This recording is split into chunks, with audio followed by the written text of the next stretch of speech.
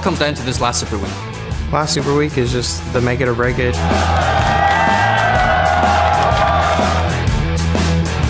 And it's going to be first blood for Sneaky. Second blood going over for Balls. That seeding is very important for us going into playoffs. With the flash, he lives. That fight goes to Coast. There the rest of the team. A double kill. Beautiful play from Dexter and double it.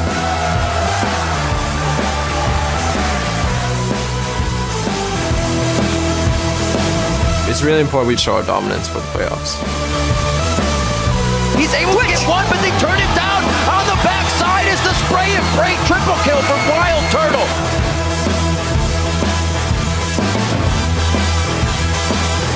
This Super Week is our last chance to show what we've got. Anything can happen. It's all going to come down to this.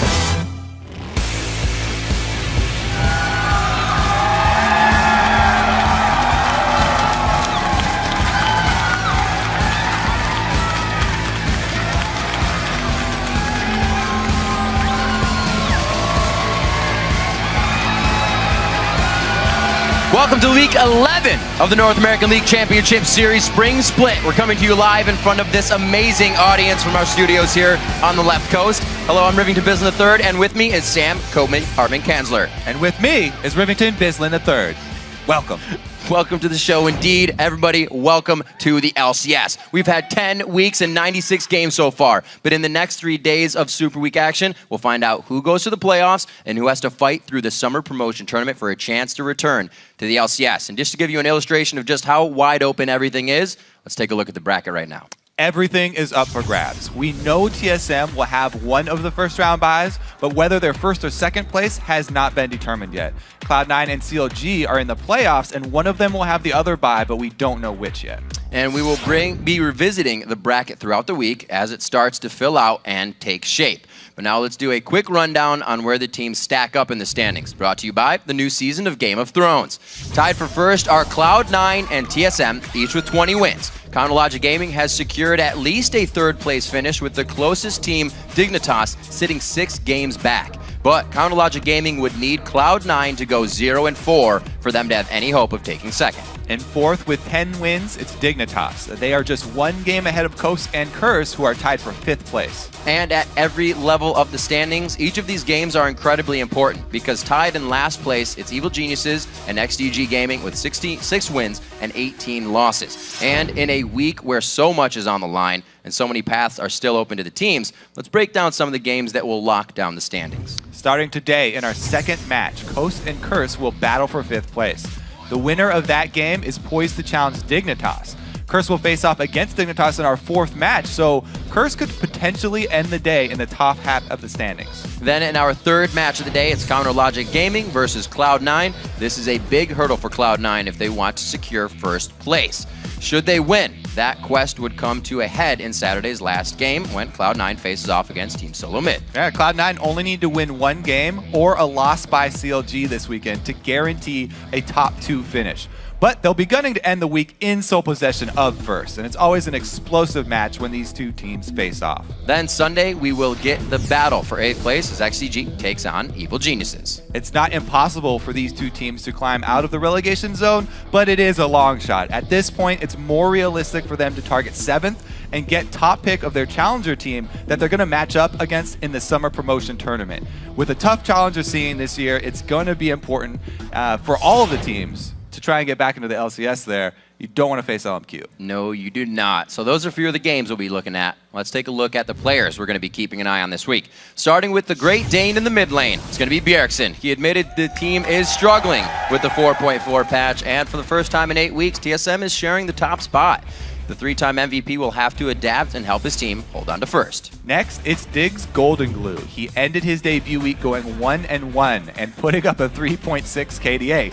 We'll see how he performs during a super weak schedule as they fight to hold on to 4th, and if he can give Dignitas their first win over Curse. Next up, we'll be keeping an eye on Evil Geniuses Inox. Despite their 2 losses last week, NACS was looking really good and managed to win his lane. He will need to keep making big plays as EG tries to stay out of last place. Up next is I Will Dominate, who has come up with clutch Dragon and Baron steals. Curse will need Dominate to continue to make big plays as they battle to overtake Dignitas today. And finally, it is Kiwi Kid. He's been a consistent playmaker for Dignitas, and last week he gave Karma her NALCS debut and proved that what a threat she can be. With the team still adjusting to the new mid laner, it'll be critical that Kiwi Kid continues to be a solid performer.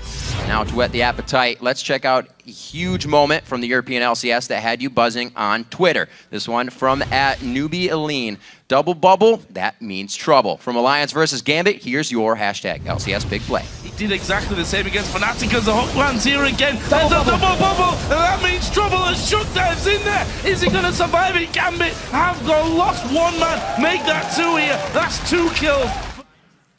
He is always getting the Namis, getting the Karmas first, and they make some pretty awesome plays. Got to see NA start breaking out of the box. Yeah, Alliance are looking great. I've definitely been one of the teams that has surprised me, coming back so strong. Let's see what can happen for our Super Week. Be sure to share your favorite moments from today's 5 games by tweeting us at LOL Esports and use the hashtag LCS Big Plays. Now that the European Spring Split has concluded, let's check out the standings. And first, it's SK Gaming, followed by Fnatic in second, and Alliance slipped down to 3rd place, with Rokat right behind them in 4th. The European LCS Spring Split playoffs will begin on April 15th, so here's a look at the bracket. SK Gaming and Fnatic secured the first round buys in that.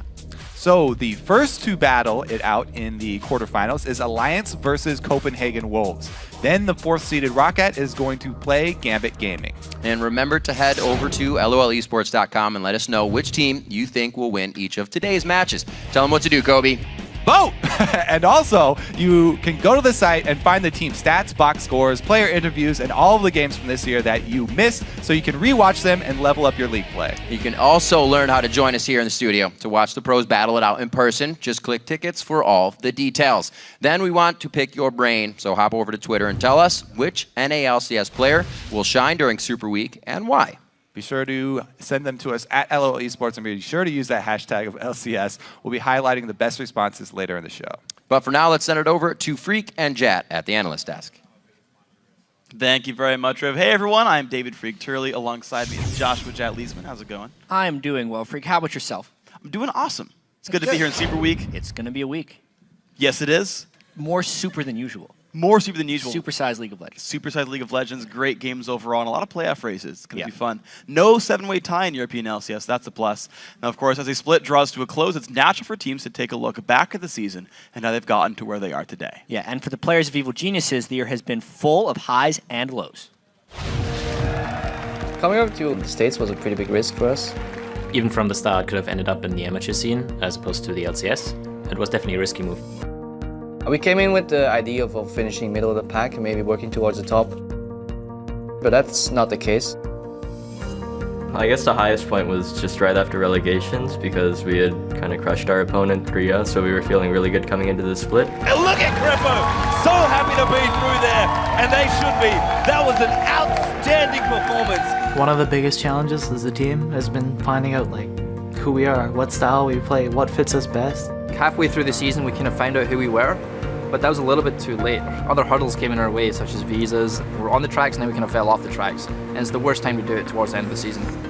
The North American scene has been improving quite a lot from the last season. Cloud9 did an excellent job. TSM picking up Bjergsen just indicated that it would never be easy. I'm impressed by CLG as well, the way they stepped up. We have really close games with the top teams sometimes, but the problem is these things are happening all the time. And it doesn't matter if they're close games. If you're not winning, it doesn't matter, and we need to win.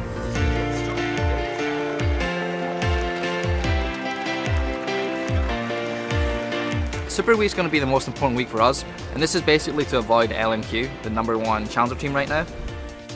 The 6th spot does not automatically get sent down to relegation, so it's a coveted spot. 6th is kind of the beacon of hope for all the bottom teams right now. We basically want to try and get above Coast.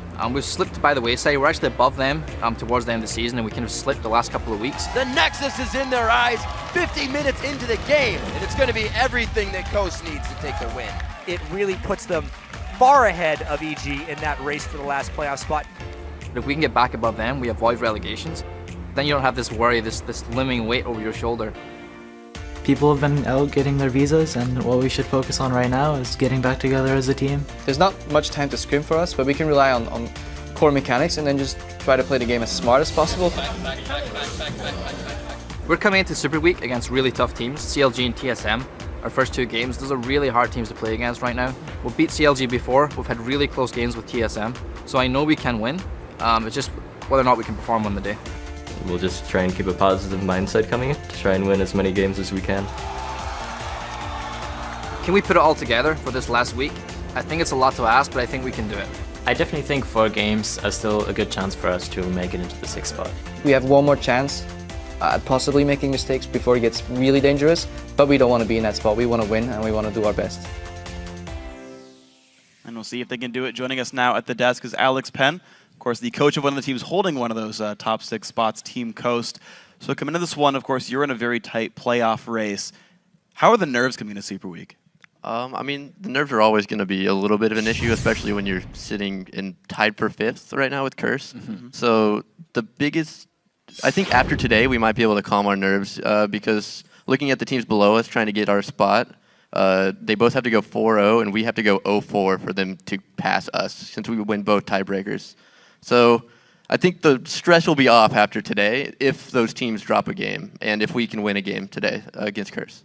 Okay, so then I want to ask you about then your preparation for Super Week because you can finish as high as 4th, somewhere between 4th and 6th are the kind of likely situation. So what's your preparation been like for these 4 games? I mean, for the most part, it's pretty much the same as every other week, except for the week is shorter, so you're preparing for more games in less amount of time, which adds a little bit more stress to the entire situation, right? So like, usually we scrim Tuesday to Friday, but now we're only Tuesday to Thursday. That dropped a whole day of scrims, so it's a challenge to prepare for that many games. Yeah, and Freak, I just kind of want to add that as far as Super Weeks go, I feel like teams prepare more for their own strategy because there are so many different games and so many different teams in Super Week. Yeah. And I also think that plays heavier into momentum on the Super Week because if they had solid preparation for their individual play, they'll either kind of go like 4-0 like TSM or Cloud9 did last Super Week, or I feel like Coast had unfortunate preparation coming to the last one and they did the 0-4. So momentum plays a big role. The first day is very important. Absolutely. So then speaking of the first day, of course, your first matchup here is going to be against Curse,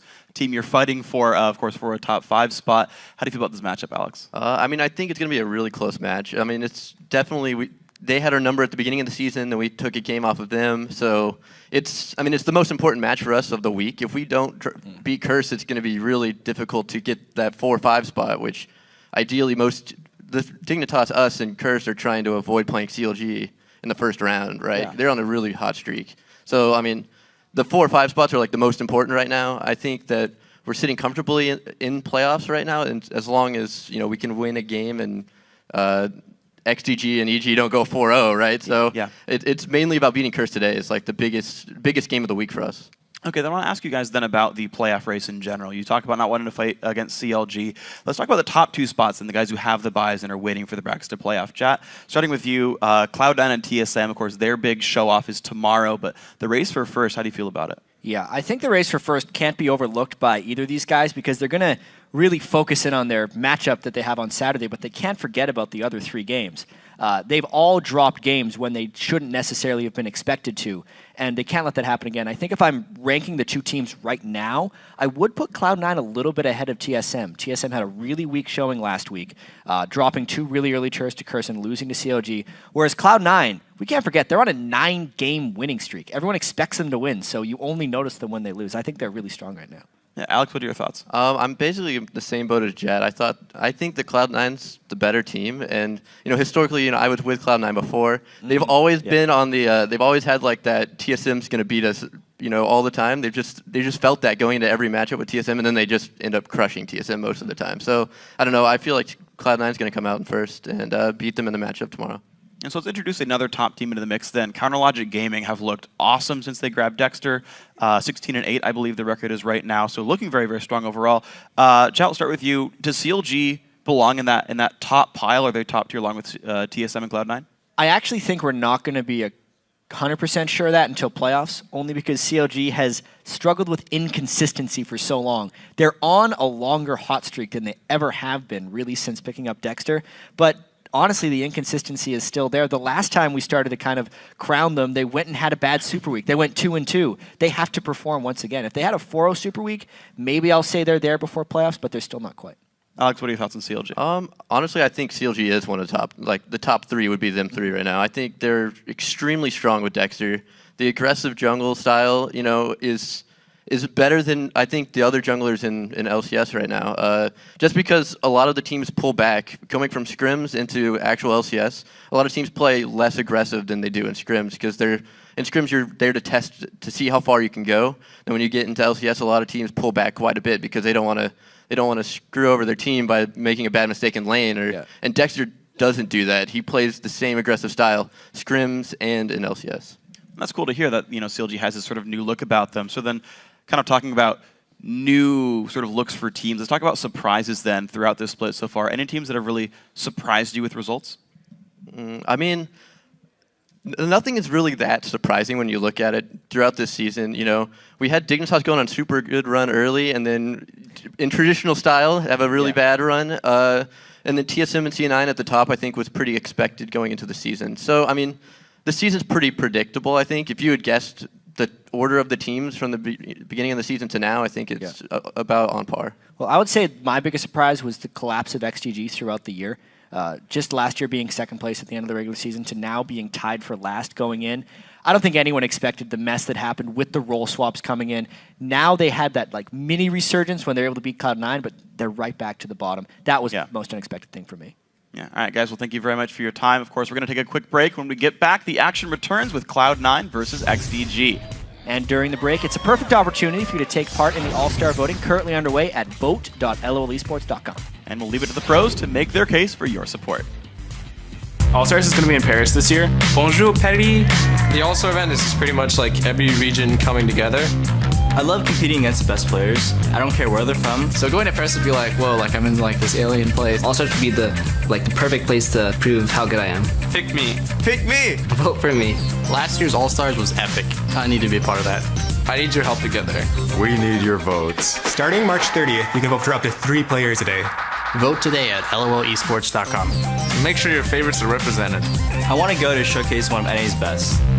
It'd be a really big honor to go, and I'd be so excited, and I'd be so down. I was born and raised here. I want to represent. I really want to go to Paris, dude. That'd be sick.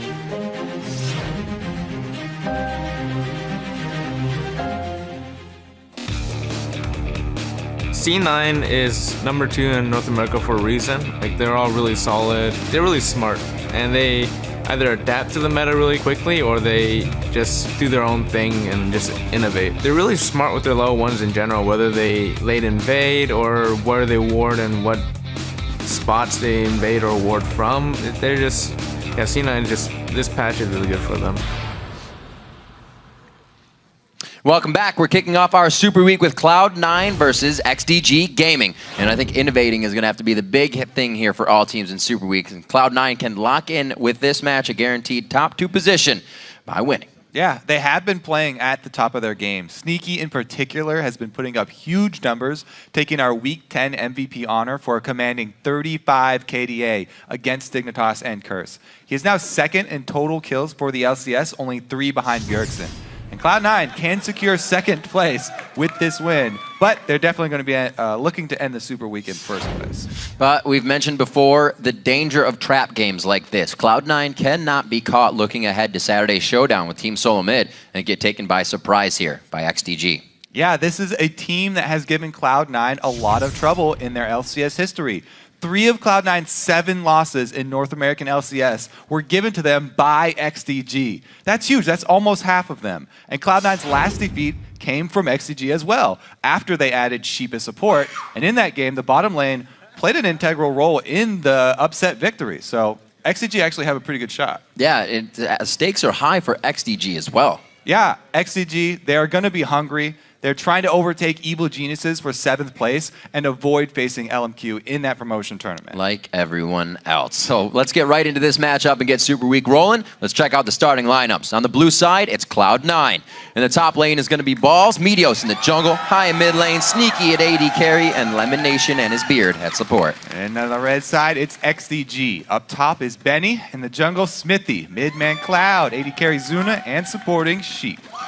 It's going to be a very interesting matchup with these two going head-to-head. Looking at how XDG does in the early game is going to be very crucial because we just saw Benny saying that's when Cloud9 loves to do different things. They love to get ahead in the early game. Yeah, and if you combine that with the interview that we just saw from Alex talking about people playing with confidence in LCS games, Cloud9 also play with a lot of confidence in their LCS games, and you can often see that when they go for level 1 plays. You have to have the confidence when you're going for level 1 invades, where just the slightest mistake can cost you guys a huge amount from the very beginning of the game. Cloud9, they haven't really hesitated ever. We saw it yesterday or last week with the Soraka pick. Yep. Going for the level 1 fight when she has a very, very strong level 1. And things like that are quite scary too, because when we saw Teemo for the first time, when Cloud9 came out and played in the beginning of the spring split here, Teemo got banned in the 2nd game. Now, it's not to say he went on and played Teemo a ton of times, because he didn't, but the threat of that, always having something like Soraka, are they going to waste a ban on Soraka now? It wouldn't be wasted because they won with it, but you know, it kind of starts to teeter what you think. They always keep you guessing because they pull out crazy things, but then they only use it once. And they never bring it back. They wait till you've forgotten completely about it. I think we're figuring out what the chapters of the notebook finally say of Lemon Nation. It's getting closer and closer. We'll almost have full pages by the end of the summer split. I also really like how, even though, you know, Cloud9's at the top of the standings, XDG obviously at the bottom of the standings, their history in the matchup is actually pretty good for XDG, considering how bad everybody's matchup history looks when going against Cloud9 because they just dominated. XDG have a pretty good looking one. However, it's going to be hard for them because they have been playing not quite as good as Cloud9, let's say. Well, XDG did get back to XDG form when they put Xmithy back in the jungle. Zuna back in the AD carry position. That's when they got their win over Cloud9. The 2 previous games were when Zuna was in the jungle. And the team wasn't meshing very well. Still seeing bans come out here. That's exactly where they are focused, is in the jungle with a Renekton on the side. Yeah, 2 jungle bans from Cloud9, actually. That's more focus than you usually see. But they definitely want to keep Smithy off of his comfort champions because Smithy has been a huge, huge part in XDG's success back when they were having so much success. And they want to keep him off balance and keep him underperforming because since the return to the jungle, it's been a bit rocky and not quite the all-star return that everybody was hoping for. Also looking for ManCloud to be doing some things. His play has been a bit more stable, but not the carry play we're so used to from Mandatory Cloud in mid lane. Looks like Meteos, a first pick coming in for Evelyn. So it's a really big takeaway from Smithy, because Smithy definitely favors this champion. So Lee Sin and Evelyn, two of his biggest.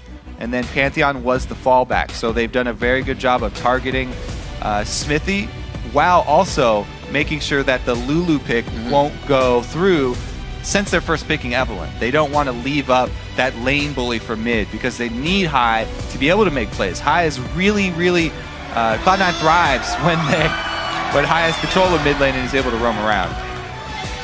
Well, it seems like they definitely put a lot of pressure and respect towards Xmithy. Taking that out leaves Cloud9 to think that their lanes are going to be the stronger for the win.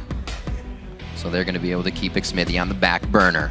We'll see if the regulars of Sneaky Elimination at the bottom and Balls in the top can do that. We know High, looking at CS graphs here between High and ManCloud, High is far and away above ManCloud at the 10-minute mark and the 20-minute mark in CS, which means that lane is controlled. The dragon fights become easier. A lot of things just coming from one lane. Cloud9 looking to pick up the next two here for themselves, and it is a quick Corki and Karma. Ah, interesting little duo here. Corki definitely has great poke once he does hit that level 6 and gets some rockets coming in. Karma can carry the burden of poke early on. So I like the burst damage of this bottom lane matchup here. And Karma also brings a lot of speed later in the game, which is great with Evelyn as well, who's going to be trying to flank in. And Evelyn sort of shifted from an AP assassin to this melee AD carry sort of, because she goes AD early to get the burst and the power in the jungle, and then transitions into a lot of tanky items since she is melee and wants to be able to stay in that fight. Well, we saw what Kiwi Kid did with it the first time he brought it out in NALCS. Some 300 HP as the team was just ramping up on those picks. Gonna see Elise come out here after taking the hits. It's pretty much all Xmithy has left as the Thresh gets locked in for Sheep. All right, so this is a weaker Elise, and we'll have to see how Smithy does on the champion, because Elise is one that if you're a bit rusty, you know, the cocoons that you miss hurt you a lot with Elise, especially now after the changes. So we'll have to see how comfortable Smithy is with this champion, since it was Cloud9's pick ban strategy to focus him and put him off balance. What an interesting team we have here coming in from Cloud9. A Corki pickup for Sneaky. Looks like Soraka will be in the lineup once again. Balls not going to Trundle, trending to him too much. He actually only has one play on Trundle, but his Renekton is banned, so you got to figure. Yep, the third in the top choices of those top lane bruiser champions. Pretty standard there. Balls has really been favoring those the three top bruisers for top lane, so that'll be an interesting matchup. I think that Balls will actually have a pretty good upper hand, but man, it's really strong poke comp here from Cloud9.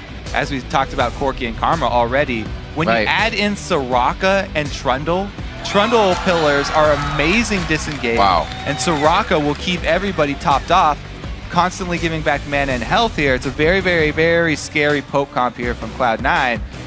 And then meanwhile, the new Kog'Maw. We do get to see the Kog'Maw after the changes. This has been one of Zuna's favorite champions.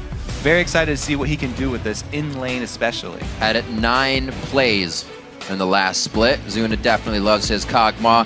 One of the early, not invades, but they set themselves up on the top side tri-brush with Kog'Maw. It was the first time they beat Cloud9, and it was getting ahead in the early game. You guys get that Kog'Maw ahead early, and he's going to start cleaning up quite quick. Great pickups coming in from both teams here. If you're XDG, you know, coming into a fight, actually, let's get the votes first. I'm getting ahead of myself. Superweek is just going too fast in my brain. But as the teams load down to the Rift, we slow down for a second, your predictions have told us that 91% of you think that Cloud9 will take the first win of the day from LOL Esports. First win of the day is going to be first pick of Corki in the North American LCS and the first pick of Kog'Maw going up against each other. Very excited for this one. The new Kog'Maw seems a lot stronger just from looking at it. I don't play a lot of AD carry, but it seems like he's got a lot of extra power here with the percentage shred. And being able to use it without having to get close to people just feels better. Mana cost on W, gone. We talked about no mana cost means more fun. Absolutely. Going with the Earth strategy. The future. It's coming.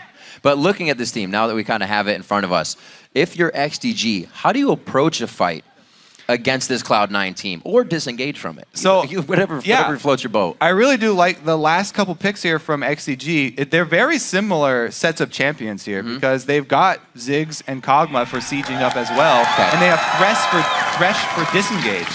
So this is a very, very interesting matchup here between the two sides. The sustain, however, is definitely going to be in favor of Cloud9.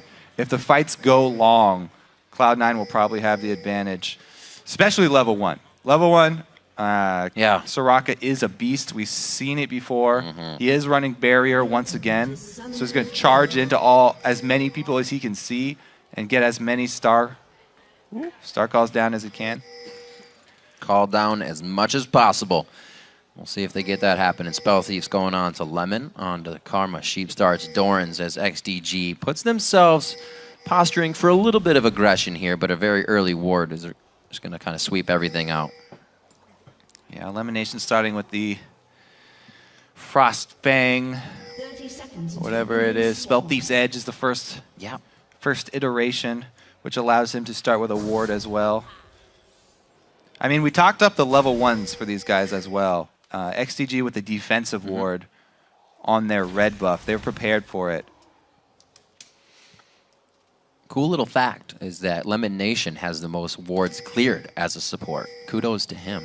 It's interesting because he more often than anybody else, will start with a sweeper. Not many people at all have ever started with a sweeper, but sometimes Lemon Nation will straight level 1 go at that. And that's kind of a trigger as well. It'll be a little tip-off that they'll be trying to do something in level 1 when he does start with a sweeper. This time, he has not. However, they are still making some moves down there. Everything they did really stopped XDG. They saw the ward right in front of him. I don't know if XDG was going to move any closer, but they're finding a little bit of pressure in here towards the blue. Forcing out Smite early possibly, but they're only waiting for Lemon Nation to fire something off and grab that. He's pushed off, and they will go to lane. Nobody's going to grab 2 first there. Good harass there from Lemon Nation, and he gets a charge early on his Spell Thieves. So extra money in their favor. All the cash. Putting the pressure onto Zuna. That auto attack coming from Sheep. A little extra AD on the Flay choice. And we'll see how they go from here. This should be quite a fun lane to watch. You got star calls all day, but the siege pressure of Ziggs, so they'll probably just stay evened out here. Yeah, both of these champions like to shove. High definitely has to get a little bit closer, so it's more dangerous for High to do his shoving. Soraka mid often draws a lot of jungle attention, and so the Soraka's jungler will also often hang around mid lane for counter ganks. So Meteos will probably be setting up a lot of his moves from that mid lane, trying to work with High more often than he does, usually. Get a little more kill pressure down. Slight gold lead coming just from the CS in the lanes here. Oh, man. And a bit of Elimination getting some gold for himself as he attacks away. Good push up by Sneaky. You can see Super Freeze on the lane. He's just going to go ahead and try to get everything as possible. Yeah, Karma lanes, they depend a lot on hitting the Qs, and Elimination has hit most of his Qs early on, keeping Zuna back. Now that the wave is at the turret, this is really crunch time. Can he catch up? Because he's down a lot. Very nice shield there. Not too much can be focused on. Zuna's trying to get all the CS. Yeah, the problem with harassing while you're pushed into your turret is that every attack you're using to harass there, even though the hook landed, you're losing minions every second because the tower is taking away money right there. And Zuna was not able to catch up as much as he wanted farming under the turret there. So pretty big lead secured for Cloud9 in the bottom lane. Even though Sheep was able to make what looked like a pretty good play, going for harass over CS right now doesn't really help this XDG bottom lane since they're not going to be able to bully Sneaky out. 21 to 11 already in that CS, so levels are definitely going to come into consideration here as we get 4, 5, and 6 in place. We'll have to see. That tank buster that is Kog'Maw can still come back in this game. Zuna knows how to do it. Elise is hovering down bottom, turned back towards the white, but he might still be able to make a move. Thresh lanes are amazing to gank as Elise because not only can you come in with the lantern, but then you still have your repel. So you basically have 2 gap closers with the repel and the lantern combo. They really want to pull this off. Hopefully not to correct a mistake. That one. Sheep just missed it on the edge. A good dodge out by Lemon Nation. Look at the little eyeballs there over Zuna. Means that they gave vision. Oh, a nice flay. Misses the cocoon. Should have that hook back up quite soon here. Sheep's going to try to get into range. They Voidoo's the sneaky. Not enough slow coming out on the end of that. All right, jungler shows bottom. High's free to go, super aggressive. Soraka loves this. That shred. The only thing Soraka's in the mid lane has to worry about is jungle ganks. So, Elise showing bottom. He's free to go aggressive. It also triggers Meteos to start his jungle invading. And I love the way that Sneaky's playing. Even though he gets hit up by Voidoos, he's still hugging the minions. Sheep can't do anything to get a hook on him. So he's just forced to stay there. Sneaky able to put himself in a pretty scary position to keep himself on top in the lane. Lemon Nation easy on the wards. They know they have this one pretty much controlled so far. High has been having fun, like you said. 35 to 34, not too much of a lead in that mid lane, but he has seen no pressure as it's now going to the top. Benny's going to be forced to flash. The pillar goes down, and that is going to be a dead Benny. There it goes. Meteos and Balls coming up with first blood. Nice move from Meteos. Not only does he get his counter jungling off and leave a ward in the jungle, very important ward by the Wraith camp, but easy to rotate up top. There's nothing that Benny can do to ward this early against Evelynn unless he backs very, very early to spend money on a pink ward. So very, very well executed from Cloud9. Balls and Meteos again with one of the early kills. We see this so often from that duo. Usually it's them tower diving, but since Balls now this time around is using Trundle, more defensive champ, he just waits for Benny to play into his hands and overextend in the lane. Lemon Nation going pretty hard with low mana, but they're trying to play the behavior here. He's going to get the Gatling down. Good shred. Lemon trying to get into the brush. Throws his shield down just in time, but they are still in a bad position. Sheep on the outside doesn't want to take too much. Sneaky 2v1ing now to get himself in a safe spot as Lemon has to take the long road around. I think they got a little extra help there from the heal from High as well, who rotates down mid lane. The wish coming out. Just adds his pink ward though. Doesn't want to go through with any gank attempt. So with the gank going into the bot lane now as we see pressure back into the bottom, is Cloud9 expected to repeat on Benny, or do they leave Shyvana alone now and focus other lanes?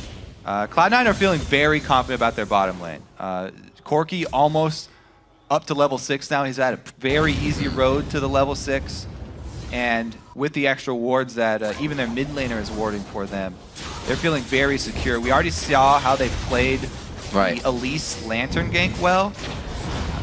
Lemon definitely feeling pretty confident, but since he had to burn his flash for that, he'll have to be a bit more safe. They might think about warding this little tri-bush that's over the river, sort of behind the turret by the duo lane, because that's where Elise will be coming from if it's a repeat gank. Level 6 coming out for quite a few around the map. We'll have to see how Mega Inferno Bomb calculates when you get Wish coming in as well. If that comes up in a fight, pretty much negate all that area of effect damage you get towards a dragon. And next AG might be out a little bit of luck. We got to remember, back in these games when XDG was able to grab any of the dragons, that's the games they were able to win. In their losses, they got no Barons and no dragons. So Evelynn can actually get really close to the minions because they can't see her. He's going to scare him off the buff and try and pull it into the bush to be able to steal it. This is the value that you get from buying wards. Now, people who don't like to buy wards and would rather have combat stats, oh, I got a little cloth armor. You have to sort of weigh the opportunity cost of the cloth armor to the vision which allows you to pick winning fights where you don't even have to use combat stats. A little lockdown there onto Zuna, still pushing him out. They have full control of the bottom lane. We haven't even seen Meteos come down here because he knows he can stay top, he can help mid, and keep the game flowing in their favor. 1,000, just over 1,000 gold lead already, and we've been only in the lanes. Yeah, they're very, very confident. We might even be starting to have to think about tower dives for the bottom. Once, you know, Meteos decides to make his way over, it could get dangerous. This pink ward will see Smithy, but it might be the time where they get to clear out the pink ward. Oh, 5 hits is quite a bit of time to stand still. You can see XDG trying to pinch in on this. No cocoon from McSmithy. They don't know where High is on the backside. So clear out both sides. This is a big improvement from Meteos from last time, though, because the previous 2 times he's played Evelynn, he's walked past this bush without checking it. Not anymore. He must have watched the last replay when you're like, Meteos never goes in the brush. So now he does. Do it for Kobe. Benny still pushed back to his turret. Ball's playing a very good Trundle in the top lane at that CS lead, coming up on about 17, 18 CS. And he's not having any trouble, so level ahead. Very, very scary here for Benny that the Trundle is so far ahead of him because it is going to get worse. He's going offensive build Trundle here. All right, Lantern Gank attempt number 2. All that Lemon has to do is play a little bit safer. You can see him playing very far back, and Sneaky doesn't hesitate to use his dash. Now, all things considered, when you actually need a gank like that and it doesn't work, how bad is it? How much time have you kind of wasted? Well, there's not a lot of options for Smithy right now. Uh-oh, hook does land though. Oh, there's an option for Zuna, but they're still not able to get it. Sneaky keeping that wave frozen outside the turret range, and Meteos would have been ready. Because anywhere Smithy goes, he has to worry about an Evelyn counter gank since they don't have enough pink wards here. Speaking of Evelyn counter ganks. On a pink ward this time, everybody's trying to fight. They do get the Lantern that time, but this is in defense. But they're all beat up, and this is going to be a lot of tower pressure for Cloud9. Even though they don't kill anybody, they have complete control of this side. Nice. The Siege minion stays alive so it can take an extra few shots. Zuna very low. That auto attack is not going to be enough. No missiles coming from Sneaky right now, and XDG is sitting on the wayside as their turret gets some damage. Yep, so you can see Cloud9 take complete control of this side of the map. They can easily get a dragon now, even though the minion wave was killed by Mantor Cloud Ziggs, and they can't siege on the turret anymore. They know that they just forced everyone back. Should be a very easy dragon. Lemon trying to do the micro there. Get dragon wasting time, turning back and forth, changing targets, so that he has to continually restart the attack animation, thus reducing his damage output. Then once they perfect it, we'll just make Dragon get more angry, and he stacks when you do it. Angry Dragon. 16.3, 14.1. Benny trying to breathe enough fire to keep balls at bay in the top lane. Second play for him on Trundle, and he is just having a heyday up here. Really not finding too much pressure. He's gotten the first blood along with the help of Meteo, so he's sitting pretty. Yeah, Nien the other week was just talking about his love for Trundle as a champion as well. Taking him, talking about how he's good in every situation. Ball stepping up here as well. I like it. Look at his movement towards back, playing with the behavior of Xmithy here. Xmithy can't figure out whether he sees him or not. I think he has a good idea about it now. Yeah. It's a great way to gain small advantages for your team. As long as you don't telegraph that you have a wave or you have a ward in that push, you can use up so much of the jungler's time. And you can see how Cloud9's focused, not only in the pick and bans phase, but also inside the game on Smithy. They've kept him a non-factor. Elise 0-0-0 at 13 minutes is a very big win for Cloud9. He hasn't been able to do pretty much anything, and Meteos even was able to steal away one of the buffs. So Cloud9, even though it's only one kill, are controlling this game so well. Third attempt down bottom here from Smithy. That turret's not going to last very long. Sneaky has the missiles, Zuna has the artillery fire, and he puts one out. But it doesn't look like it's going to be enough to stave off that first turret going down. More gold going to that bottom lane now, who's getting pretty big already. A near 40 CS lead. Yeah, and as we transition into mid-game or Cloud9 start grouping up, Corki with a Soraka on his team that will continually give him mana back is so scary. He'll be able to fire out missiles all day long, and Hai will just be able to replenish his mana. It's going to be a very, very difficult siege for XDG to defend against, even though they have the best champion in the game for it, Ziggs. Cloud9 doing what they do best now. They've won a lane, so they're going to start taking over your jungle. A quick rotation from the entire team, leaving Sneaky to farm mid is probably going to give XDG some trouble here. Smithy gets his red. He did lose his last one, so you can see Cloud9 even trying to keep the timer on that. Yeah, they tried to get in position for it a little bit too slow, though. Right. And Smithy's able to at least get his buff this time around. Setting up, Dragons coming up in a few minutes, about 3 on it. Cloud9 grabbing that one in their favor. Now 3,000 gold lead with the bottom turret open. Doesn't help too much to open up the rest of the map, but it does give Sneaky got the sight. Nice phosphorus bomb to come out. He has been leveling the phosphorus bomb in lane for the damage you've been seeing him do. Oh, the last auto attack! The shield just stayed on long enough. That's why XDG prioritize Thresh. If Zuna gets caught out a little bit on one of these immobile AD carries that he really likes, Sheep's there to save him. Well, we think back to the preview show when Zuna was on Caitlyn and he was dying over and over and over. It's because he was out in the distant trying to farm. But like you said, with a Thresh, he can do that safely. Trying to get some CS back in this because they really need him to be a factor late game. But bottom was bullied so ridiculously hard that XCG do not have a lot of threat moving towards mid. Benny coming in high, takes a bit of damage there, but they got the shield on. Balls wants to go deep on this one. It is going to be the Subjugate going down. The Ignite could hit right here, but it's going to be the Hate Spike coming out. There's the Mega Inferno. High gets hit up, but they're going to call it down onto Smithy. The Infuse comes out from High and takes him down. ManCloud doing what he can to clean up what can be done here in the top lane, but it looks like he might put himself in a bad spot. This seems to be in his advantage. The barrier goes down. Meteos comes in with a Hate Spike. Balls, could he get the pillar up? But he goes down. Whoopsies. Faded your teammate. Yeah, he was thinking about trying to add in a pillar there, but too close. Hook, line, and sinker coming in. Does he have the skills to pay the bills? It's Sheep trying to get the kills down. The buff gets transferred over to ManCloud. Very nicely played and good follow-up from XDG. Yeah, Sheep and ManCloud really trying to pull the weight here for XDG, but look what happened bottom. This Corki is pretty much out of control. They got another turret. They're all the way up to inhibitor turrets on that bottom lane. And that means that the next dragon is going to be really hard for them to fight over because now Sneaky and Lemon Nation can easily roam. They can rotate up towards that mid turret.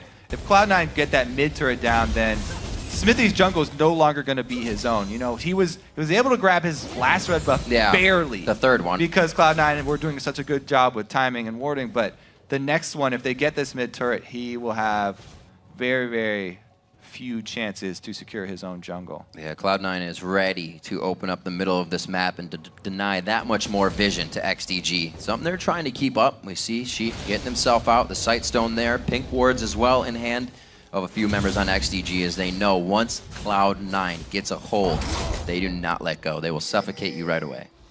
And this stage too this is the only stage where Cloud9 don't really have a very, very strong tank.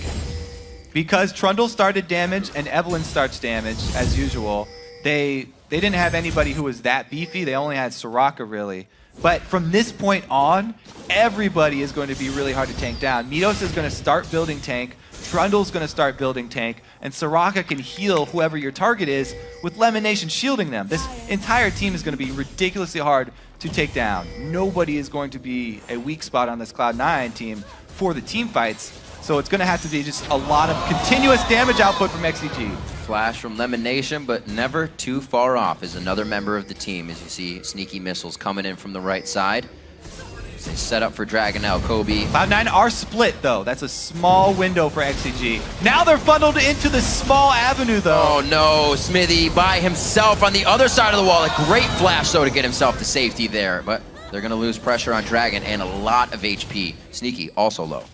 Yeah, Hyatt probably going to try and wait for the cooldown, heal Sneaky back up, and then do something around Dragon. They got some good damage onto Smithy.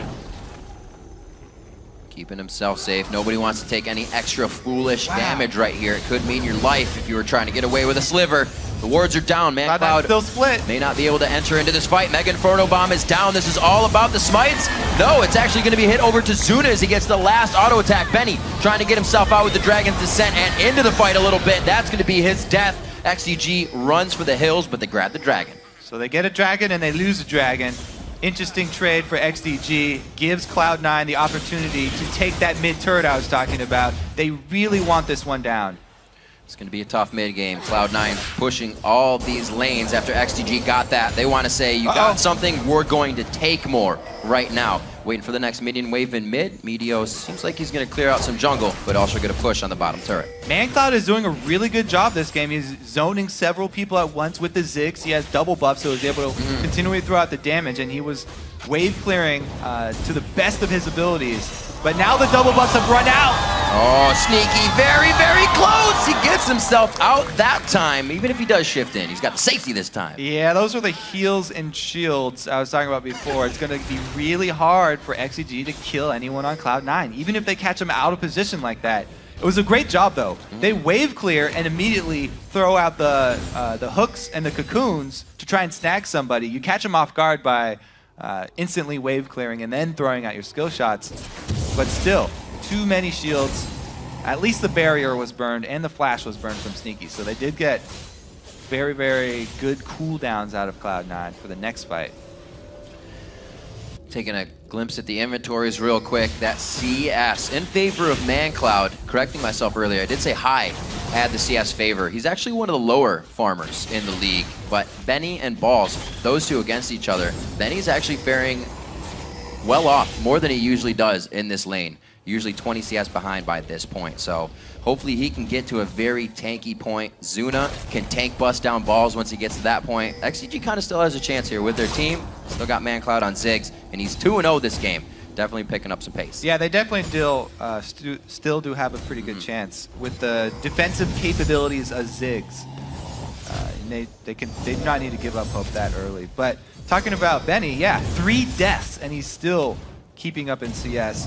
Pretty strong showing. As for High, it's hard to CS with Soraka because Star Call is it takes some getting used to. So you need to put in a lot of games on one of those solo lane Sorakas to be able to CS very effectively. Leave it up to Cloud9 though. Balls will play Rumble in the top lane and out farm his lane. I'll play Soraka.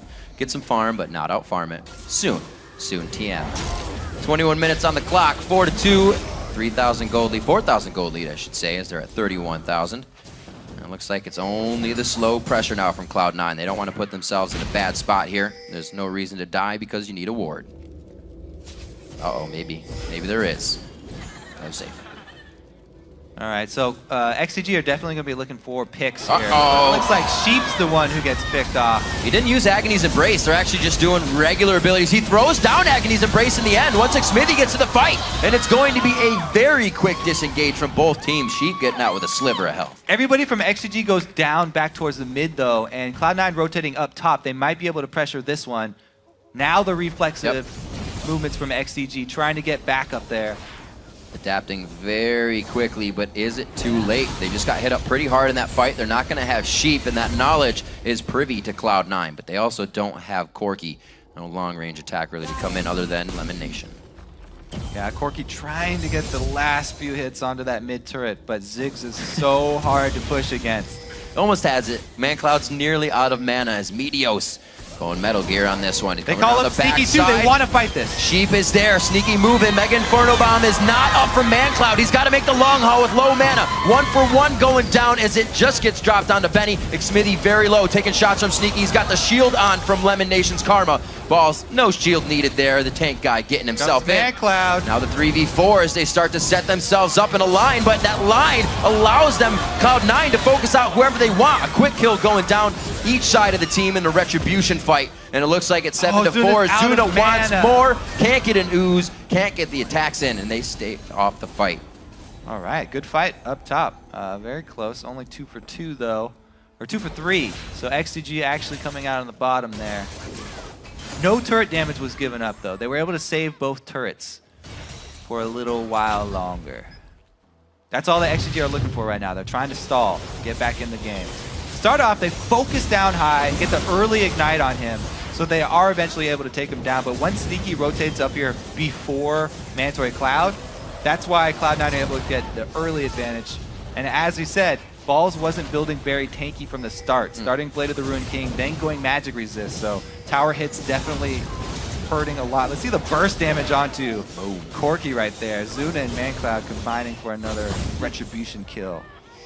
Cloud9 moving that one pretty fast. It was nice to have Zuna firing over the wall, but you could see Cloud9 react to that and say, we are in a bad spot. 7-4. 24 minutes on the clock. ManCloud's going to pick up blue. We got 20 seconds on Dragon, and Cloud9 knows that. Did he get it? With big Sneaky pressure got on. it with the big one, I think. Did get it. That is a freshie. Nope, they want it back. Not going to happen. They watched that one walk away. So now a red buff and a blue buff throughout the game, stolen away from XDG to play on that mentality. We'll see how they hold this mid turret. It's been a while, but they put up a good fight here. It's going to go down soon. Yeah, this is going to be a very long siege from Cloud9, though. They can just continually throw out that barrage of missiles from Sneaky with this blue buff and a Soraka. Plus they have the sustain. So as long as Cloud9 don't dive, they'll eventually get more poke damage here and just wear down XCG. Both teams, though, are looking for the skill shots to land. The Elise and Thresh combo is very potent. one of those CCs lands on somebody, they can lock them up. Oh, walks it right in. Meteos playing the sneaky role. See what they can get out of this for the rest of it. Sneaky has been staying mid and trying to throw out shots on that turret. It looks like they're trying to adapt to whatever Cloud9 is doing to set themselves up for Dragon. So XDG has to worry about this. They need to either lose that turret or lose that Dragon, one or the other, because both is probably going to mean Cloud9 coming out on top of them. Well, they do have Ziggs, and ManCloud's really strong right now. He's got the death cap on top of Athene, so they have ridiculous zone control around Dragon, which is where it's most important. His minefield can take up almost the entire entrance to the river here. So ManCloud is going to be a really big part in this. Balls actually gets hooked in and the fight starts. Subjugates right away along with Blade of the Rune King. He's still quite tanky because of that Banshee's Veil on top of the fight, and they get XDG clustered up right now. They got to be very careful. The long, drawn-out fights, nobody goes down. That's an advantage for Cloud9. They have so much sustain here, and they're taking this opportunity to go on the Dragon. Now it's their turn to take it. Grabbing up the third Dragon of the game, second one for them. Cloud9 now going to be able to look at mid here. Wish is down. Meteos' ultimate is down along with Subjugate. They're trying to do what they can now. Push on to mid. Should be just a few shots here from Sneaky, but it looks like Ziggs does have the mana and the wave clear. So the reason it's taking so long for Cloud9 to get this turret is not just because of the wave clear of Ziggs. It's because Corki, even though Sneaky does have Sheen, you know, he can get a very strong single auto attack. He has to be very careful because Corki's auto attack range definitely puts him in danger of either the Death Sentence or the Cocoon. So they have to play around all this wave clear that's going to come out of nowhere, and then one of these skill shots that can land onto Corki, so Corki has to play very safe. That combination of Void Ooze into a hook, you can see what XDG is trying to put together there. Almost worked out onto Sneaky, gets himself to safety though, and he continues to build that Triforce. Look at the CS there, 222 to 156 of Zuna. Gotta remember though, Kog'Maw can still tank bust, get some quick kills in the late game once he gets all that damage out. It's gonna take a while though. This is definitely a war of attrition here. This is probably gonna be a pretty long game because both of the teams siege up very well and wave clear, but it's hard for them to actually get through each other's defenses. You can see in that grab the focus they actually put on each other's buffs. Maneuver, getting some extra CS there with the Dragon's Ascent. Gotta do what you gotta do. Stay alive. It's a dangerous world out there on the Rift. Starting off Super Week, Cloud9 and XDG looking to put a tag in that loss column for each other. Now XDG would definitely like this win. It would be huge momentum coming into Super Week. Really put Cloud9 in a situation where they'd be scratching their heads. Has happened once before. It can easily happen again. Still pressuring this mid turret. The pink wards are down for XDG, so they can cover their blue buff. ManCloud really needs that this game. We saw that it was something Cloud9 had focused. Because Cloud9 have had such trouble getting through the Ziggs and Kog'Maw wave clear, they've actually decided to go with the split push here. So they're not trying to get the mid turret anymore. They're trying to buy time for Balls to get the upper hand on the top lane, and he finally does get it. But this four-man squad at mid still can't commit until they know that someone on XTG is in a different lane. And right now, they do not have vision. Soon, they shall see Zuna farming top, though. And something we're not seeing in this game, Kobe, we did last week, was a heck of a lot of teleport for the top laners. Teleport is such a good summoner now, with the changes reducing the cooldown. But here goes aggression onto ManCloud, and they get his flash out. Ooh, ManCloud very low on this. Make an Inferno Bomb to return a little bit of that medicine over to Cloud9. No fight, though. Keeping it safe. And obviously, like we were just saying, teleports. It wasn't Benny or Balls entering that fight, and now it's going to be Sneaky on the split push in the bottom lane, but the team's hovering towards him, so it's a safe progression. They've pretty much given up trying to siege up against Kog'Maw Ziggs here, and they're constantly split pushing. Now they're just going for the engage. Balls goes right on to Zuna. Push him right back. Good shield, though, coming out from Sheep with the Lantern. This will be the final few shots that they need. Mid-turret finally falls for Cloud9. The blue steals. Against XDG. And like we said, even with those pink wards there, XDG had 2 pink wards to cover that spot. Wasn't savable. Yeah, Cloud9 are just kind of strangling them. All this extra gold that they have so much more vision. They're able to invest all this extra money into vision here. And blue buffs are such a huge objective in games like this where it's just siege wars. Yeah. Because XCG really want that on Ziggs. Then they'll be able to defend for as long as they want. But if Sneaky and High continually get these, then Cloud9 will be able to stay there forever. Gotta love having the mana battery running around if you don't have a blue buff, which Sneaky doesn't have to worry about at all right now. Also looking at highest build, he did it last time on Soraka, throws in the Rylai's Crystal Scepter there, which becomes that much more annoying when you're trying to get away from the sky falling on your head. 30 minutes on the clock. Benny approaches the top lane, and Ball's natural environment here as he's just farming away. I really like Lemon's build right now too, because he's got the extra damage on turrets from his gold generation item, the Frost Queen's Claim, and then he also can get Sneaky out of one of those CCs that will land with his Mikhails. So it allows them to actually get closer to the turret, get in that dangerous zone, get some damage onto it. Smithy in the dangerous zone right there though, gets caught on his way through his own jungle. Dangerous zone indeed. Just when you think it's small enough to squeeze through, it is not. They take down the Spider, 55 seconds on the clock, so that is a perfect time for that to happen. He's got 20 seconds to haul ass over to Dragon. Ziggs ult is also down now, so that's a pretty big cooldown for XCG. Cloud9 really want to take advantage of it. They got good vision. Is that a barrier High? I think it was. Oops. Yeah, he threw down barrier on that one. He just wanted to look good as they engaged the fight. They said, we made a mistake. Let's make a correction. They do get a good quick kill. Xmitty's still down for this engagement, and XDG is kind of forcing themselves to do a little bit more. They finally stop on that one. 20 seconds to Dragon, and they're going to lose their second tier in mid. The relentless assault from this Cloud9 team, though. It's very hard to play against if your Ziggs keeps getting denied blue buff. So we were definitely going to see many more wards from Cloud9 deep in the jungle. I think the floodgates were open as soon as that mid turret went down. A little too much control over to Cloud9. Dragon coming in, bottom lane not taking more, but a few star calls to go in for High. 248 to 312 in CS. ManCloud still trying to do what he can at 3-0, but over 100 CS now between the AD carries. Sneaky at 283. For XCG, I mean, all of their money is, or most of their money is really focused onto ManCloud, because when you're playing on the defensive, then a lot of times your wave clear duties fall onto your mid laner, especially if your mid laner is Ziggs. And he's been doing his best to try and save his turrets by wave clearing. That just means that all the money is also focused on him. So his play becomes so important in every single fight. If he's not there, then XDG really have no power at all. Easy cleanup in the top lane. All's on his Trundle, 253 to 202. He's been able to soak up a bit more. That's really now been, since Benny's been dying, Ball's just on the map more. You're gonna get more experience and more CS, power and numbers.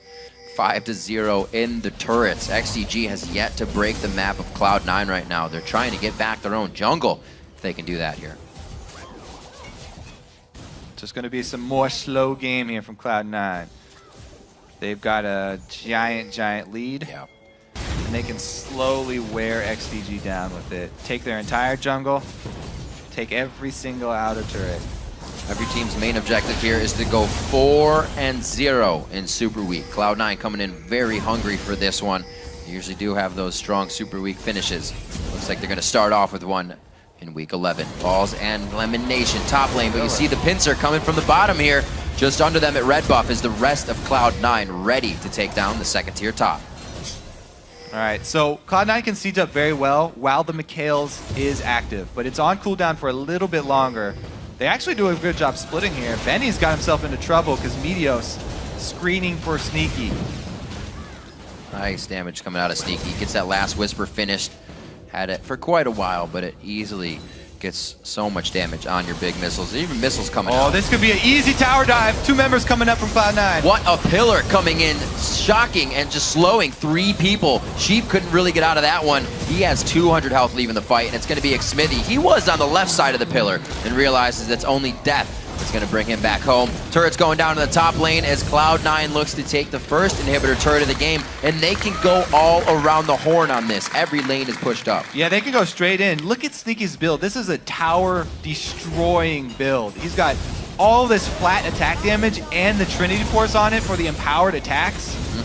Going on the inhibitor turret. Benny looking to be the one in between that goalpost, but Sheep tries to get the lockup. They go right on the Man Cloud. Sneaky gives him a 1-2-3 and a right hook to end that one. 13-4. The first inhibitor goes down at 35 minutes. We're looking at a 16,000 gold lead as Cloud9 starts to take over XDG's base. I think this is going to be game here. No coming back from this. Superweek starts off with a very quick game. 35 minutes in, the aggression from both teams was neck and neck. As soon as Cloud9 grabbed that mid turret, it became a really just run down the mid lane, then to the top. And it's what you see here, Kobe. We're looking at the Nexus turrets and probably the Nexus. Yeah, bottom lane especially. We talked about bottom lane being a big factor when XGG won last. This time around, Sneaky and Lemonation absolutely crushed it. This man himself, top of the challenger list, top of the game with Corky. Cloud9 comes up with the win over XDG. 21-4. Gotta feel good. Yeah. Getting close. Can't get the last record. People said it would be ridiculous for them to have a season like last season. Yeah. This is pretty close. Okay, they didn't match it, but this is pretty close. Very lemon pants for Lemon Nation there. He made sure to bring out the game day pants. Tri-pants, if you will. So with another win under their belt, XDG finding a loss in the solid roster that they were able to find a win with against Cloud9. C9 really came prepared on this one. Banned out everything Xmithy wanted to use, then took what Xmithy wanted to use and just made it pressure on the lanes of XDG.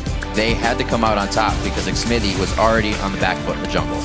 Not only did the bottom lane play around Smithy's ganks well, whenever Smithy would come down, I mean, the first one was a flash burned by Lemon, but then they played really safe when their cooldowns were away, and they didn't have any trouble in the bottom lane. It was, I mean, there was so much control that Cloud9 got from that it was so hard for XDG to get anything going anywhere else. I think Smithy might have tunneled on the bottom lane a little bit because they were struggling so much, and he wasn't able to do anything about the Soraka mid. Likewise, up top, Balls gets a kill from an early gank from Meteos. It just seems like everything was going Cloud9 from the beginning of that game. That was very well played. I was going to be interested to see if they could get ganks in mid. I don't put anything past Cloud9, but to get an Eve and Soraka gank with hardly any crowd control, I was like, I think they can still do it. It would have been very interesting, but just showing that they are such a top team in the league, I don't think anybody questions that. But pulling out the Corky, pulling out the Soraka again to show that it wasn't just this kind of worked. No, it worked, and he controlled the lane. He may have been down in CS, but it's the factor that High provides around the map. As I corrected myself earlier, he is the one that's usually down in CS on the team because he's doing all that roaming. It's mid to top, not the top guy coming to mid. And a lot of the times, he was able to add in the Wish, extra health for the other lanes, keep them safe without even having to roam down there. So he was definitely helping out the entire team the whole time as well. I don't know. Not much more to say about that one. Cloud9 just pretty much steamrolled through. Well, then let's take a look at it again. We got a replay here. 34 minutes in that top lane. Just looking how much they could brute force themselves through fights. So Sneaky has ridiculous damage right now. 311 CS. It's not like he got a whole bunch of kills to get fed. It was just dominating the CS numbers here. And we'll get a glimpse of the burst damage of Corky late game here onto ManCloud. ManCloud at half life gets real close to Sneaky, and he's about to taste the fury. So that's one auto, a Q, and an auto. He didn't even actually shoot out a missile there. No. Plus, the pillars, they didn't even have to use them as disengage, as Trundle's often used in Pokemon. Right, you poke it out. They're all engaging pillars. Balls is always trying to start off the fights and chase people down with them. Man. I think that was pretty cool in the top lane, too, which was a mistake by Benny because he just kind of reacted and he wanted out of the gank. But Balls held that. We saw Meteos show himself. Balls flashed, or I'm sorry, Benny flashed, and then he was like, pillar in front of you. Now you're not going anywhere. Pretty much negates the entire flash because you're slowed anyways. Remember to let us know what you think were the standout moments today by tweeting at LOL Esports, and be sure to use the hashtag LCS Big Plays. We won't read it. With that win, Cloud9 are now guaranteed a top 2 finish, so we're going to throw it over to Freak and Jat for a first-hand account on that game. Thank you very much, Riv. Hey, guys. Sneaky and Meteos here to join us. Sneaky, I want to start with you because you guys ran for a Corky Karma lane. Corky, first time seeing this split in the LCS, sup with the champion. Corky's pretty sweet. There was a recent buff that gave his Q a AD bonus ratio, so he's a lot stronger than before when he had the changed Q, because it's actually really slow, but it's a little bit longer ranged, and it's a lot different to use than from before. So why are you picking Corky? What's the point of the champion? He's just basically like a really mobile, safe, lots of damage, like hybrid damage champion, basically. Kind of the same role as Lucian, but I guess more all-inny or all-outy with Valkyrie. Yeah. Cool. And Meteos, you guys ended up first picking Eve, and then the rest of your team composition was built around having no real lockdown, just a bunch of slows. How did that affect the way you guys approach the game? Well, it made ending out the game once we had a lead pretty hard because they had a Thresh, and we had basically no hard CC at all, and a Ziggs to wave clear, and we didn't really have good siege either. So we sort of ended up with this awkward team comp where it's really hard to do things, but eventually we were able to get some catches on people just through controlling the map with a lot of wards and clearing out their vision, and eventually we were able to push in. Yeah, we actually have one of those moments where you're able to catch them 22 minutes into the game, into the top lane, if we can pull it up on the screen. And Meteos or Sneaky, kind of talk to me about how this opportunity arose and why you're able to close them in. Meteos would know more about this. Okay, this is where Hai walks up and pretty much baits them by giving his life, and then we were able to get a really good fight off it, because even though Hai died, we had better position because they dove in super hard for him. And then I think Ziggs was late to the party, so we were able to just dive them after killing Shyvana, which was their main tank. And so 3 squishy people under a turret without their most fed player there, we were able to get a pretty good dive on them. And then right there, I wanted to turn because there was no real way I was getting out, and I just had to fight, and I ended up dying for it. Got a kill, though, yeah, for your team at least. And that was a pretty close fight, actually. I think it ended up 3 for 2 on the other side. Or was it? Yeah, because when Balls turns around, yeah, Balls turns around and dies. Yeah. Unfortunate. How sad were you when he just like gives away a free kill to ManCloud? Well, it happens. We don't really say anything during the game, but in my head, I'm just like, nice, good job, Balls. just reprimanding him in the middle of your head. Okay. So then, kind of breaking through farther in the game, of course, you guys scale up. I guess, yeah, you already talked about sort of how you close the game out. Like, so let's actually sort of look forward now to the game, because you've got more matches to go on as well, of course. Later on today, CLG. Tomorrow, TSM. Pretty kind of tough schedule for you guys. Is there any dread for these matches, or are you just going to take care of business as usual? I think these matches are going to be really hard. I think CLG has looked just phenomenal their past few games, so I think our game versus CLG is going to be really hard. And luckily, we're secured in second, so even if we lose, it's okay. But we're going to give it our best, and I think it'll be a good game. And as for TSM, they're still looking good as always, so I guess that comes down to our fight for first place with them. And I feel like there's this strange thing going on with Cloud9, how you're like an underappreciated 21-4 team in a sense, because you guys are now on a 10-game winning streak. And I think a lot of people don't realize that. Do you feel a little disrespected at all by the fans because you guys have just been at the top, but no one's really noticing it? I didn't actually realize we were on a 10-game streak either. Yeah. I noticed right before the game because I looked at my match history and I saw 9 wins. And our last loss was to XCG, so I was like, oh man, I wonder if they're going to shut us down again. But no, it's kind of good in a sense because when you get too much appreciation, it gets to your head and you get a little like complacent maybe. So when no one is saying good job or anything, it makes it so we just keep working, notice our mistakes, keep trying to improve, which is I think better. Well, I'm glad you mentioned that no one says good job because Sneaky, I want to say good job. You're now tied for first place in kills in a split so far. Of this season so far, you're tied with Bjergsen. Okay. Yeah. Do you feel like you kill a whole bunch of people? Or you're just like, oh, business as usual. I know the last few games I've gotten a lot of kills, but before that, like this game actually, I got a bunch of assists, and I was like, oh, I need these kills. I want more gold. Yeah, you got to get in there stealing. Valkyrie 4, the death is worth it if you get the kill. Is it? Yes. You got to type it. I think that's kind of a required point, but KD doesn't matter. It's the kill score. Okay. Just keep that. Did I pass you in KDA after this? Did you die? No. You probably did. Oh man, the rivalry. You guys just going for like the podium spots. So actually, I want to talk about podium spots then, because I know you keep talking to me about the fact that you're only third place in the All-Star vote. And you tweeted out that Sneaky should go to All-Star by being last week's MVP, like highest KDA and all this. Well, you can bring him if you just win the spring split. That's the goal, but TSM and CLG are looking really good, and then there's a lot of other teams in playoffs too, so it's hard to win the split, but we'll try. Okay. Yeah, I mean, final question for you guys. How are you preparing for this CLG match? Like, were you looking past XCG? Is this really the match you guys are looking forward to today? No, we didn't look past XCG. We take every match as the same, so we don't become unprepared and lose a game for no reason. Awesome stuff. Cool. So you're going to focus up and get the CLG game ready the next basically hour or two. Yep. Yeah. All right. Well, good luck, guys. We'll see you in a couple hours. Of course, we've got more to go on today. We're going to take a quick break to rebuild the Nexus after that one shattered. Next up is a battle for 5th place as Coast takes on Curse. Don't go anywhere.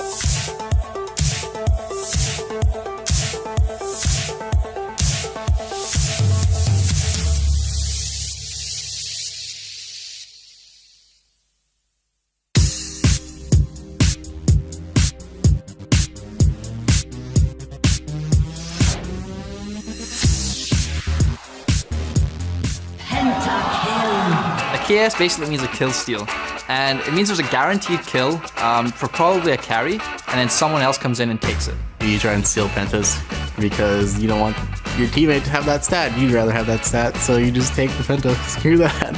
Of course I KS. That's the only way you look good to the fans if you KS. Who KS's me?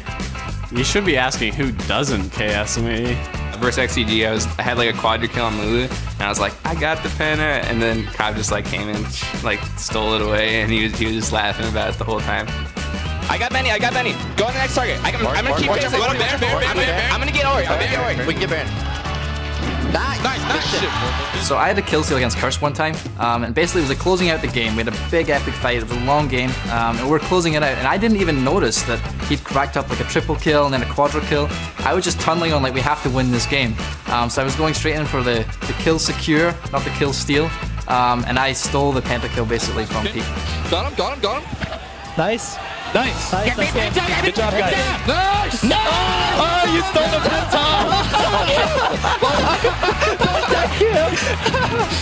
He stole the last kill. He's done it before. Welcome back to the NALCS. Now, Kobe, as a jungler, how often do you kill steal? It's never a steal when the jungler, because the jungler needs most of the money because he's all over the map, of course. Or so junglers say. We'll see if there are any scumbag steals in our next match, which is going to be Team Coast versus Curse. This is a tiebreaker match with both teams currently sitting in 5th place. And like we mentioned earlier, they're only 1 game back from Dignitas. Curse has been playing well and crafting specific strategies for their opponents. Darius admitted that he's more scared to face Curse than he is CLG. But Curse can't really close out games. Last week, we had them playing TSM. They had TSM on the ropes in the early game, but they allowed them to fight their way back in and take the victory. And so far this split, Curse has the advantage, going 2-1 against Coast. But Coast have shown that you can never count them out. And Sunday, in their game against the Evil Geniuses, it looked like Coast were fighting a losing battle. But they had a lot of patience. Shifter came up with some great picks, and they pulled out a win after 51 minutes. So we'll get right into game 2. Let's check out the starting lineups. On the blue side, it's going to be Coast. Zion Spartan in the top lane, and 10-Dude X in the jungle. Shifter the man in mid lane. Wiz Fusion at AD carry, and Daydreamin' doing that on support. And on the red side, up top is Quas in the jungle. I will dominate. Mid Void Boy, AD carry Cop, and support Bunny Fufu. And then coming into this matchup, we have to remember Shifter has a quite amount of unique champions played, but Void Boy. But I feel like Void Boy and Pobelt have kind of put themselves on a pedestal saying, one of us can play more unique champions. And they just keep doing it, coming out. Actually, I think ManCloud's up there too. So those guys have really had a unique champion pool. Something we're going to have to focus on here because we see that Soraka bans, or picks rather, coming out for Cloud9, kind of mixing things up a bit. Is it going to be from Void Boy, ManCloud, and the likes of Shifter in these matches? Yeah, Void Boy very well could pull out the Soraka. He's no stranger to solo lane support play. So he could easily do that. But I think there's a lot of focus as well on junglers this game. I Will Dominate, we talked about. He comes up really big for Curse. And Nintendude as well. He's been determining a lot of how the games go, whether it's playing well or making some mistakes. So, you know, I think he had a recent pretty good game. So he might be on an upswing here. He has tried to pull out some Evelyn. His last game, that Pantheon going forward, was actually his first time in Week 10 on Pantheon, getting himself a strong play, but we'll see what he can do here. He has been the guy to do Leona and go for crazy things. He brought out the tank fiddlesticks back in the summer or the spring, either or. You can see on the other side, Curse, always a team laughing, just like Evil Geniuses, Cop, and everybody. They try to figure things out. Like we heard Sneaky during the ultra rapid fire mode. He's like, we figured I could play Jace because it was just amazing in the beginning. That's what these guys do. I remember XDG, when they would go to play a game, they'd be like, we play for tacos, actually. We'll go like first blood for tacos in a 1v1.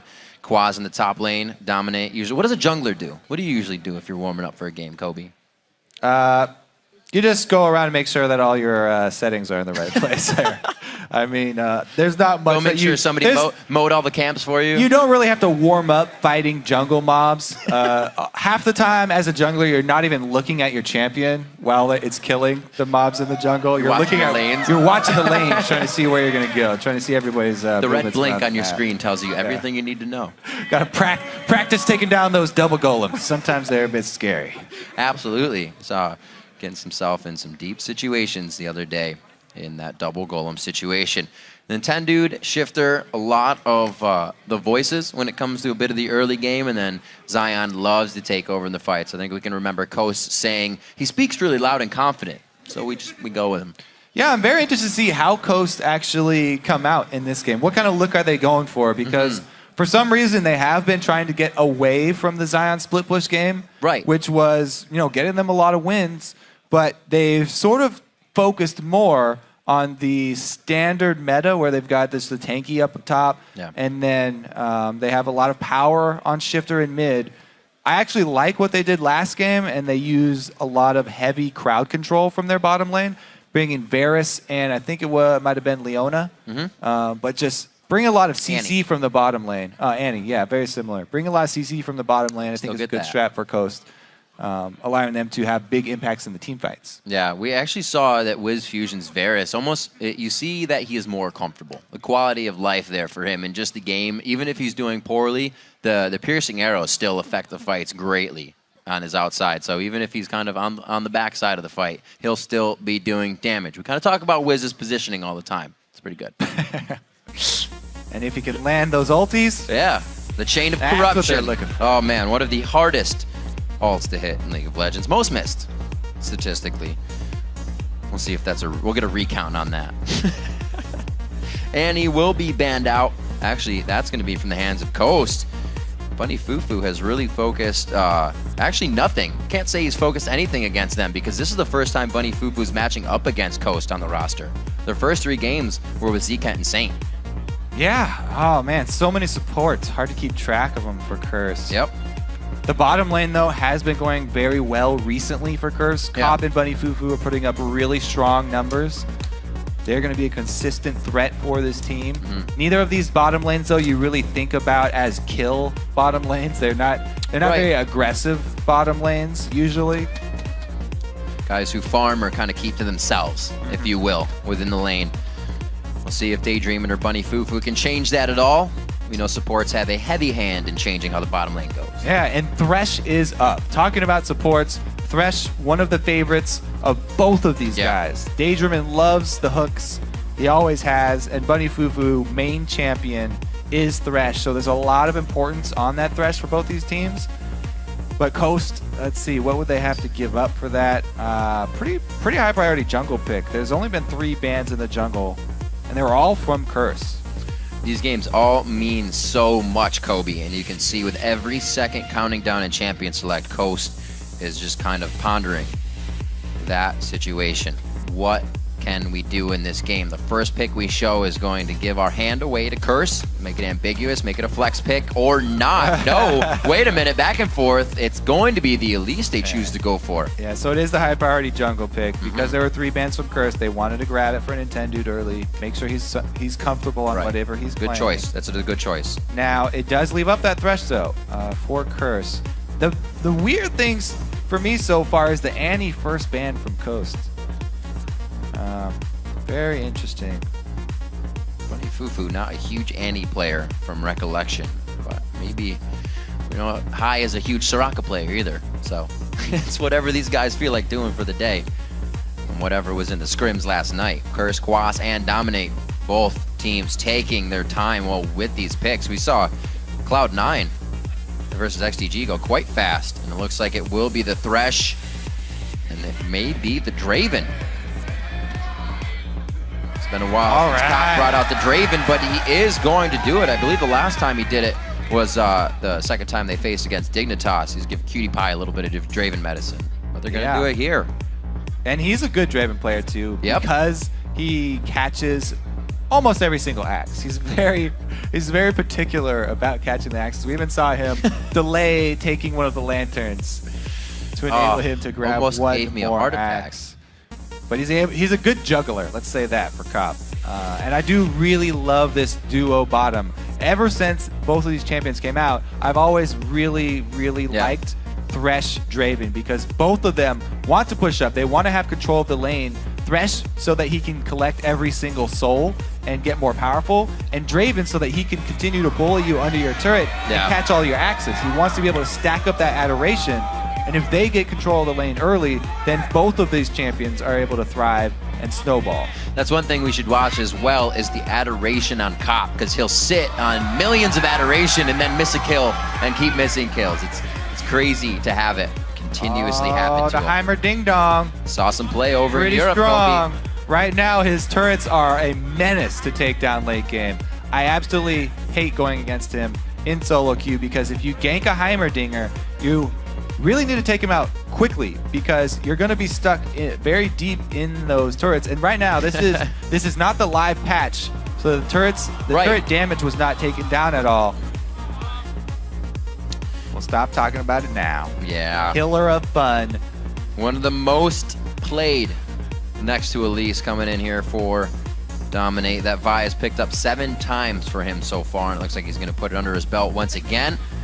Punch first and ask questions later against the Lee Sin in the jungle for Nintendo. He hasn't played that since week 6. So it's a Lee Sin. I think it will be a Zion Lee Sin, though, because Zion definitely favors... Forgot about the Elise. Getting ahead of myself. Yeah, he definitely favors Lee Sin over Elise. It could be a top lane Elise, but it's probably going to be that split push, Hydra, high damage Zion style Lee Sin top lane that is very exciting to see and decent against Renekton.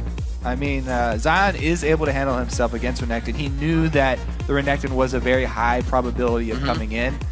He's just going to have to see how he can match up against Quas in the top lane. Maybe Nintendo will make an early visit up there. That's a very, very high kill potential lane. Lee Sin and Elise, that duo is very, very strong early. Now, interesting pick here. We're focusing on Quas a little bit. 0-4 on Renekton.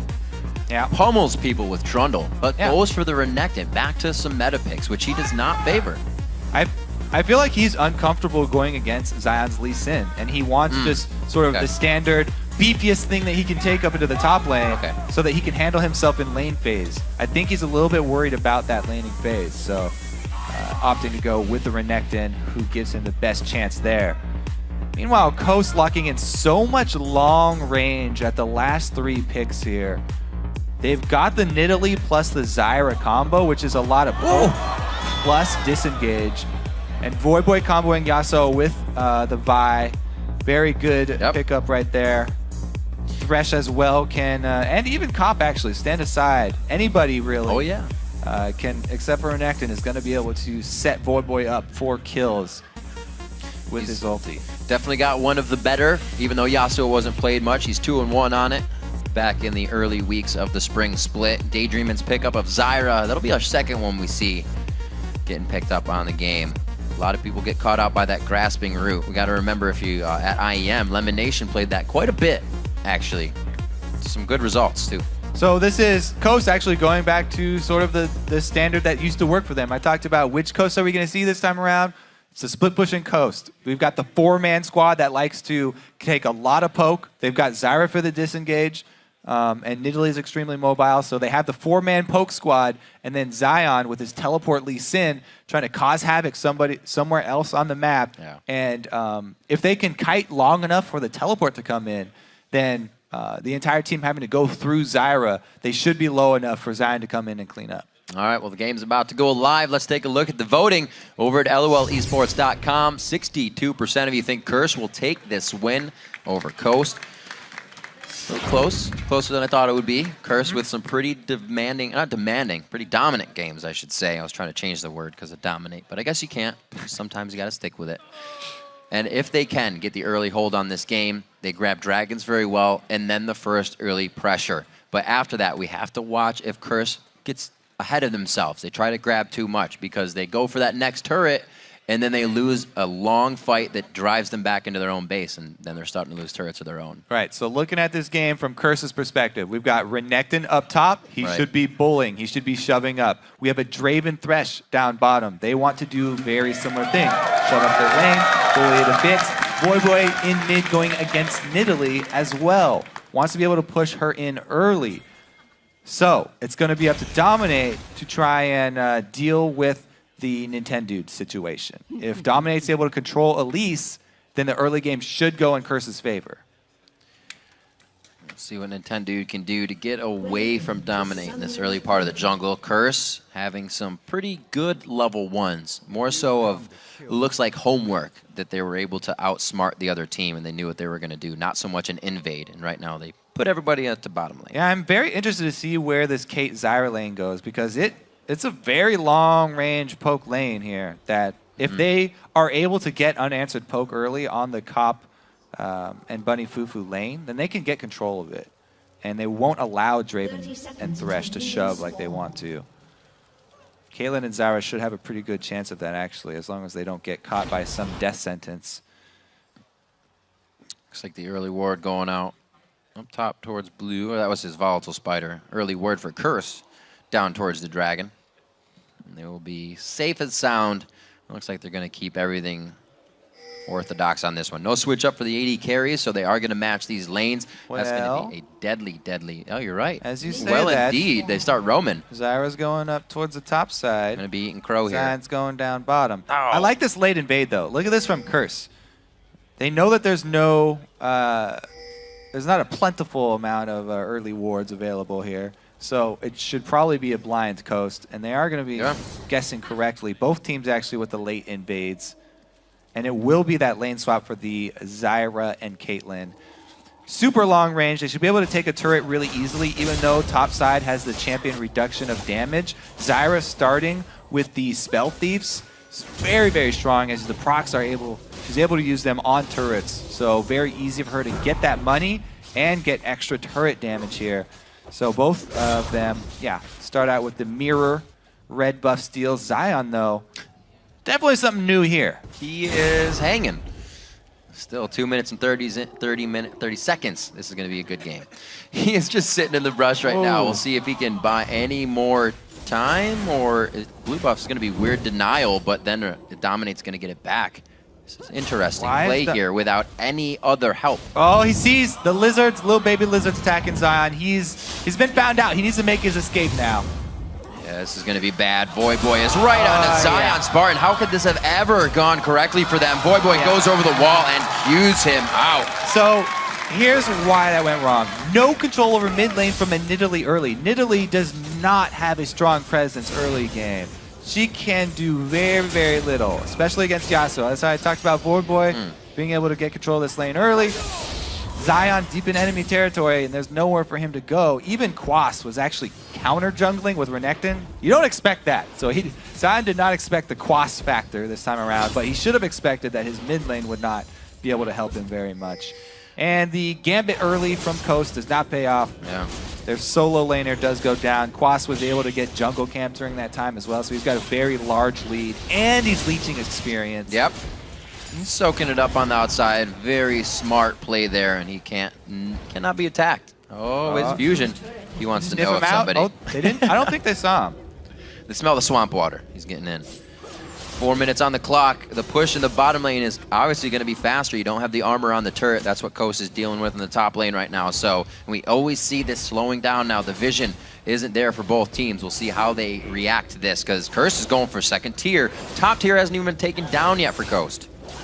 Yeah, it looks like they are going to get it. Zion not there. Elise has actually been sent down to help Zion. And Elise even better than Lee Sin at defending these because she has the range advantage. They should be able to defend that secondary one. So it's not a full two-turret trade as we usually see. Coast opting to switch right after the first one. Man, if Zion could have pulled that off in the early game, he would have been so well off to start this one and really put Curse in a mental kind of glitch for them to recover. And we know Dominate does not like his blues being stolen. Remember him back on Gragas. Not going to hurt him as much on Vi. But they keep this one safe. Curse stays on top with a first blood. They are able to get the turret in the bottom lane. We'll see if they go for any more. Yeah. See if old habits die hard here for them. It was just such a weird start from Coast here. No, absolutely. They have a Nidalee mid, and they call a lane swap. Nidalee mid, very low wave clear, not good in the early lane swaps. And they decide to send Zion onto the lane that they swapped against. So they send their AD and support up top. So like, oh yeah, we have so much control over this top side because we have everybody up there. We're sending Zion deep into the weak side of the map for us to invade, try and get a sneaky little blue steal off there.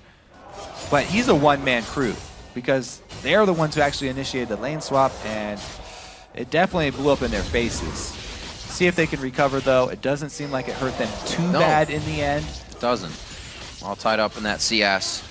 From top to mid and jungle. Well, mid rather, I should say. Voidboy is up a little bit here as Curse starting to formulate around Dragon with a pink ward very, very early. This is normal from Curse. All right. See if we have a collapse here. Nintendo might be able to go for the steal, but it's very dangerous. Level 2 for Bunny Fufu. This fight could go bad quickly, but they are able to just brute force down Dragon. Very nicely put there by Curse. They do grab a little bit more. Nothing wrong with that one this time. Yeah, not even very many spears getting in there from Shifter. He was looking for that level 2 Thresh with his spear. Not able to find it though. And Yeah, since the half-health teleport was shot. already used by Zion, it would not go in Coast's favor if they try and contest. Quas still has his available, so it would have been a 5-on-4 if they tried to do anything sneaky there. Looking over at Cop real quick to see what he's got for those stacks. He's up there, not too bad. Looking at 41, is it? I can't read it from here. We'll figure it out though. 10 souls. We'll run a Bunny Fufu. He's playing strong as well. And with that bottom lane, Cop has a better farm right now. And usually out of lane, Cop stays on top and farm. So it's Wiz Fusion really to help come out onto this poke composition. And with Shifter, with the rest of the team choosing poke, when is it going to get bad as Curse gets their gap closers ready to go? When does that happen? Well, they're trying to get it going really early here because Nidalee does not have a lot of wave clear. She needs support in that mid lane. She can't hold the mid versus an AD in support by herself. Yeah. So Coast going to try and get into the 4-man poke squad plus split putting Zion really, really early here. They've sort of jump-started the strategy for this matchup. The only thing is, Curse are doing a good job of answering here. They have a teleport Renekton who can take Zion at this point, so they do have to worry about the top side rotation here from Curse. Something we didn't even see last game is those teleports. Now both Zion and Quas bringing it to the table this time. Curse grouping up around middle here, looking for the Fog of War Lantern, possibly gets almost onto Daydream and just on the edge. Dominate is level 6 too. If that death sentence lands, it is a true death sentence. Would have been able to take him out. Voidboy was even close enough to use his ult. So very, very dangerous. But nobody, or Daydream is able to just run out of range. I'm very interested to see what the answer is for this Renekton because they send Shifter up there for a little bit, and then he returns to try and farm jungle camps. Not really able to do much against Quas. Back right now, 57 to 51. Like you said, the early engagement of Zion Spartan didn't affect them too much, but Quas also didn't get a huge lead out of that. 30 to 28 in the jungle. I'm still waiting for Dominate to come out big on this. They were kind of flustered at their early game start and haven't really had a chance to get over to Voidboy and start these ultimates for him to get the last breath rolling. Looking for where Curse can come up on the next Dragon. We didn't see, like you said, Shifter throwing spears out. Curse was able to take control of that and now in the lead at 1-0 in kills. Again, Shifter to the top lane, and we're going to see if Voidboy to match him now. So everybody's just trying to kind of keep laning phase going, actually. You can see how cautious Shifter is because he knows by his level 6. He's just trying to CS with spears. Voidboy wants that cleared out. He wants eyes on Shifter. Yeah, that's a pretty easy dive. They don't have a lot of deep wards, though. So if there's support coming from the coast side jungle, Curse could overextend with this. They don't know that this is a safe dive, but it is because nobody's here. They could go for it. They also have a teleport. The bottom lane isn't really in favor of either Quas or Zion Spartan right now, so he'd be more than happy to get himself up there in a fight and get some more kills or assists. Shifter being left alone, though. The team good trap. Putting pressure on the rest. Yeah, Bushwhack calling out Dominate. Whew. Very nice damage. Trading it back from Wiz. Bunny Fufu doesn't look like he's going to stay for the help too much, but he was baiting out a hook as everybody on the map right now is soaking up what they can before the next engagement. This is kind of we're waiting for somebody to go for a ward and die, or 1 minute and 40 seconds for Dragon.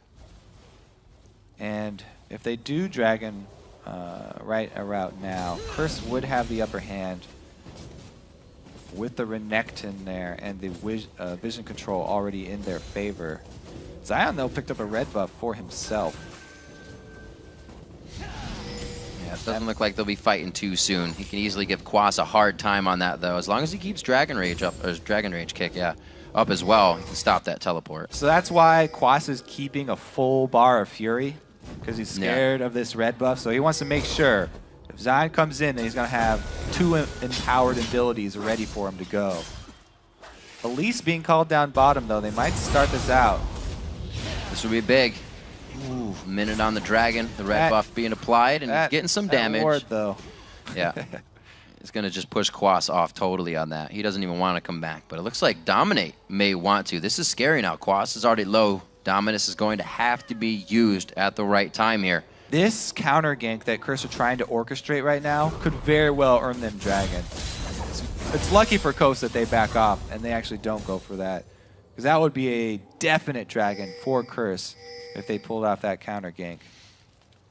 Zion Spartan back in at the right time to thwart that. With a 1,000 gold lead, Curse does set up for Dragon. You said about this time, Kobe, they would have the advantage. Forcing the box, but he still gets the hook. He gets into it. The box to play goes down. And they're able to come up with a kill there. Bunny Fufu actually holds on to the box, so they still have that for this fight. That's why I kept saying Thresh was really important with these two guys. Bunny Fufu with the flash plays here. Doesn't hesitate to go in, but Voyboy's ultimate is down now. Taking some poke under this Dragon.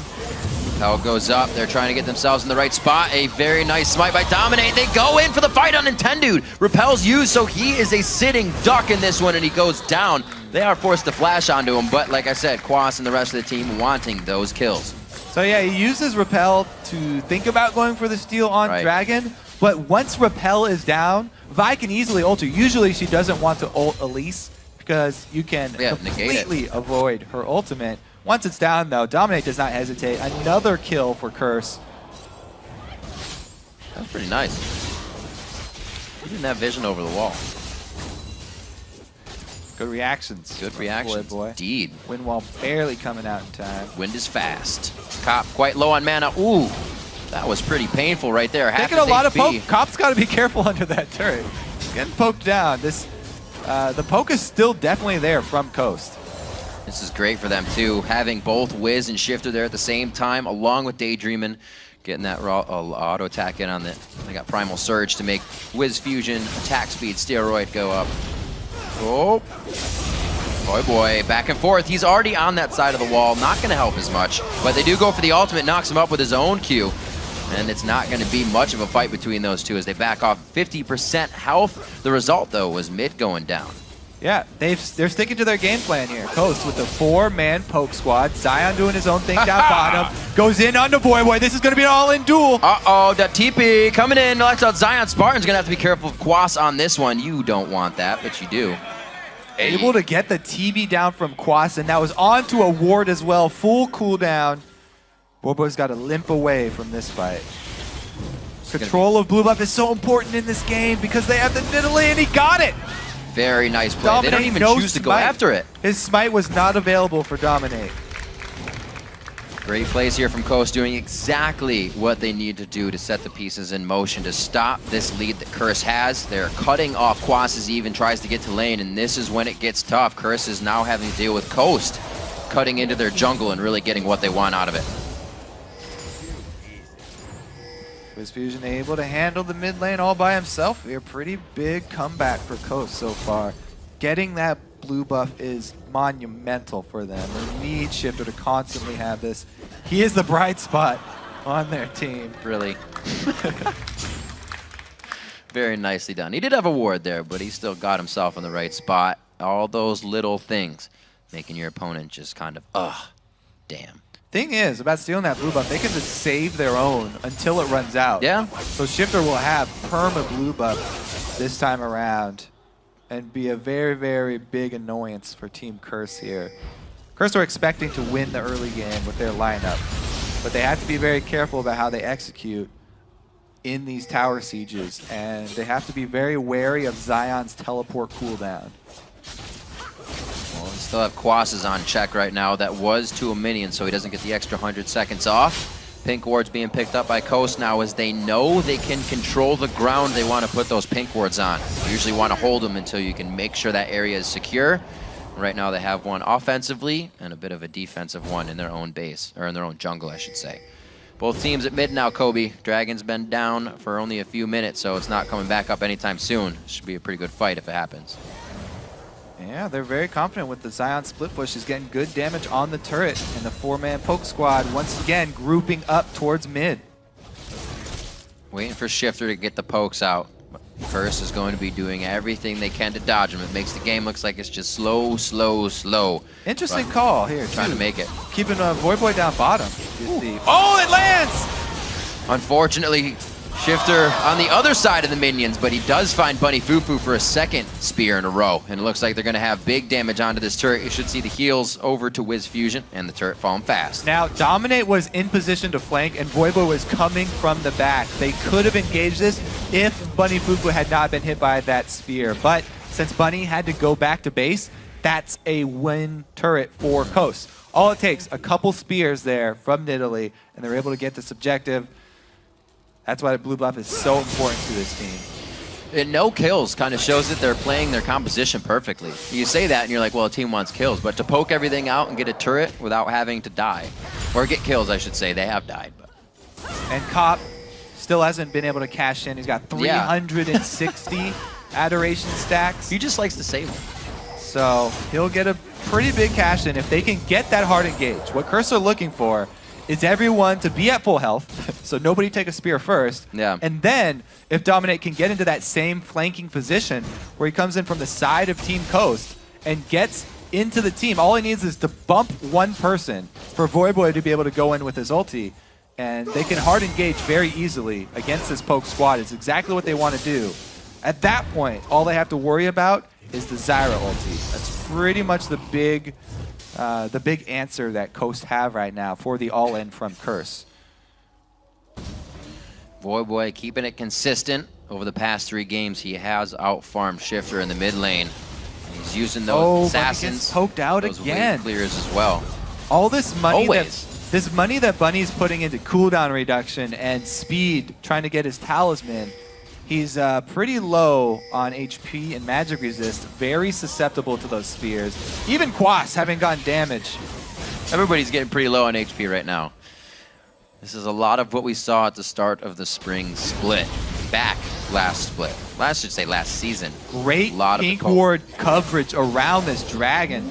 This should be very, very easy for Coast. They're able to get it, but it's a good call from Curse. They are the ones who want to hard engage, so they can bully. When Coast are out of position, it's easy for Curse to go for the mid turret. That's not the one you want. It was a good catch, though.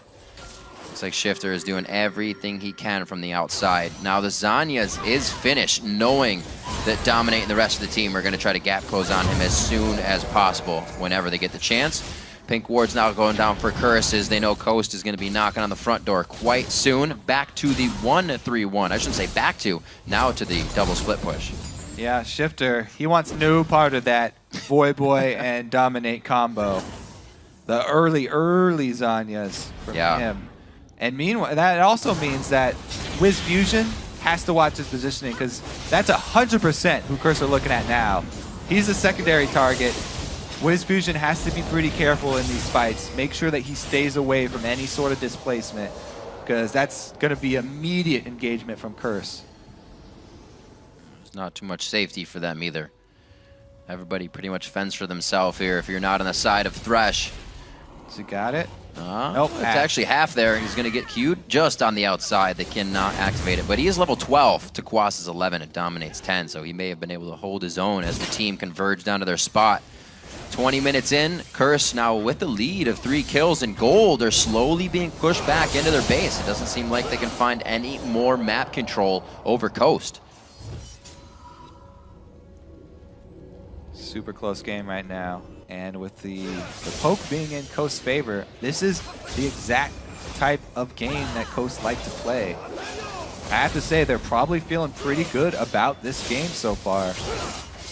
Getting Zion, or getting Shifter exactly where he needs to be.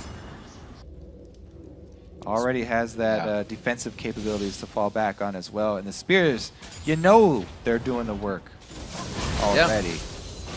The work of HP and even zoning to start these fights, start getting turrets in the mid lane. They dropped the 2 because Curse had hardly any health to guard their own turrets, and only 1,000 gold away now. Coast creeps up even more, and Curse can't even control where their pink wards are now. They're starting to be taken out. So the thing is, Curse are just waiting for that one opening. They've got great ward coverage on their own side of the jungle. So if they can catch Coast in a bad rotation, then Curse will explode onto the scene. Voyboy, though, super deep. He doesn't have any ward coverage down bottom here. Definitely going to need He's his definitely caught up here. He's got the whole Coast team behind him. Good dodge. Back to Nintendude. He's got to Teleport dodge out in. the Cocoon on this one. They do got one TP coming in. Popped up immediately. Quas gets hit. He throws on Dominus to start the fight and get that area of effect damage in. Voyboy is very low. Keeping eyes on him. Almost gets Shifter, and the Zhonya's comes into play very big. Dominate goes right past over to Wiz Fusion. The kill is there. Shifter should go down. One last bone breaker. Dominate in the tag. It's going to be the slice, flash, and dice from Quas. Oh my God! The kill. The hook from Buddy Fufu. One after the other from him. Zion tries to safeguard. The box catches him on the outside, and Nintendude forced to leave him at bay. Whoa. He's going to have another one going down. Buddy Fufu almost got himself killed there. Hey guys, everybody's walking away while Zion's still banging on Buddy Fufu over there. But okay, Curse now back in it. This was such a great thing from Curse. They are the ones who want to engage, but they didn't even have to use their own abilities to hard engage there. Voyboy baits in all of Coast to engage on Curse. Coast are the team that are poke heavy, and they're the ones who start the fight out. Voyboy buys enough time for the rest of his team to head down here. Quas is able to teleport in. Doesn't matter that it's on top of the Zyra ulti, because the rest of Team Curse are able to arrive in time. And it was Coast who started off the fight engaging. Wiz Fusion was just annihilated while all the attention was over on the backline. Everybody trying to take down Voyboy. He was able to survive long enough to turn this one around. And again, Buddy Fufu keeps coming up with these plays on Thresh. And I have to question that champion select one more time. Yeah. Everybody turns back around. Okay, Zion's taking out Buddy. We need to kill him. Great plays coming in. A very strong teleport in from Curse as well to pull themselves together and adapt to that fight on the fly. Now 6-1. And finally get a few more kills onto Coast as they've been using this poke composition to an extreme. Yeah, so they definitely have to be wary. Even when they catch somebody out like that, seemingly Voyboy all alone and defenseless, if they have 4 people coming onto them, Coast still have to worry about engaging themselves. Oh, that was the assault and battery. They just caught out Wiz Fusion way out of range on that one. Like we said, these gap closers are going to be huge. He got him on the way down before the little Spideys fell. All right, so Curse now, as we said, they just need one opening. They got their opening twice in a row. Another turret after 2 more kills for them. Now they really need to get vision on this other side of the map. They've had good control of their own jungle. They need to supplement that. So Dominate immediately going right back to Wiz Fusion. He knew after killing him in the last fight that he was a vulnerable target. Doesn't hesitate once again. The hard engage versus poke team, and Buddy Fufu is ridiculous. My God. How good is that? Even charging the wind-up time perfectly for the repel fall. It's his favorite champion. You can see it. By far most played. I don't know, yeah. We already went over it several times. We don't have to keep harping Dragon's on that. alive. We're going to Dragon, and so is Zion, Spartan, and Shifter. They should be able to clean this up. We were just looking at 1,000 gold deficit for Coast. That's 6,000 gold now. They need to bring some of that back. This Dragon will definitely help, but they lost a lot of ground there. It's because the poke strategies are so fragile. Once you give up a little bit of gold, it's pretty easy for the hard engaged teams to just crush you over and over. Now, anytime that they catch somebody out, they won't be hesitating. However, remember the early mid game there, where Shifter's spears started finding their targets. That situation can come about again, even though they're down at gold. Spear after spear onto a priority target. If Coast are able to poke effectively before the fight starts, they can still turn this one around. Yeah, but Curse has done a great job so far of starting inside the fight. Quas doing a good job with that last time as he just got in after the damage from Daydreamin's ultimate and Stranglethorns and just popped up for the fun. Came in big on the fight. Curse looking for more here. Coast staying together hip to hip as they rotate around the map, but you can see the wards of Curse giving them all the vision they need. Pretty good zone control from Zyra as well. I like putting the plant down first to scout to make sure that it's safe to clear his ward. It's the little things you have to worry about. You have to play very safe when going against a Vi, because he just saw how his AD carry, Wiz Fusion, was killed from half a screen away because Vi has a long gap closer into another ultimate that can lock onto you. All right, this time around, it's Curse who are looking to catch out the long push. Quas Zion on the slippery, top though. with the rest of the team just on his heel. Voyboy. Yeah. Looks like Voyboy's going to go the low road on this one with the rest of the team. Nintendo gets hooked. They're not going to waste too much until he gets that repel out. Dominate only going for a Q. Fear number 1. Whoa! That's all it takes. They use it. Oh, they try to get the slowdown. Very nice play by Daydream, and they're not able to quickly follow up on any of that, but they have the HP they want to take control of this position. So fun to watch. The quintessential poke against hard engage. Such an interesting matchup. Two of the most common team variations that we've seen. A couple of spears land, advantage Coast, they're able to get vision control back. No big objective though, just a couple of wards cleared out and vision around Baron. That will be important for them, as well as the blue buff onto Shifter. Coast has to remember to work off the ball here. Bottom lane is pushed up quite huge. If they lose a fight and get a good teleport out of Quaz, Coast is going to be in a bad position real fast. Right now it looks like they know what they're doing. They have a hold on mid, and it's forcing Curse to react, and they can't go bottom right now. Zion's teleport is available though, if they want to get back to their 4-man poke squad and split pushing Lee Sin. Ooh. Looking over at Shifter. Zanya's into the Morello Namicon. This little builds for him. Lots of mana. Now, the reason that the last couple of spears were such a big win for Coast is because they allowed him to get this vision down. The more wards that Coast have deep means the more consecutive spears that will be landing for Shifter, because he has it's so much easier for him to aim those when they have all this great coverage of Curse's red side jungle. Quas. You feel so ostracized when you step on a bushwhack because nobody wants you to come near him. Exactly. Like, stay away from me. You're quarantined now. Stick away from the rest of the team. Don't expect anyone else. Everything to dodge on the top side of that. They also got the Caitlyn trap, so once they do get to the front of the base, they're going to be able to just trap out everything in front of the inhibitor turret, really making it hard for this gap-closing team to want to do just that. See, at 8-1, they found their kills, but on those teleport fights, on the early fights, they haven't really come on brute forcing a tower down. That pink ward not being inside the Baron pit. Okay, there we go. They got another pink ward that they have to drop. Full coverage around here by Curse.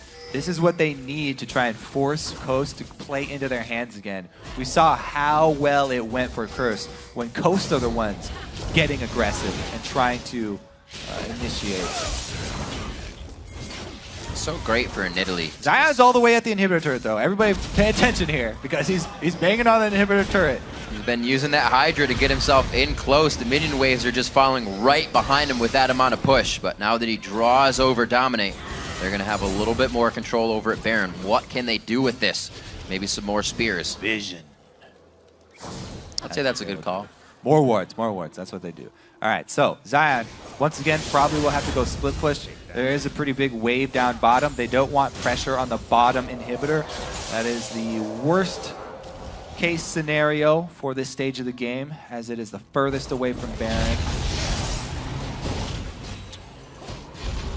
Seeing how Coast is reacting here to this game. Looking at Nintendo Dex right now, his inventory, going with the Ninja Tabi instead of those Sork boots. Really taking into consideration pretty much a full AD team coming over here from Curse. So they need to start stacking that armor. Dominate, taking some good damage to get himself out with a fast Q. Voyboy, eyes on his head. Yeah, both teams just trading vision around Baron here, because both of them are aware of just one small mistake will cost them. If it's Coast landing 2 spears, then they're going to have the advantage in the team fight. Somebody that low health is not going to be able to participate. Meanwhile, if Curse see anyone out, they can capitalize very easily with the Vi plus Yasuo. So yeah, both teams playing very cautious here. Coast are trying to get their game plan back together, though. Split push Zion, 4-man poke squad. Opportune blue steal right here into a dragon. There's no vision for Curse because there was so much. Got that heavy thought on attention Baron. paid to this Baron side. Very good coming in for Shifter.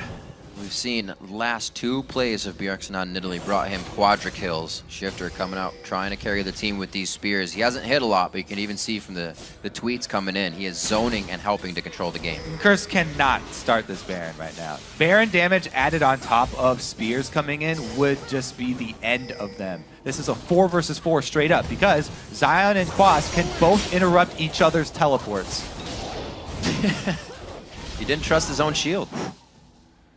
Wind wall paying off right there. But yeah, it's, you know, I don't feel like Coast have to be too worried right now. Oh, they do start it off though. Vision gets inside. And Coast are slowly winning. That's why Curse have to make a move here. Spear lands! Already a turret for this one coming in, Kobe. Bunny Fufu also eats a spear of Everybody gets equivalent so low! HP. It's down there. There's the smite. Oh my gosh, Boy actually takes it with his last Q. You gotta be kidding me. They will not choose to fully engage on this fight, but they are gonna lose Nintendo X as he goes in. Quaz finds himself on the backside after teleport. His Wiz and Shifter are trying to run free. They can't even turn around to auto attack, and Wiz is hitting a brick wall. To get the true story of what just happened, we need to see what happened with Zion and Quas up top. Because somehow Quas was able to get away from Zion and get the teleport off, completely winning team fight for his team. And then as you said, even though the smite didn't hit, it was Boy, I think, who was able to get the kill on the Baron with Yasuo. The final NATO just throws it out. So consolation prize Dragon at this point in the game is worth a decent amount of gold. Nothing on Baron though. Let's get a look at this Quas. Oh, Zion tried his hardest to get back into there. Oh my goodness, a split second. They were able to turn this around. Quas came in from the back there, cutting off Team Coast. If Quas had not been able to teleport, that would have been a hotly contested Baron. You could see Nintendo was getting in there with Elise, very easy to steal it away. Dominate even tried to coordinate his smite with the team, and that's why I think Yasuo was able to come away with the kill, because they were all comboing there first. But man, so close right there. Quas coming in the back, able to cut off the rest of Team Coast and get some more kills for Curse. So Curse definitely pushing their advantages correctly this game. Not finding any trouble for themselves down the road as they try to get themselves into sticky situations, but they could start to find a little trouble if Zion Spartan keeps getting bigger. 272 now stacking armor on himself with that Thornmail, so he's going to be quite troublesome if Cop gets into range for him and he can't kill him right away. Looking for an Infinity Edge for Cop as well. That's going to be doubled up with Boys, so if they catch somebody, it's an instant pop. Man, now is where it gets really intense, because Curse have a decent lead. However, they're faced with not only a Nidalee who will be spamming the spears at them, but in the face of that, the first reaction is we need a tower dive, and we have great hard engage, but we're doing it against a Zyra, one of the best counter engage in the game. Right. How well can Coast defend their inhibitor turrets? They need to buy as much time as they can for Shifter to land these spears. Will Zyra be enough of a deterrent?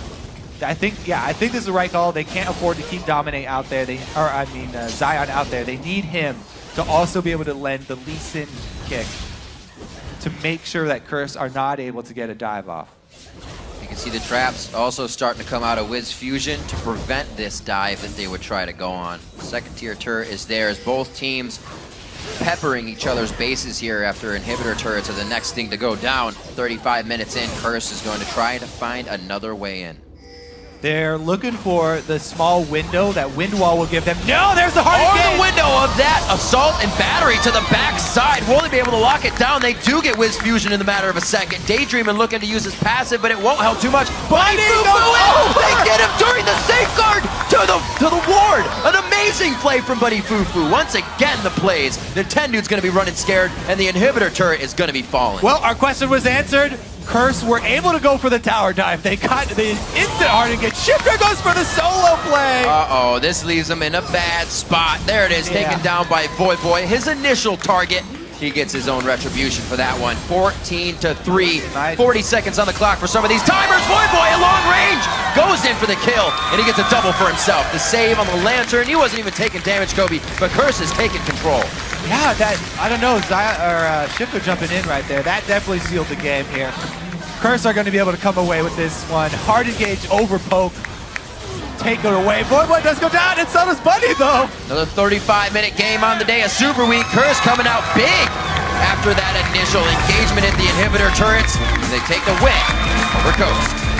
So Curse, the last tower dive there, they just dive right over the Zyra ulti. Yeah. They didn't even have time to get the knockup on.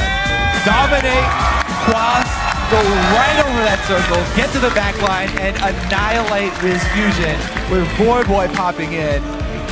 So close right there. That's almost my favorite way to have it happen. Because if we would have seen Dominate get an attack like that at the second tier turret, then Coast would be aware that it's coming again, and we never would have gotten that base fight.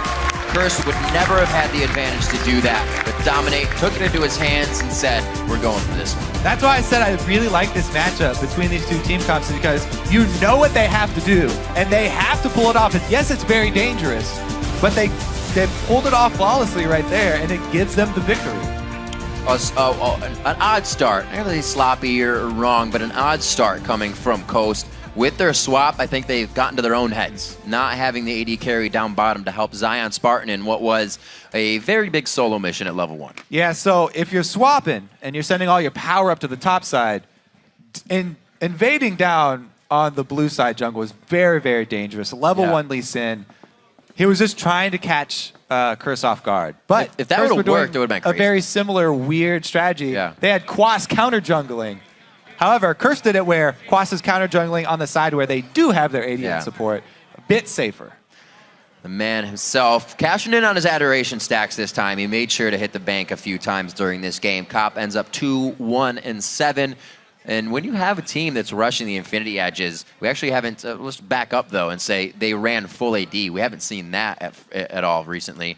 But with those Infinity Edges coming out at the end of the game, we saw how fast people were popping, and that's all that Curse was really waiting for. They didn't push themselves before they had that, and I think that's a big correction than what they were usually doing. Yeah, Cop definitely kept his cool this time around. I have to say, though, if we're talking about bottom lane, Bunny Fufu. Oh, man. On Thresh. Hook, flash hook, flay out of Safeguard. That was kind of crazy. Yeah. It was Safeguard onto the ward. Right now, though, we got to take a quick break. When we come back, we'll talk with I Will Dominate and Voidboy on securing 5th place. Then CLG takes to the Rift against Cloud9, who are looking to retake first. Don't go anywhere.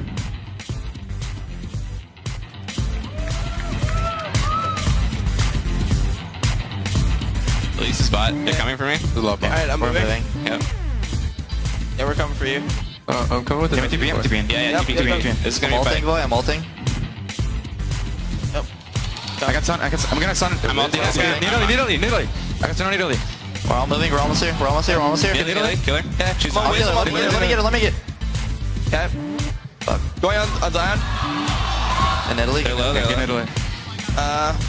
I got her. Nice. Keep going. Yep, keep going. Nice. You got Zion. Good. Keep going. Yep. Keep your lantern cop. Let me get it. Trying. Okay. Oh my god. Yeah, I got it. Alright, push the spot right here.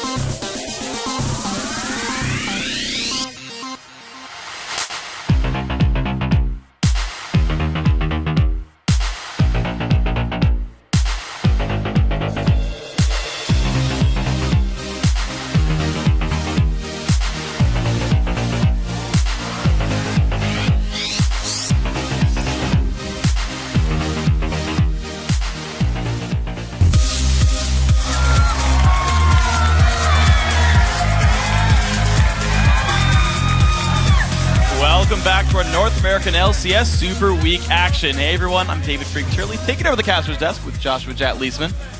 I just saw that sign, you can't nerf balls from the stands. And you cannot. That guy's really good, and he's going to see him in this game against Mien in the top lane. Yeah, we'll see if we can take him down in this one, of course. We're going to see him in this game against Mien in the top lane. Yeah, we'll see if we can take him down in this one, of course. We're going to check in with what you guys have been saying over on Twitter. Earlier today, we asked you what North American LCS player will shine during Super Week and why. And the responses have come rolling in like Ramis. At Deathwish says, Aframu, he shines every week. Why should Super Week be any exception?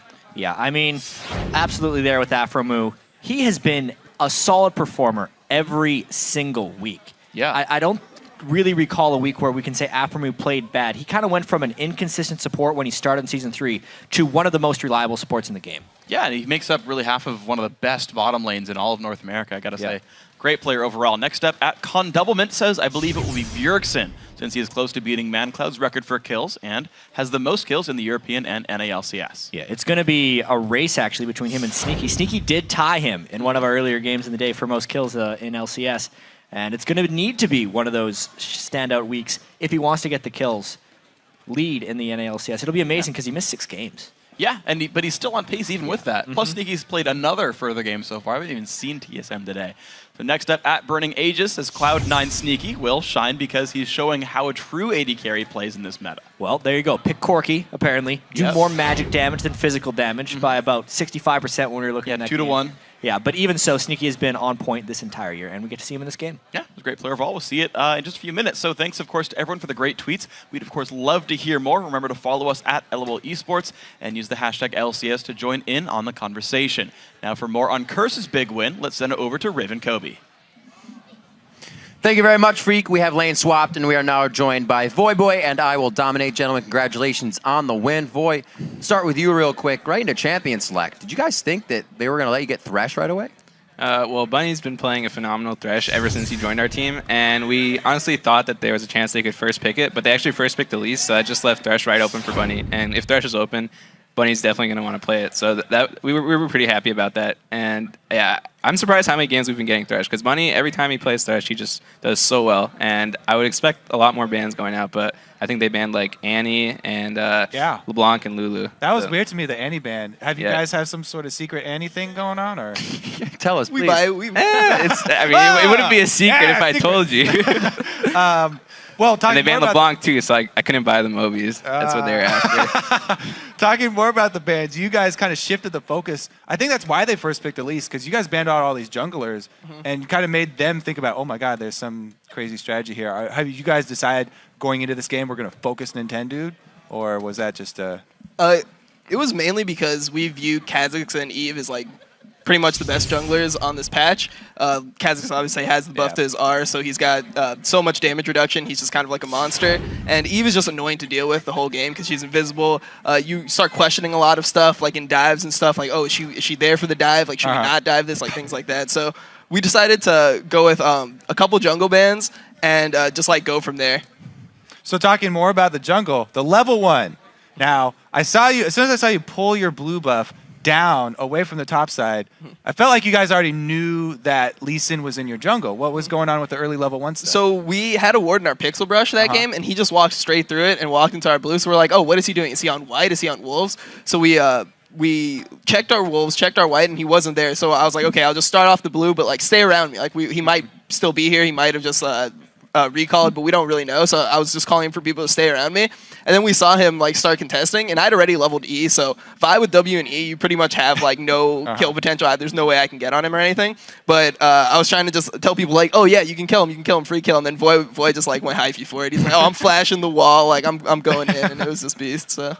Yeah. All right, guys, we're going to get into some replays here. Obviously, you had a great game. The first one we're going to touch on is the amazing team fight in the bottom lane at 21 minutes. We'll get that up on your screen. I believe this is the one we had the teleport in. What was the communication going in here? Because Boy was a little far out. Yeah, right here I was calling, I'm going to push out an extra wave. I think I was pretty close to an item, and I was like, there's a chance of rotating on me, so just have people moving. And once they showed, they came. We had cross TPN. I was just cutting around the creeps. Zyra basically wasted her ult. I think I ultied Zyra, just trying to pop her, and then my whole team just came in. and they were just really panicked. They didn't really know what to do. I kited through a few people. Shifter popped the Zanyas, which delayed us a little bit, but we were just super strong right now. We were just able to chase them down. And this whole time we were trying to call to give a kill to Cop because he had so many stacks of his Draven passive. And then right here when we were going for the final kill on Zion, we get him to like 10% HP. We're like, give it to Cop, give it to Cop. And then there's like a little bit of a kind of awkward lull while we're waiting. We're like, Oh, so that's why. We're like, was we're gonna like, die all here. right, just kill it, just kill it. All right, you got it. Thank God. And then Cop got like 900 gold off that kill, which was really, really good. Yeah. What happened with the Wiz Fusion there? Did you solo Wiz Fusion? Yeah, I 100-0'd him. I had Elder Lizard on Vi, and he was like in a bad position. And if you let like Vi get on 80 carry and there's no one peeling for him, it's disgusting. So that's kind of what happened. So I was thinking, when you guys have this hard engage comp versus a poke comp, like you just need one window. After you killed him that first time, then you immediately went right back to him. After just that one team fight, did you guys feel confident, or were you still really worried about the poke? Our mentality there was they just used a lot of flashes. So if they use a lot of flashes, that's kind of like the way that they would be disengaging. They're kind of just going to like throw down as I rolled and then just all kite back, try to just flash out and just kite out our engage. So we knew that they had no way to really escape if we force a fight. So we were just calling like, oh, they have no flashes. If we see something, we're going to go. And Wiz Fusion was a little bit too far up in mid lane, and we were able to just get like a Vild into Yasuo combo. Just right at the end of the Vild, the Yasuo was able to like hit him, which is pretty lucky, I guess. Yep. All right, we're going to bring up the Baron replay as our second one for you guys. I want to know what the communication was with Quas on this one, because he was kind of trying to fight Zion. Yeah, so this whole time we know that Quas is getting pushed in and he can't really hold Zion, so we know that we have to do something drastic. And we were just like, all right, just try to start the Baron and look to either turn if they come in or just... And then once we got really low, we're like, all right, just finish it. And then we got super low. We got the smite, or the... Yeah, and then Nintendo just jumps in.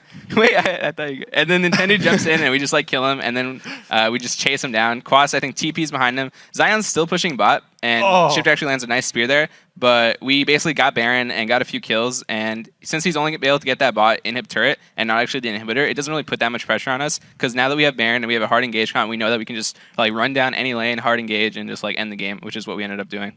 So right there, I was like, oh, that was cool. They comboed their smite with Void Boy's burst at the same time. Did you guys actually try and do that, or did he just... We were just calling to like finish. Yeah, we're just dropping all our kind damage. of just try to like smite within your damage. It actually wasn't as like clean as I would like it. Like normally when you try to do that, you're trying to smite with like a huge burst, and there it was like a little delayed. So there was actually a steal attempt that it was a pretty bad smite by me. But we were able to get it. Void like stayed on it, got the Baron, and then we could just turn out and get as many kills as possible. All right, guys, talking about the win, let's move forward a little bit. You get a fourth game is going to be Dignitas, which is also revolves around fourth place. You guys have yet to lose to them. What's kind of the idea going in? What's the feeling? We're 3-0 versus Dignitas right now. We feel pretty good against them. Every time we play them, we feel like we have something, and we just usually manage to outplay them in some respects. They just got Golden Glue, and I think he's a pretty decent mid laner, and I think depending on how well they've been able to build their synergy, they could be looking pretty scary right now. But I think they will have a pretty good shot at just like 4-0 clean sweeping them. So you're saying you think you have something special for them? I don't know. Yes. I can't tell you. With that, you guys have obviously been melding with Bunny Fufu really well. How has he been for the team? Because Curse has cycled some supports throughout the seasons. How is this working out?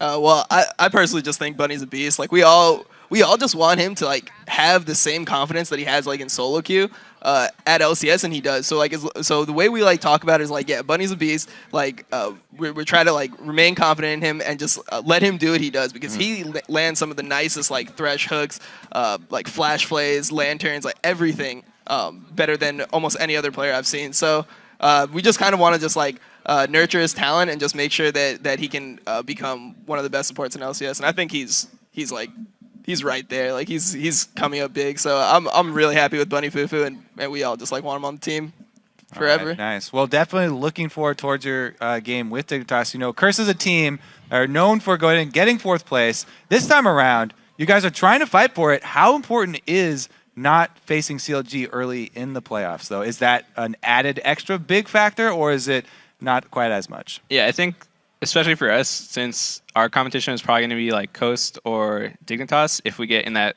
4th or 5th slot, which both teams we have really good records with. We feel really good going into all those matches. I think getting that 4th or 5th slot for us is pretty important. And then, yeah, CLG is just looking really strong. So ideally, we'd be playing Coast or Dig, but honestly, right now, I feel pretty confident if we end up going versus CLG, who knows what's going to happen. Right on, guys. Well, congrats on the win. Best of luck to you and Dig in your match later, and keep getting the wins. All right, everyone, we're going to send it back to Freak and Jat for the play-by-play. Thank you very much, Riv. Hey, guys, it's time for our third game of the day, Counter Logic Gaming versus Cloud9. Yeah, and because of Cloud9's victory earlier today against XGG, CLG cannot statistically place in the top 2. But this game is all about building the confidence for CLG as they prepare for the playoffs. They've beaten TSM. They want to show that they can once again beat Cloud9 and compete on the level of the best team in the league. And you can already see the effects of their confidence growing. Nien was showing some swagger after 2 Trundle victories last week. And we also talked about how CLG was starting to look a bit predictable in their wins. But even against XGG in their last game of last week, they shook up their strategy a bit, but still were able to take all their objectives. Yeah, which is good play by them, of course. Now, CLG have been priding themselves on their strategic map movements, but Cloud9, honestly, they're known for their clean, methodical play as well. Yeah, and it's a surprise when Cloud9 doesn't win. That was such a dominating victory over XGG. Even without hard initiation, they were still able to close out the game fairly quickly. This Cloud9 team is always organized. It's such an awesome matchup now with CLG versus Cloud9 because CLG is the super objective-focused team, but Cloud9 is just the super organized team. Yeah, it's going to be fun to watch. Of course, Cloud9 is a team that can rack up kills off of any opponent's mistakes, and according to CLG, that actually starts at level 1. I think CLG is a great team. They're probably one of the least selfish teams out there now. A lot of time, there's no one in their team laning. They're just going together, trying to like gank one person and take one thing, and that's all they care about. Cloud9 has always been strong with their level 1s, and they're always a team who can just pull something out at the last second. You know, even though they think about their level 1s, we also think about a really like good level 1 defensive plan. I think a big part of CLG's strategy is centered around double lift. Usually he gets some sort of level of fed that's above the rest of his teammates. They have, I think, probably the best rotation still in LCS. They make the best decisions, they have the best objective control, and they just grew up a lot smoother and more efficiently than other teams. So we have to win lane and snowball that, otherwise they're probably going to out-rotate us. And it'll be a giant vision war and rotation war against CLG. Well, let's rotate to check out the starting lineups now. On the blue side is Counter Logic Gaming. Nien in the top lane, Dexter in the jungle, Link in mid, Double Lift on AD carry, and Aframu on support. And on the red side, it is Cloud9. Balls in the top lane, Meteos in the jungle, High in mid, Sneaky on AD, and of course, Lemon Nation on support. And now this takes us to our featured matchup, Double Lift versus Sneaky. Yeah, now these are 2 very strong AD carries. Double Lift has been showing he can still deliver on his go-to champions like Vayne this season, but he has also not only went back to Vayne, he's stepping outside of his comfort zone from his team. He picked Sivir. Last week he picked 2 games on Lucian, and he's been performing well in that team-oriented style, just playing whatever he wants. But Sneaky has actually been having a superior statistical season. He's creeping up on Double Lift's 2013 spring record of 152 kills. He's currently at 132, whereas Double Lift is sitting at 99. So Sneaky actually a pretty big kill edge. Yeah, he's going to need 7 kills a game for the rest of the regular season to crest Double Lift's mark. We'll see if he can do it. I mean, we know Start counting now. He's only got 3 games left. Exactly. Well, of course, I know with XGG, they started shepherding Mancloud into kills to help him get the individual kill record, and so I don't know if Cloud9 thinks they're secure enough, but of course, top 2 in the playoffs, secured first place, important for them as well. I think this team's still taking it very seriously, but hey, kills are good. I actually find it pretty funny if we keep looking at Double Lift and Sneaky, how Double Lift has went to the team utility AD carries, whereas in the summer split of 2013, that was Sneaky's thing. He would play the Ashe and the Varus because they were the best for the team. Now it's kind of switched roles. Sneaky's playing all the guys that get a bunch of kills. Yeah. And as such, he's gotten the kills. And the funny thing is, like, I actually remember how well-versed Sneaky was, because he would still pick Vayne as the counterpick to Zed. Like, he'd play the very individualistic AD carries. It's just more that way this split so far. So Trundle ban. We have not seen that before. As you can see, 0% ban rate in the LCS. Yeah, so it comes through there. And honestly, here's the thing with Vols, and I keep thinking this is going to happen at some point, is Vols has like a check mark tier list of what he plays. It's Renekton if it's up. If it's not, it's Shyvana. If it's not that, it's Trundle. Yeah. And I want to see someone actually make him, like, he's chosen to play Rumble once in a while, but just to make him actually play something different, I want to see if that happens for CLG. Check out the Lee Sin ban too. Dexter plays it 2 games in the LCS, and now he's drawing Lee Sin bans.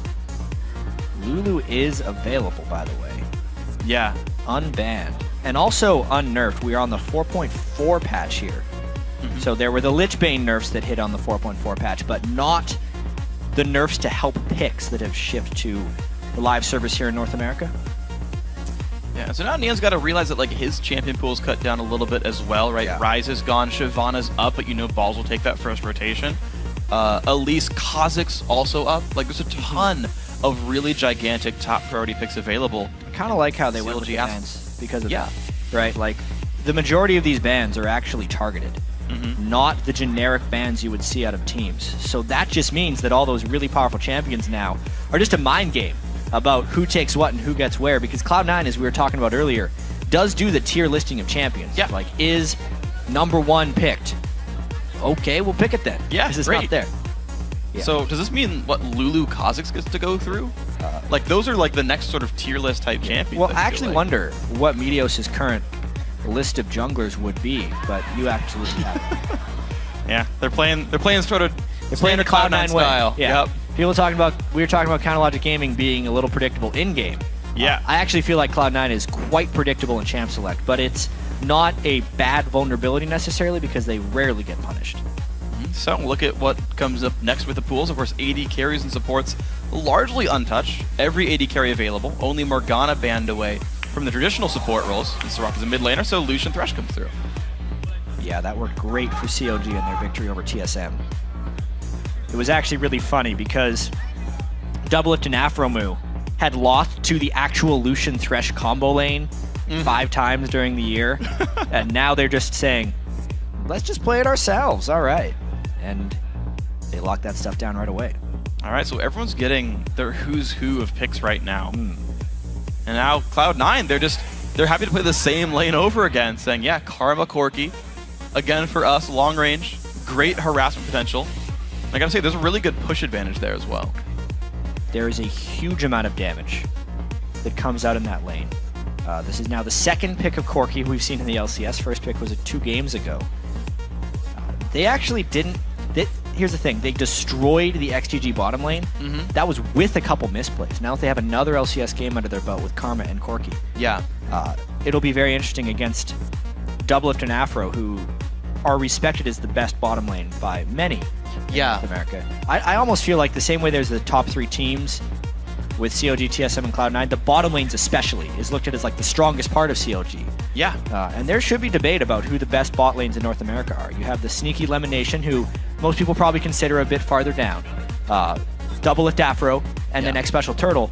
But honestly, if you look at results and success, the sneaky Lemon Nation should absolutely be in that conversation. Yeah, they're phenomenal players overall. So now Counter Logic Gaming, though, let's go back to them. Let's see. So I want to hit that double lane thing a little bit longer, because last time this Corki Karma lane fought against Thresh Kog'Maw. Now it's Thresh Lucian.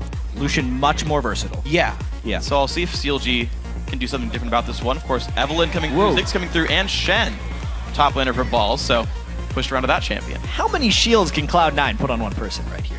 This is absolutely absurd. If you stacked up the actual health value of some of these late game shields, you're going to be able to put close to 2,000 shield on one person at one time. If you combine Shen, Lulu, and Karma together, as far as Cloud9 goes. That's a very interesting composition because Corki's not exactly a super late game scaler. Yeah. So I feel like Cloud9's going to try and take this game before 40 minutes, go fairly hard early. Whereas CLG has been doing more of that play style lately, and their composition is suited as such. They have Link to shove all of the lanes on Ziggs, and then they rotate as groups and try and take early turrets. So I really like the way these compositions are trying to counter each other's playstyles. There's even a couple similarities to the XDG game. ManCloud played Ziggs as well, had actually really good games, started like 3-0 or something, highest CS. So we'll see if CLG can replicate some of that success and fix the rest of the issues. Now, as the champs are locked in, we're going to take a look at the voting over at lolesports.com, and 55% of you are tipping this Cloud9's favor. So a very close one as far as the online vote goes, and I think in the game it'll show the same.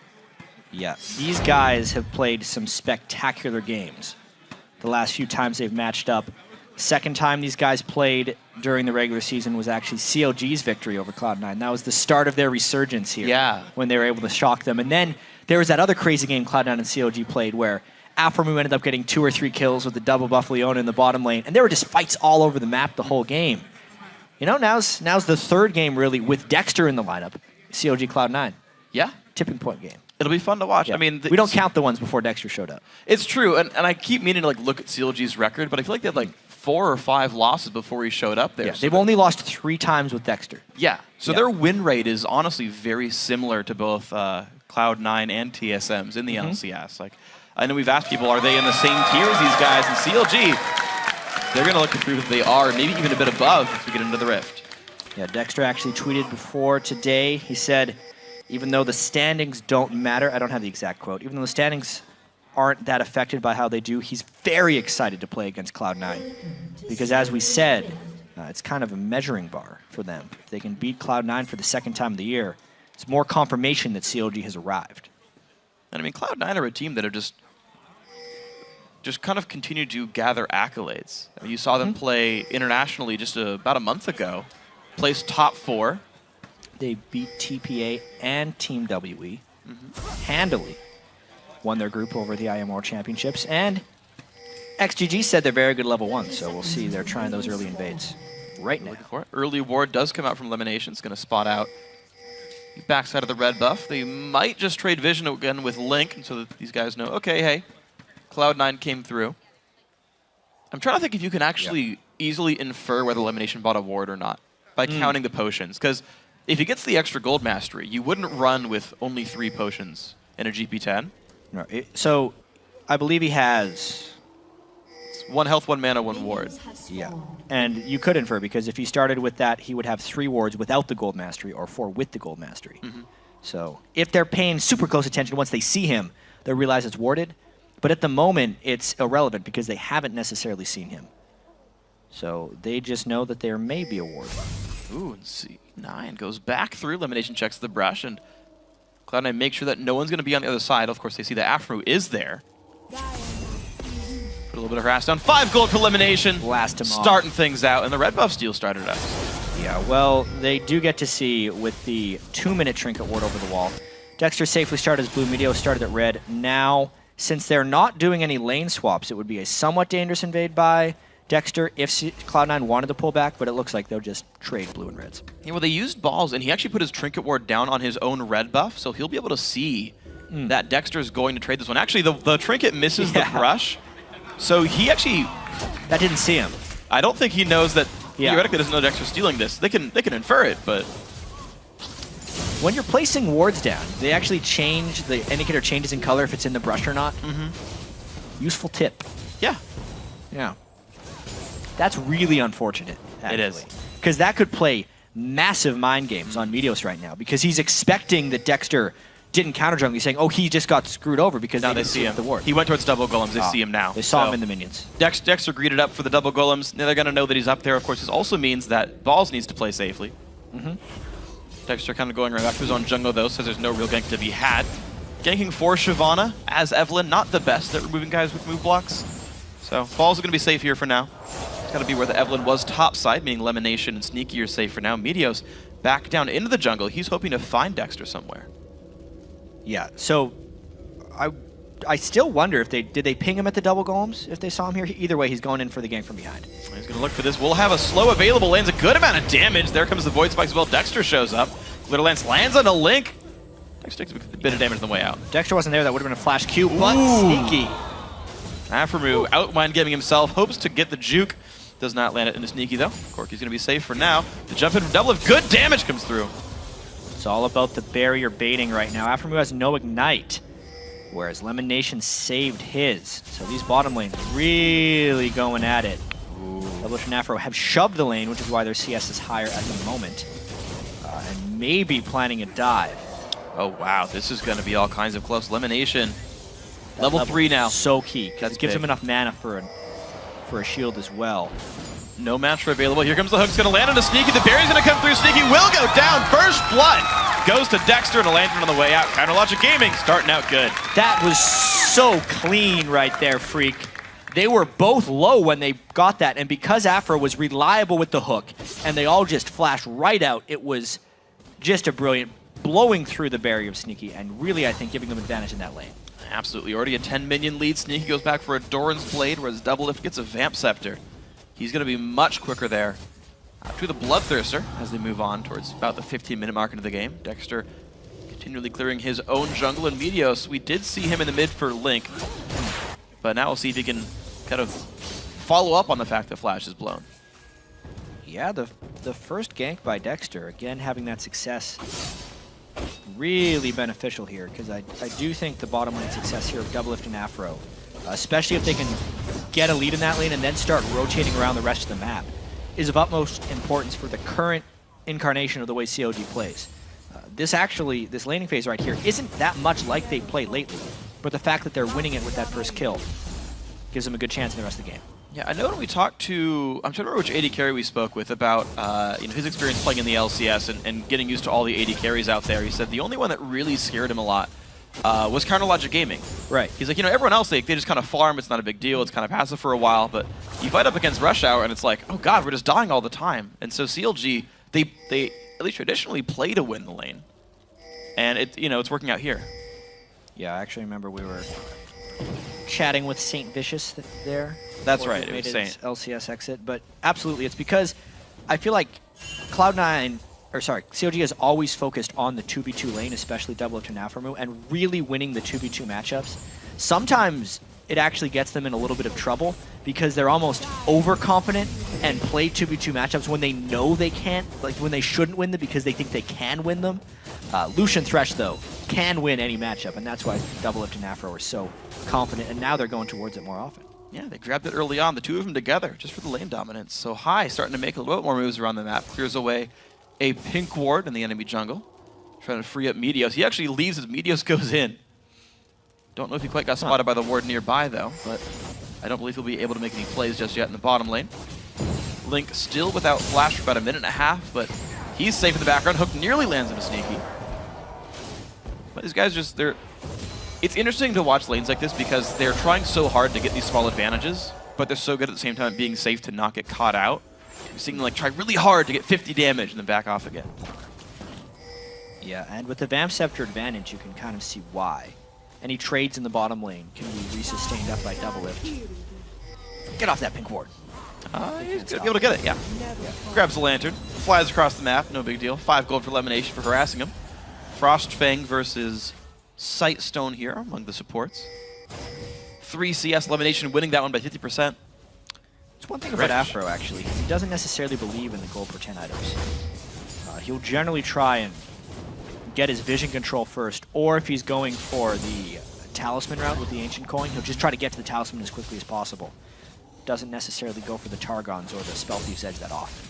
Yeah, it's interesting watching sort of the way supports are building this season. Everyone has their own theory. Yeah, I just remember in the preseason, there's an interview with Double Lift and Afro, and they said, yeah, now that supports get more gold, we'll just carry every game from the bottom lane. We'll just crush every single time, kill everyone. And Afro's like, well, I'm going to still buy some wards, but I'll buy McHale's for you, Double Lift. Yeah. I'll give you cleanse, that way you can bring barrier. There you go. This is an interesting matchup, actually, because Balls pretty much dominates every top laner in North America. But now he's on Shen, who doesn't necessarily crush lane. He still has a CS advantage early on against Nien. But his impact, I want to see if it's diminished this game. Yeah. Cloud9 often relies on Balls to actually carry, even though teams don't expect that to really be the case. And I don't know if he can do that on Shen. And I mean, we talk about Nien on the other side of this one, and I feel like we talk about Nien being very good at team fighting, having usually a rough time in the lanes, though. Yes. So going fairly equal down 10 CS, but no kill threat, I feel like that's a great place to start for CLG, and that the fact that they rush pick the Shyvana, giving away Kha'Zix's Lulu for it, but they're winning in the lane that they picked early on, both the top lane and the AD carry support lane. Like, this is not a bad start for CLG, both from champ select and in execution so far. Yeah, I can't wait to see the shields come out in team fights, especially for a team that is as coordinated as Cloud9. Shen plus Lulu plus Karma onto a Kha'Zix who evolved as R first and can get damage reduction while he's stealthed away. Like, I really wonder if CLG is going to be able to finish kills in these team fights, despite having the large amount of AoE damage. That's what Yeah. COG then has going. Yeah, that'll be interesting to watch for, but there's the ulti in from Kha'Zix. Damage onto Link, does have Flash, but it'll land some good damage. Oh, hi! Knocking him into the air and getting the kill, stopping the satchel. Here comes the Shen ulti as well. Dexter's got nowhere to go, does have Flash, but it doesn't matter. Meteos flashes, goes down anyway, though. Dexter with the kill credit. The 2-2 on the map. The turret shots really stacked up there, but a 2-1 overall, making it 2-2 for the game. That's the Shen making an impact right there. Really well-played gank by High in particular, popping out the second knock-up and making it so they could secure the kill on Link. Let's see if he can take advantage of that mid lane now. Nien might get a lot of the turret for it, though. Getting a lot of damage down. Ball's trying to keep this one alive, and he actually went for early magic resist here, so no Sunfire early on, right? No way to push the wave out quickly, and the fact that Nien went towards Blade of the Ruin King, this MR build that Ball started doesn't help him as much in the one-on-one either. No, right there. We'll see if Nien can punish him for that. It was very interesting to see, because if it would have been a tank Shyvana, then the magic resist would have been the absolute right call, since Eve is a magic damage heavy jungler, and COG's team in general is the majority magic damage. But now, because of the counter build by Nien, might even out a little bit. See where it pans. Link and Meteos spotting each other. Nice satchel. Gets Link to safety. Making the right play, satcheling behind himself. But a bit of an engage in the bot lane and the mid lane. Link taking more damage. No satchel available. Double gets a kill, but so does Meteos and High in the mid lane, trading kills across the map. Yeah, two things happening at the same time. We'll get the replay of the second one soon, but this mid lane gank was just brute forcing down the mid lane. Meteos picks a lane and oftentimes repetitively ganks it and then shoves afterwards, so they're going to take a huge advantage. Most games, that's top lane with balls. This game, it's mid lane with High. Couple shots to go to that. Turret's going to go down. We look back at the bottom lane kill. Yeah, it was just Afro again making a play. Lands a hook and then plays him out of the Valkyrie. Just exquisite Thresh play. These North American Threshes are damn good. And he dodged a big one rocket right at the end there in the brush. He was one shot away from getting killed in the trade going through. Top Gonna be a lane. risky one. Yeah, Nien very low health in the top lane, getting chased around by Shen right Unhealthy here. dragon. This is a bad place to be. Ooh, He nice light heal. steals. Still goes down. Nice attempt. Gets a couple minions for it, so you know, more money in the pockets. And this game is just getting pretty clutch here. COG trying to force the dragon because they knew Cloud9 was sending reinforcements up to that top lane. They're going to try and burst it down before Cloud9 comes in. Well, they're going to get the burst. It's going to happen right here, and of course the rest of the team can jump over the wall. So CLG with a quick escape. Really nice strategic call there by CLG, because even though it wasn't a gank that killed Nien, he had the illusion of escaping enough that Cloud9 got a little bloodthirsty and went to finish him off, which pulled them out of position for that dragon, which otherwise wouldn't have been able to be taken by counter logic game. Great reaction. That's the kind of things that I see from the better teams is they'll identify a weakness, say, okay, this is going to happen to us regardless. What can we do with the fact that they're trying to get this kill or get this turret or get this dragon? So you identify that and get themselves a dragon kill for themselves. And you can see a 500 gold lead. Says, you know, CLG, team to be respected, team to watch out for if you end up 6th seed in playoffs. Nobody wants to play CLG right now. Not even Cloud9. Yeah, there's a chance. I mean, even the 2nd seed between TSM and Cloud9, if things did fall according to seeding in the playoffs, would mean CLG plays the 2 seed, and that means no one wants to be the 2 seed either. These guys go. Doublelift Aftermove still chilling in the bottom lane. The CS has been equalized, but the Bloodthirster already done for Doublelift. He's going to get him a bit of a team fight edge. Dexter and Nien going to take the double golems in the face of a ward. I gets Uba for himself, so he's still holding up. 1-0-2, I got to say, the mid lane pick is working much better for Cloud9. I know people sort of tend to give High flack as the least standout member, but he's having, I would say, kind of the best performance so far this game. High actually plays a very roam-heavy role. It's because he doesn't care about his own individual farm. He'll oftentimes roam top to get balls going or roam bottom to get the bottom lane going. This game, though, he is the focal point of Meteos' ganks and is making an impact. Well, Dexter is about to get help from Nien, so he's fine. Did see a pink ward, though. High knows that the ward's days are numbered. They're down to 3 hits. Ooh, nice sweep. Away award. Yeah, nice sweep right there. One thing I do want to point out, though, as we see Afro on Thresh, is just these last 2 games with Bunny Fufu's Thresh and now Afro moves Thresh. These guys are amazing at Thresh. There was Bunny's hook onto the Elise out of the repel when it was jumping to minions, and Afro with all of his hooks in plays this game already. And a Lantern to get him out. There you go. playing around it too, and you got to give credit to the rest of the team as well to know what's available. Doublelift can overcommit, knowing a Lantern's waiting for him on the way out. And just in general, I mean, I love when I Will Dominate first started talking about Bunny Fufu and said, I've never played with a better Thresh. He will just say, go now, and he knows the Lantern's waiting for him. That he can time the ganks from the support role. Like, there's a whole lot of crazy things you can learn as Thresh that really pay off for you. Well, do they go now? Not with the missed plays. Uh-oh. Bit of a root on Afro. Some damage coming through. Box gonna land. Lemonation's got the Shen ulti now. High in the front lines. Medios around as well. Flash away from Afro. Now Dexter a bit caught up there. Does have his own flash. Will it be enough damage? The burst comes through. They get one. Whoa. In comes Medios over the wall. Flayed backwards. Puts a slow down. The damage does come through from Lulu. The flash back over from Medios, keeping him safe. 2 for 0 for Cloud9. Yeah, absolutely. They snuck a second kill, and Yen flies in afterwards. Misses both of them. Well, he still wants blood, and then turns back around, so not quite on that one. Mid lane gonna get pushed away. Of course, right after we give Afro a bunch of credit for being amazing on Thresh, he misses both of his skills and they lose 2 kills. Curse of the casters right here, but Cloud9 now with the slight lead. CLG trying to make something back, and this was just brute force by Cloud9, catching people in the pit. And I believe it was the Ignite tick that finished off Doublelift while he was trying to call. So nice play overall by Cloud9. They're overpowering people with their shields right now. It's working so nicely. They can just keep going in. Works out well. Doublelift now in the back lines of the bottom lane, keeping his turret alive, getting the farm. 130 CS on that man. Flash back to the top lane. This top lane, an unfortunate series of events there for Yen. He isn't able to match Balls so far with his rotations down. It's just perfect. Balls is the type of player who would go on Shen and then just start 3-0-1 against a Shyvana who counter-built him early on in the game. Now he's got the Ninja Tabi, so he's okay against the auto attacks. Well, yeah, it's an interesting mix of damage here from CLG. Honestly, not a lot. Actually, there's a decent amount that you would want Merc Treads for, mostly from Thresh here. But even with all this, all these accolades we're giving Cloud9, CLG's even in gold. They are absolutely in position to win this game. Even still. All the wave clear from Link, and the stealthing of Dexter gets popped by Medios. Slow and Medios jumps in with the wings. Level 11 here, pops the ulti. Damage going in. Dexter under serious trouble. Flash talk comes through. Kill picked up right there. And now it's Nien chasing down into Medios. Medios X-Drinker was popped. He gets away with the ultimate. Has a red buff. Nien has a flash. Ziggs bomb does catch on to Medios. Nice aim right there by Link.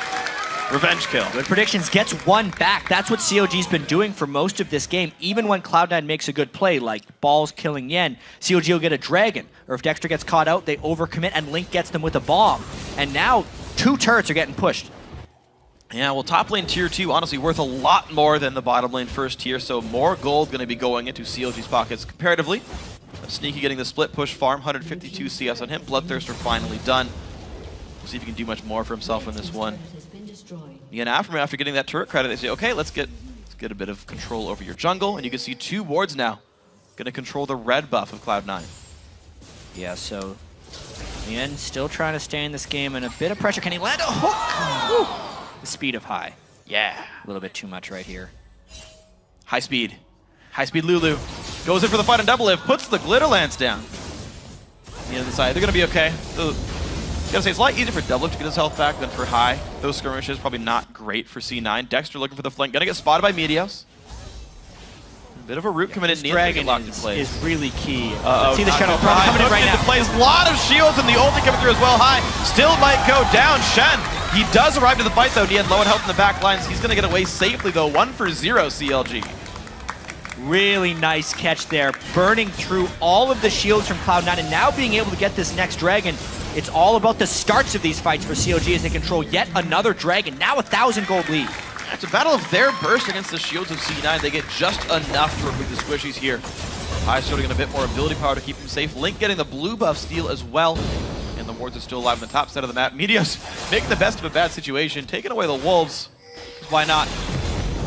Angrily knock them down still. Almost level 12 for him. Keeping up. And look at how spread out everyone became immediately after that dragon too. All the objectives are still being hotly contested over. Both these teams are probably the best in the league at controlling objectives like dragon and turrets. So far, CLG has the edge in that category, which is why they are ahead in this game. can see right now, Meteos still actually trying to take these, but CLG not ready to let this one go. Good dodge by Meteos. Spike comes through, gets it flayed! The jump gets flayed! Meteos has nowhere to go. Afromu, LCS big play. Gonna get out with this one. Link gets the gold and the blue buff back. Just a nice play. He missed the hook to throw him off, just so he would expect it with the play, but being able to get the jump right there from Meteos, totally securing the kill and getting the blue buff back.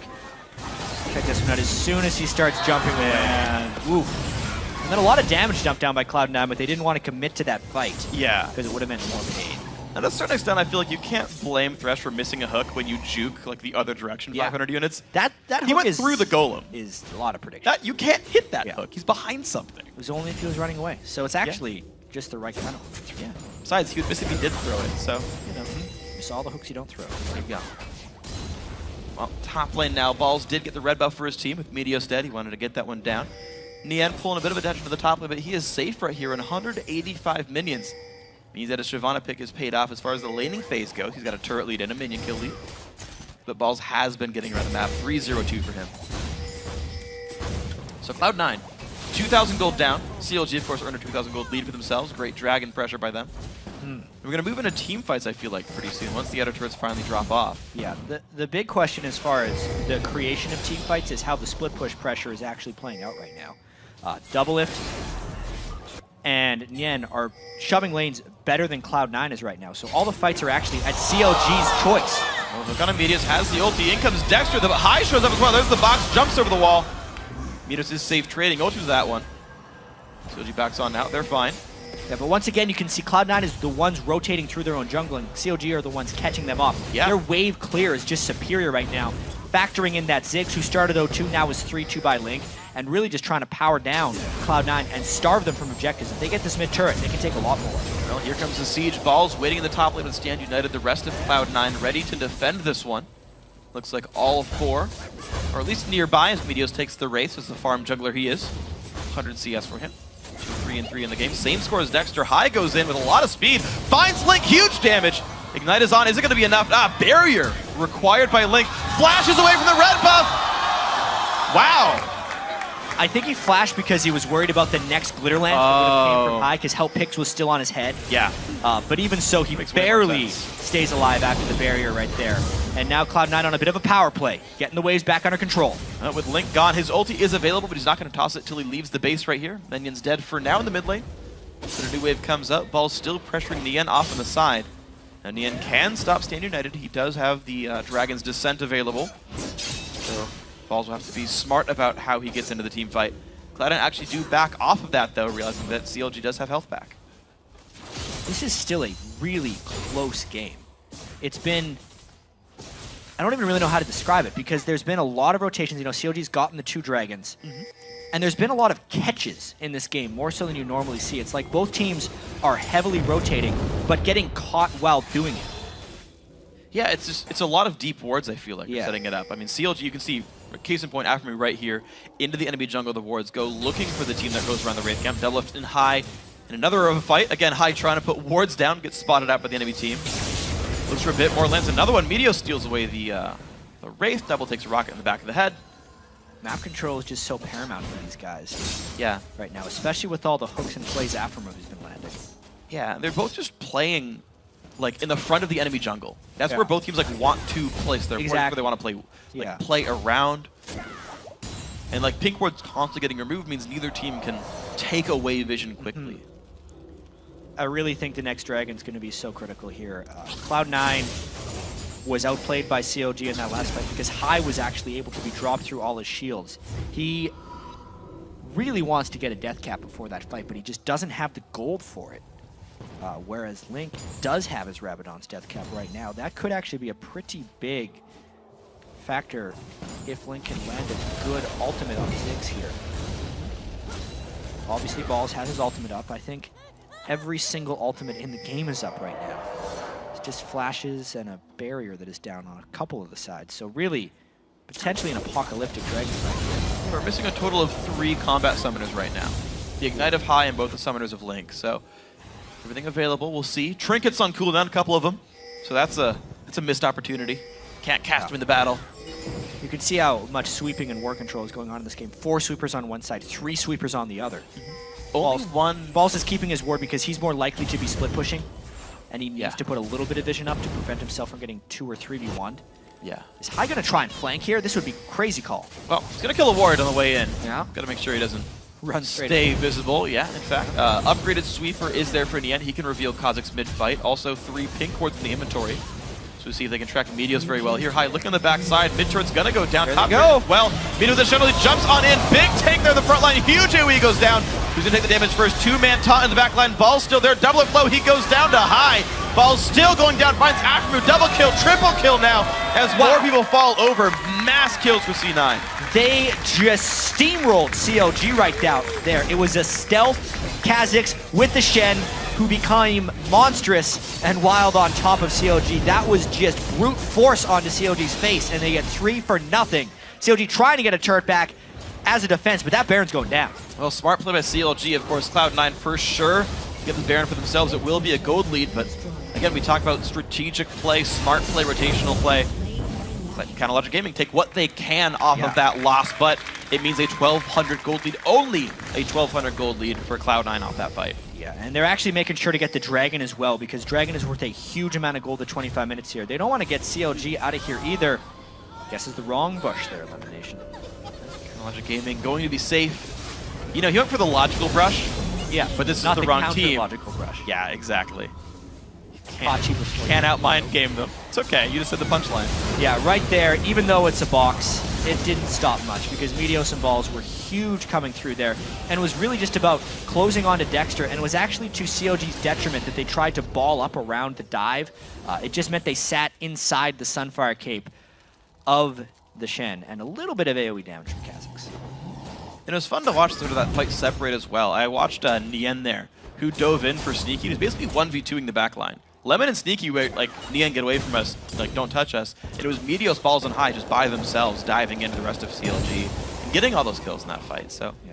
And even if Sneaky gets completely eliminated from a fight, like, the Rockets have such a long range that Corki can almost always contribute near the backside of fights. Yeah. Did a good job of this one overall. Balls gonna pick the bottom lane now to split push. But CLG, right, they're on the back foot. They're good damage on a double lift here. It's going to be the engage from Dexter. Can they find much? Ziggs Bomb comes through, forcing the flash away. Hai takes Mikhail's Crucible to keep himself alive, but now Meteos wants in. Can he get in this? Look in. The dock-up comes through. They find Dexter. The land is going to keep double lift safe for now. One rocket comes through. The damage onto double lift. The big one finds it. Sneaky getting another kill. 2, 2, and 5 for him. Double kill. Getting on the board. And this is the point in the game where Cloud9 is most dangerous. They got the levels so the bases of the shields are very high, and they're just able to push through CLG. No matter what CLG throws back at them, they are almost unable to break through any of these defenses. Now with 3 dead, this could be Inhibitor, maybe more. Yeah, Balls is locking up Nien, so it's a 4 versus 1 in CLG's base. Forced to backdoor the Inhibitor turret, but look at the shields. Meteos is fine to do this right there. Yeah. Won't even barely lose health. Now to the Inhibitor. They were just able to brute force that turret down without their tank tanking. They just tanked with shields, and they get the Inhibitor while Balls was chasing down. The only health comes from a Spectre's Pile, the only armor from a Ninja Tabby, and Meteos fully tanked a backdoor Inhibitor turret. So Balls, of course, in a great spot, and I just want to point out another cool thing here. So Balls could have went Spirit Visage for cooldown reduction, more healing in fights. He went Banshees, I'm thinking, to help block the fact that Nien can't stop his TP. Link, can he get away? In comes the jump from Meteos. No, he can't. Burns Flash didn't quite need to. Goes down 14-6 Cloud9. Things are getting real rough for CLG here because they've lost control of their own jungle. They didn't necessarily think there were going to be 2 people waiting around in that part, so Link thought he would be safe, but he couldn't know he would be safe. He went for it because he needs farm to stay in the game, and he got punished by Cloud9. Yeah, punished because of all the freaking ward control. Look at the red dots in the upper, like the left-hand side jungle right now from C9. They've warded the entrance to the blue buff. They've warded one of the entrances to the wolf camp as well. There's not a lot of places that CLG can go safely. They've been forced to pink ward their own jungle. Look at the one by the double golems there. They're fighting to control what areas they can. The C9 owns more of it. Yeah, Cloud9's going to continue to play relentlessly right here. They see a Dexter. See if he can get away. Elimination going in for the root right here, getting a whole bunch of money for it. Slows him down as well. In comes Meteos. Big damage out there. Here comes the rocket as well. Meteos on a rampage, 6-3 and 7. Yep, now with Dexter off the table, the fear of a flank is diminished. CLG actually doing a pretty smart thing here, pushing up mid lane as much as they can to try and deter this push. Cloud9 just has too much presence around the map, though. Yeah, they really do. It's going to be 3 men down the bottom lane, but the mid lane actually is going to pull the attention away. Recalls come in from Cloud9. No, it's going to be Lemonation is recalling. High Sneaky Meteos want to keep going. Ooh, this could be a bit late here. CLG has a lot of pushing power. Cloud9 getting out-rotated here by CLG. We're seeing the recalls kind of started and stop right there. CLG definitely looking for this one. Inhibitor turret is going to go down now for the inhibitor itself. Sneaky and Meteos, a full turret and a half behind the CLG Wrecking Crew. So much of Cloud9's damage is off pushing turrets right here. The inhibitor falls, and I don't even know if they can chase them down. Oh, the slow's not going to land. They haste in from high, though. Can he find it? The hook in from Aftermoo. The damage on the high. Great Mikhail's Crucible. Here comes Shen. Double trying to run away. Can they find much more? Aftermoo gets rooted up in the end. Not even getting attacked right now. High is going to find one on this one. Still looking for Double. Double has mana, though. Pink ward comes down, finds damage onto High. Here goes Meteos on the backside. The shields keep High alive. And Meteos finds a kill with his team. It's going to be now Nien forced to cut up the other rocket. Not going to find enough. The shutdown comes in. Nien actually finds 2, but the 3-for-2 battle overall for C9. Nice flash at the end by Nien, but it's just not enough as Cloud9 rotated back up and was able to get a couple of kills. Now the push down the mid lane comes from Cloud9. Crazy set of fights there by CLG. Man, I mean, they kind of came out, I would say, sort of ahead with that one. They did, because they were against a team that had all the control. They got an inhibitor, and they didn't get obliterated in that fight. Cloud9, because their damage was so delayed, even though they played that fight pretty well with High getting wild growth off onto Nien's Dragon's Descent, still fell a fair bit, and I'd say it was just a great strategic call by CLG. Wonderful stuff by these guys, but Cloud9 still taking as much as they can right here. Top lane tier 2 turret goes down, meaning the only turrets left on the map are the ones inside CLG's base. Yeah, watch this ultimate by High, though. Right as the Dragon's Descent was going to hit him. And then the Shen comes in to make sure he's super healthy. Doublet does a nice job life-stealing up on the rates. And then this fight is all about the collapses and who can get where when. Doublelift tried to play the corner game, does fairly well against High to get him low. And because of the Ziggs bomb and because Nien still had his flash, he was able to pick up 2 kills there just with his burnout and his auto attacks, making the best of a bad situation. Did what he could, but it still means 7,000 gold right now, puts Cloud9 in the favor. Hit more than 10% here in this one, close to 15. High and ball sharing some farm down to the bottom lane, and you know, they push balls in a Shen. 3-0-8, big pressure on the map. Not a ton of kill participation, but he's there when the team needs him. Yeah. Cloud9's going to continue to try and press this game really, really fast because they actually know that their late game isn't completely unstoppable. We might not have time to get into it because this game is going to be so fast, but Corki doesn't necessarily have a great way of scaling into the late game because it's hard for him to get penetration. And then, as we can see, a little bit of a glitch here on our screen. Never mind, that's just our screen. And then the rest of the game has Lulu, whose shields will eventually be able to get broken through. And that's going to be a problem as CLG pushes up the mid lane here. All right, here they go, looking for more pressure to go into the outer turret here. Finally, turret number 3 for Counter Logic Gaming. See, they keep finding more. Whoops. They're going to be moving in towards the Baron now for themselves, looking into this one. We'll see if C9 can much stop them. Poke coming out, Baron Lemonation, right here. big rocket as well. They're looking for it. They got to just go in.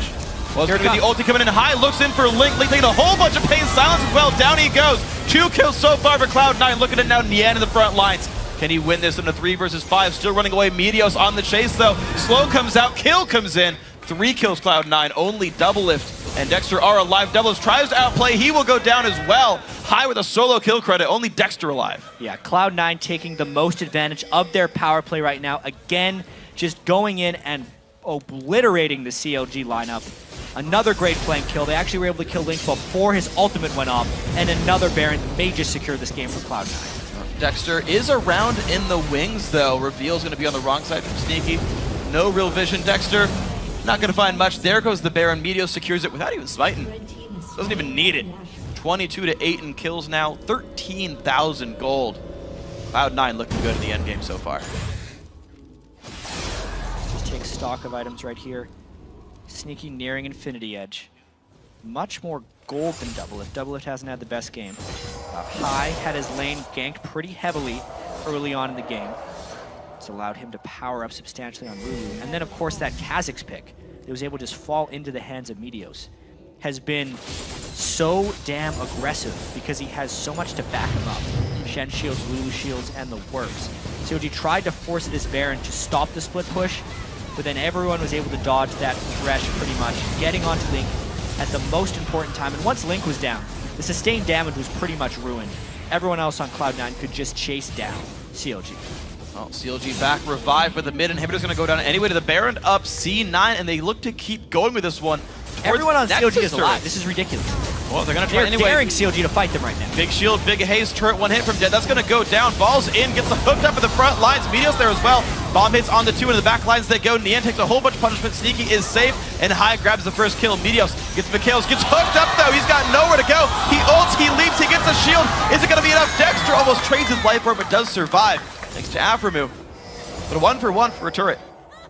You almost never see a team push Nexus turrets in an actual 5v5 there. All 5 members were alive for CLG. And now they're laying in wait, hoping that CLG pokes their head out. He gets hasted, he gets the shield on top, just goes down right away. Sneaky wants retribution, can he find it? Link puts the poke down. Aframu in the front lines, Dexter there as well. Elimination gets hooked up by Aframu. He goes down, 2 kills a double if the ult comes out. Sneaky has nowhere to go, triple kill for double it. Now it's on to Balls, he kills off Dexter, but he's got nowhere to go. The push comes in. Is it gonna be the quadra for double it? Yes, it is. Wow. 4 kills CLG. That could be a monstrous turn here for CLG. How much can they actually take off of this one? These are long death timers. 35 minutes in, the 4 kills on a double lift has not been shot for yet. They're going to go for this inhibitor freak. They've got a minion wave behind them, and the inhibitor turret is, of course, already dead. So here they go. Only Meteos is alive for the next 15 seconds. Looks like a 3-on-1 right here. Meteos shows, looks for Link, tries to explode the bomb through. The bomb comes through, the ulti is on. The W lands, Meteos gets the reset. He goes in for Afro, turns on the stealth, jumps away, doesn't want any more blood here. Double lift. Double lift has no more mana, but it's just enough to get the kill, the 1-for-1. There is 3,200 unspent gold on Doublelift right now, and he has just turned himself into the focal point of this game. Still 10,000 gold down, but inhibitors down on both sides. A Nexus turret down for CLG. A game that was effectively over 2 minutes ago just got turned around by that quadra kill from Doublelift. Doublelift went from 2-5-4 to 7-5-4. Yeah. Over the last minute right here. Counter Logic Gaming. Life breathed back in, 9,000 gold now. Much better than it was before, 13K not too long ago. Double's gonna recall, spend his 16,000 total gold. Infinity Edge comes in for the man. What's gonna move for next? Yeah, he needs a little bit of magic resist, so that gives him a lot of help against one help picks or Glitterlands hitting him from a very fed high. And you know, these last 5 minutes are kind of hard to put in perspective because yes, what Cloud9 did felt very overaggressive, and it most likely was. You know, they should not have tried to push in 5v5, and their bait at the end was a little bit overaggressive. However, Cloud9 kind of has to do those things. At this point, Lucian is worlds stronger than Sneaky's Corki, and the shields from Cloud9 might not be enough once CLG has enough straight up damage, which is going to come now from Link and Doublelift as they have diversified threats on their team. It's not just a steamroll victory for Cloud9 anymore because CLG may have turned it around at the last possible moment. And I mean, you kind of look at everyone who's powering up right now, right? Like, Balls is only getting tankier. Right? His last completed item was Thornmail there. Before that was Randuin, so he's just going to get a VP frontline status going in. Positives tend to build tanky after their first 2 big damage items come in as well. So, yeah, it's sort of like if CLG weathers the burst storm, they're going to be kind of okay. And I want to see if Sneaky actually goes for a 6th offensive item here, like a Phantom Dancer, or if he goes for the Banshees, which is now standard for AD carries. Well, it's really tricky on Corki because he has such mixed damage. It's actually very difficult for him to scale into the late game. I really do think a defensive option is the right call for him. Yeah. But in a game like this, he will be much more physical-based because you'll rely more on auto attacks because you're in fights for longer. So the value of IH and things like that does go up now that you're this late in the game.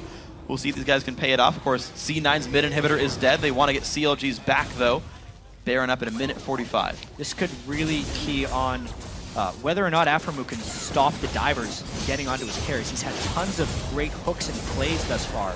to keep them out. It also depends on the poke that Cloud9 has. They got a little bit of poke early on to CLG and are trying again to brute force this inhibitor. Not the best target to hook. So kind of all done a 2/3, doesn't quite land the taunt on Nien. Now done a half HP, in comes Dexter, finds a 4-man ulti elimination in the backline, taking a bunch of pain. Nien now as well in a similar situation. Satchel gonna knock back Meteos right here. Hook not quite gonna land in a sneaky. Nice rocket. Inhib under fire, good damage comes through. Inhib does go down.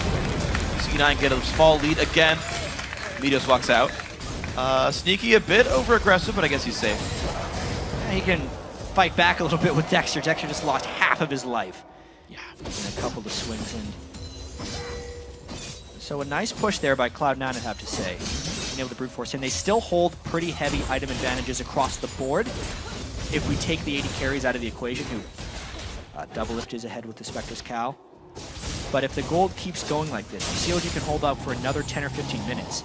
We'll hit a point where everyone, all of the carries are going to be at 6 items, and the gold advantage will cease to be important. CLG wants to get to that point. Yeah, they've got a lot of room to grow, especially on Dexter, who's just kind of sitting at kind of 1.5 completed items after the Elder Lizard, so he's got tons of room to grow right here in this one. If he can get some of the farm, you'll see a much tankier front line here to help along with Nien. Rest of C9 still looking, and I want to see if they push more than just the mid lane, though. Last time around, they just went for Nexus turrets. They got one of them. They're trying to sneak in the back here a little bit, but they would probably lose that base race. Yeah, Dexter can't backdoor that by himself. They've got a recall. C9 has the inside track. They're going to move forward. The recalls all come through. Remember, there's only one Nexus turret on CLG's Nexus, so that is what would slow down their play. Another thing that did for Cloud9 is it pulled CLG back on the base, meaning Cloud9 can probably force this Baron down before CLG can respond. Elimination is sneaking in to take the ward down, and here comes the push on to Baron Nashor. Where does CLG choose to go with this one? Nien and Co are running up there. Not a lot of wards spot their progress up the map right there. CLG taking the slow road. They go for the mid lane instead. Cloud9 get the Baron. That was just so smart by Cloud9. And the Ziggs ult is down as well because they used it to scout. If Cloud9 can catch here, they could very well end the game. They might just run down the mid lane knowing that the Ziggs ult is down and try and brute force this once again. See what they can do. Catalog Gaming forced to recall on the other side of the map right there. They should get home in time to guard the base, but Cloud9 are here and ready with super minions, with a Baron buff, and no supers on the other side. They look for the bottom lane right now. Big wave there, actually ready to start the siege. Balls in the front line. Nien there to try to defend as well. Ziggs puts a bit of damage. Nien dives in towards the back. In comes Eve as well. This is the cataclysmic fight these guys want. Here comes Balls trying to run away. Lucian with damage. Dexter forced to run away with this one. Nien huge damage. Takes the lantern back high. Gets hooked up. Takes the shuttle. He stays alive. Looks for Aftermove. Pops the Zonias. Sneaky force back as well. Half HP. Lower health bars high. One hit from Dead gets out. C9 forced away. Link has ulti in 10 seconds. Can you believe nobody died in that fight? What a hold off by CLG there. Hooks, Zonias, shields, and tons of damage right there by CLG. Who's this gonna get? Anyone? No, nobody. That one's gonna be safe. Imagine if the Ziggs ult was up for that fight. Yeah. How much that would have changed things. CLG could have repelled them, and at this point, 42 minutes into the game with exposed inhibitors on both sides, a one-sided fight by either team could end the game. Absolutely could. So, see how this pans out. Chronologic Gaming to continue to outscale Cloud9, though holding on to Baron buff and a small minion advantage here overall. This is the most red buff. dangerous red buff. Red buff gets taken. Double has a lantern, takes it. Ascension used, going to keep the team safe. Meteos flash slows, he lands it. Here comes the ulti. Can he find anything? With a flay land, will he find Double? There he goes. Has GA though. Not great for Double. In comes Balls. What's he going to find? Double over the wall. He gets the kill into Aftermoon. Now Nien in the middle of Cloud9 has nowhere to go. Flashes the wall. Meteos to chase. The rocket doesn't quite land, but Nien's going to go down. Oh man. 11, 5, and 10 for Meteos' Kha'Zix. Old habits die hard right there. Doublelift and Aftermove should not have been going for that red buff, but Doublelift over-prioritizes farms and occasionally red buff right there. Those two deaths could cost them the game. Cloud9 still has Baron buff. They're pushing mid. There's one Nexus turret, and it's a 3v5. Ball's gonna look for the taunt, not gonna find it just yet for Doublelift. 35 seconds till Aftermoot is alive. For the mid lane they go. One super minion left. The inhibitor gonna go back down, but there's no supers for a short time. The only Nexus turret stands. Balls goes for it. Damage comes in, looks for the taunt. Dexter into the back lines. He's gonna go for it here. Bit of damage comes through. Onto the Nexus they go. Cloud9 going to ignore CLG a bit and go for the Nexus. Sneaky tries to stay alive. Uses Trinity Force procs. Flashes, gets the kill. Meteos with the 50 gold for it. There goes the game. Cloud9.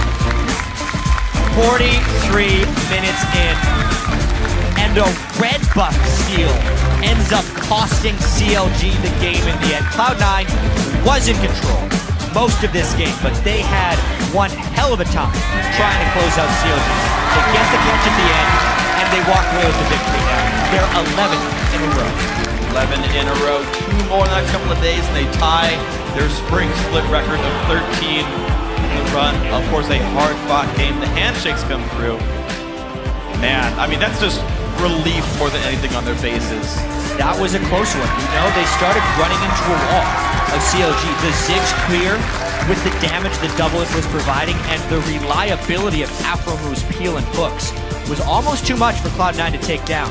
But the superior organization by Cloud9, never really faltering truly, getting the catch on a Doublelift, and then having the headiness to close the game. Even the tricky little moves they had to secure the Baron, to make sure that CLG couldn't get it, then to make the zigs all be burned, and then pushing down bottom. All those things were very smart by Cloud9. Yeah, and they had to play such a smart game. I mean, you look at the composition again, and they don't have the traditional hard engages you expect to see. Like, I think back to Spring Split C9, where it's like Kennen, Zach, these flankers who dive in and stun you up. They're once again playing the Karma support, like a supportive mid like Lulu. Kha'Zix, again, not a hard engaged jungler. And they kind of had to outposition CLG the whole time. The straight up battles didn't really work out. It was all about being tricky, and of course they did it. Things were really trending towards move speed here for Cloud9. The Lulu, the Karma, even the Kha'Zix just running really fast and just trying to stay next to CLG. Lulu Waltz almost always burned aggressively in the team fights that they were able to win, getting them onto Kha'Zix and Shen and then taking out the CLG carries. But still, great game, 44 minutes of action. Yeah, absolutely massive. So we do want to walk through some of the post-game replays as we get the first one up here. This was a pretty massive fight right here, all things considered. Yeah, this is where there was a danger of the game turning, if we can just roll this one through. It's because there's the Baron buff on Cloud9, and they're trying to get a catch, but Doublelift has other ideas right here. High goes in, and the hook onto High blows him up instantly. That's where this fight really turned. Sneaky then as well gets pushed in. This was just how much damage the CLG team could put up if their carries weren't locked down by tanks. Every time Doublelift is actually hitting a squishy, because Balls is already peeled back, you could see CLG's damage just unleashed. And then you get to see the other side of the story, because it takes Doublelift 3 years to finish off Balls here. He actually has to burn his flash to secure the kill. But that quadra kill on Doublelift had everyone thinking that CLG could turn this around, and it definitely scared Cloud9. Yeah, I mean, that is scary. You saw, like, both those kills, both the first 2 kills, I should say, set up by Afromu hooks. I actually watched Doublelift the whole time and watched what he was doing. He sat there life-stealing until the hook came back up. And he's like, I caught elimination, went back in to secure the kills. And that's, I guess, the mark of, like, good AD carries. They actually wait for the setups. You don't always force it yourselves. And the whole team of CLG, of course, made those fights happen. Yeah, right there, the Doublelift Afromu lane was showing pretty strong. Yeah. But at the same time, you look at the star players on Cloud9, like their best in role. Balls again, amazing game on Shen. 5-1 and 11, I believe. 13. 5-1 and 13 even better on Shen. You know, High still just playing whatever. If Lulu gets through, he'll play it. If Soraka gets through, he'll play it. Yeah. Right? And Meteos, of course, always reliable on his top-tier champions there was Kha'Zix. Yeah, and you saw, actually, I think back to the beginning of Champs, like the bans come through, and I know we were thinking about it, and you saw Nian sitting there talking with his team saying, well, what do we pick here? There's so much on the table. Is it Lulu? Is it Kha'Zix? Is it the Shyvana? Went for the Shyvana. And you said right, the top-tier pick of Kha'Zix, how hard CLG racked their brains about what to go for. And, of course, C9 got 2 really big picks for themselves. Yeah, still really close, and Yen didn't have the best game on Shyvana. But you also got to wonder how much value would have CLG really gotten out of the Kha'Zix or Lulu? Have to ask them. Yeah, maybe we'll see it in the playoffs or whatnot. Of course, we're going to throw it over now to Riff and Kobe, who are joined by 2 members of the victorious Cloud9. Thank you very much, Freak. And fresh off their second win of the day, we want to welcome Cloud9's Balls and High to the desk. Gentlemen, congratulations again on the second win of the day. High, I got to ask you, coming into this game, did you think that would be the end? Did it actually catch you off guard that that's how it ended after such a hard-fought game? Well, the game kind of went weird because we had like 2 or 3 really big misplays where we kind of suicided and made the game much harder for ourselves. So I didn't really see us just... I don't know, obviously I'm not going to see that game ends that way, so it is really weird. All right, so let's go back to how the game started then. Coming into this, tell us about your team composition with all the shields that you guys are building up. Right, so we don't necessarily just... I didn't think about the shields really. I didn't really notice until you just said it. So, but you just pick champions in order of priority, right? So we just picked what we thought was best at the time. So we just picked accordingly. Obviously, I'm not going to tell you priority or anything, but I mean, that's what we did in Champions Select, and we were taking what we prioritize and what they also prioritize. So it was kind of like a win-win situation. All right, Balls, can you talk a little bit about your Shen matchup with Shyvana? Because it seemed to go really well for you. Well, there's a lot of top lane champs that were banned out, and they first picked Shyvana, so they gave us Kha'Zix Lulu for that. And I had to choose another top lane champ to play, and that was pretty much Shen against Shyvana. It was just pretty much a farm lane, and I was gonna just ult at level 6 and help my teammates later. And yeah, there were some misplays, and I just got really fed off that. Interesting to see you go back to Shen, obviously because of the pick, but last season we heard the team saying you had such a love-hate relationship with him. You'd play him for a few months and then just kind of forget about him, but obviously the love came back during this game. Looking at your picks now, talking about more picks before we jump into replays into this game, the Soraka, was that something that you had coming into the last few weeks, or has it kind of been something you've held since the split started? Well, I get a lot of things from solo queue. So when Kirby kicking that mid Soraka guy, I believe, started spamming Soraka, I lane versus it multiple times. I'm just like, what do I do in lane versus it? I can't do anything, and the only way to beat it was just camp with a jungler. And when you have a champion that has to, the only way he loses is in a 1v2, it's just basically a really good champion. So I like her a lot, and I get inspiration from solo queue, so I give props to them. And then that 1 week Scar got a ban versus him every single game, I think. He wanted to bust it out, so I'll do it for him since he's not playing anymore. Right on. The homage to Scar, I like it. Now, you did talk a little bit about your guys' priorities in picks bans. You don't have to tell me what they are, but are they different from team to team? Like, say, if you're going against CLG, do you have the same list of priorities that you're looking at in Champion Select? It's different per team because different teams prioritize different things. So, like, for example, TSM and, say, I guess, EG, they have completely different priorities on what champions they want. So depending on what team we go against, we have a different priority list for each team of what we want and what they want. So. Right on. So let's jump into the game now. The reason we have you guys here for the W, looking at the first replay about 24 minutes into the matchup. We're going to get that on your screen right now. Talk us a little bit of how you kind of took this back, because it was CLG brute forcing you, and then you knew when to turn onto the pocket they were sitting in. Okay, so they're trying super hard to force down this turret here, which isn't necessarily a bad idea, but they're in a bad position. Me and Kaz is coming from the side, and Doublelift is too far up right now. He has to be the one to hit the turret, though, because he's the AD carry, but that puts him in a bad spot, and we basically get both our frontline champions to jump on him. Balls gets in, gets the taunt, and they're all in a bad spot right now. So Corky's like untouched by the rest of their champions, and those three just die to us three, and they basically force the turret too hard. And something like that, how quick do you formulate that you are able to do that and that it will work out in your favor? Is it a few steps ahead, or does it have to happen in that second? Well, the moment they started pushing mid and I was bottom, I was like, hey, we can fight this. They're in a bad spot. So that's where I start charging over from bottom. I tell Kha'Zix to come in the same side as me. Balls is ready to ultimate, and we basically would force a fight from there. When you're running a team with a lot of ultis that are very defensive, like Shen and Lulu, do you guys have to coordinate amongst yourselves who's going to use each other's ultimate when, or is it just reactive? I think it's a lot of reactive because you can't just tell someone all the time when to just ult. Like right now, you have to be watching. Like, I have to watch my teammates and when to go in, and then I also communicate with them and tell me when to go in too. And they also yell out, so it's a lot of preparation. Right on. We'll get right into the second replay, actually. This one at about 30 minutes into the game. CLG was pushing quite, or you guys, I should say, were pushing quite hard. And you get chased out of this one, and it really looked like CLG was able to gain some big ground here. What was the idea with having some advantage in this? Okay, so there was a really big misplay here by me. It was my fault. I saw Shyvana pushing mid, and I thought it was only Shyvana, so I was like, hey, it doesn't matter. She's pushing against Super Creeps by herself. Just push pot. But then they sent the other two mid. I didn't see that in time. So they basically got an inhibitor for free, which shouldn't have happened. So they're like super far behind right now, but they get a free inhibitor. Just because they have a good rotation, they said, hey, screw it, push down through mid, let them push bottom, whatever. So they had a good rotation, and we got punished for that, giving them a free inhib. And this fight would have went better, but I believe me and Lemon suicide to Nian over here, where he like E flashes over the wall and kills us both. So in the case we didn't get double killed here, that would have went much better for us. But the fact that Nian played that well and killed us kind of made that a giant advantage for them. Even though we got more kills, they got a free inhibitor when they shouldn't have. And you guys say, obviously, you don't communicate that mistakes were made, but how do you quickly just kind of get back from a scratch like that on the play?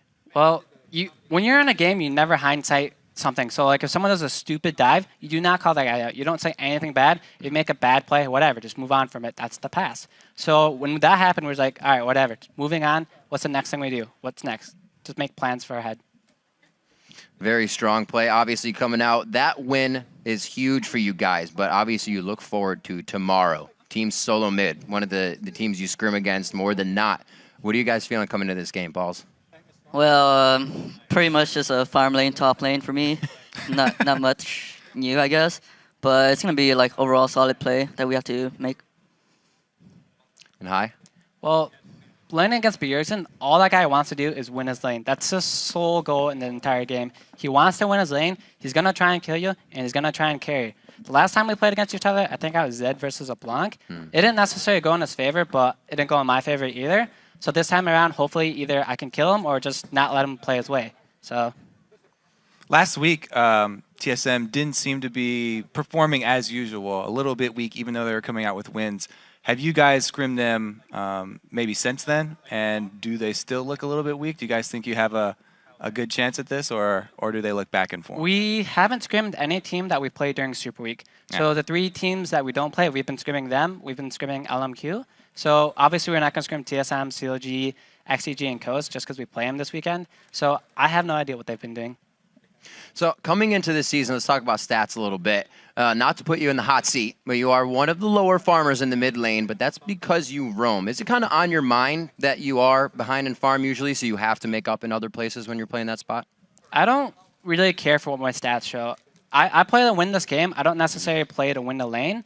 And I do a lot of things that aren't really selfish. Like, a lot of people like give Mitos crap for taking my blue buff. It's not mine. He can take it if he wants. It just depends on who can make more out of it. And if me farming mid versus me diving bottom, whatever one's more important, I'll go do that one. So all I want to do is win the game. I don't care for all. Well, that'd be cool to go all stars, but I don't care to be like a star or anything. I just want to win the game, and that's all that's important to me. Right on. And Balls in the top lane. What's it kind of feel to be headhunted as the one that's always going to beat that guy in top lane? Even Dyrus is saying 80% of the time you're the one to come out on top. What's that kind of do playing on your mind in a game? I mean, it feels good knowing that like everyone thinks of me highly, but I think I'm just playing well, and there's not really much to do when all I see is red creeps and farm them all, and my team lets me do that, so it makes my CS look high, but it's pretty much just team play. Like, whoever gets a gold is divided between the teams, and other teams prioritize gold higher on other players than other teams. And I think I get a lot of farm compared to sneaking high most times just because I see red creeps and farm them. All right, we have a little bit of extra time here, so I'm sure people are very interested in your Rumble. Do you have any advice for people who are trying to pick up Rumble because of maybe this new skin that's coming out? Well, first of all, it's pretty hard to farm with Rumble because of his Flame Splitter. So you have to play a Rumble a lot and get used to the timing of flash hitting with his Flame Splitter on, or also turning it around. But there's also a lot of stuff like, depending on your lane matchup and the junglers, you have to decide when to like push the lane or farm, I guess. And most of the time on Rumble, I start Flame Splitter and try to like win my lane. But in solo queue, it's pretty hard when they just gank you right away. So. All right, Hi, final question. I know last year Jack would always take you guys out on the wins for pizza and good food, some boiling crab. What's on the night of a Super Week? What are you guys going to do after a victory now? I think I'm going to go home and take a nap. Like, it's going to be eating and sleeping just because I do want to play solo queue, but it's on patch 4.5 right now, and that messes entirely with my damage values. People are going different runes. I'm going different runes. Interesting. So if I did that, I wouldn't be used to it. So like, say I kill someone at level 3 in solo queue, try to do that tomorrow, it's not going to be the same just because runes are different. So I would like to play solo queue, but I cannot. So I'm just going to sleep and eat. All right, because I'd be looking to call you out on that level 3 all-in. Yeah. But congratulations on the win, guys. Best of luck in more wins in the season and against Team Solo Mid tomorrow. Best of luck to both of the teams. All right, everyone, we've got to take a quick break, but when we come back, Dignitas will face off against Curse in our 4th game of the day. It's Super Week. The NALCS continues after this.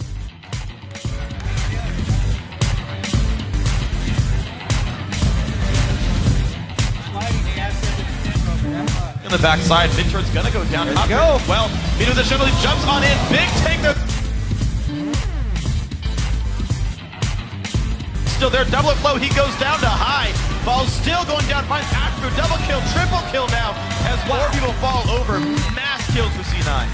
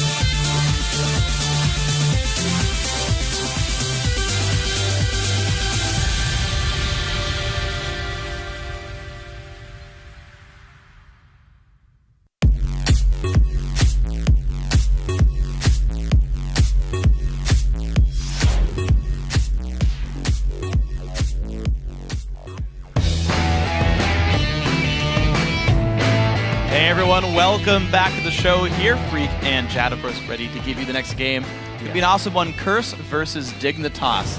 It's two teams in the middle of the standings.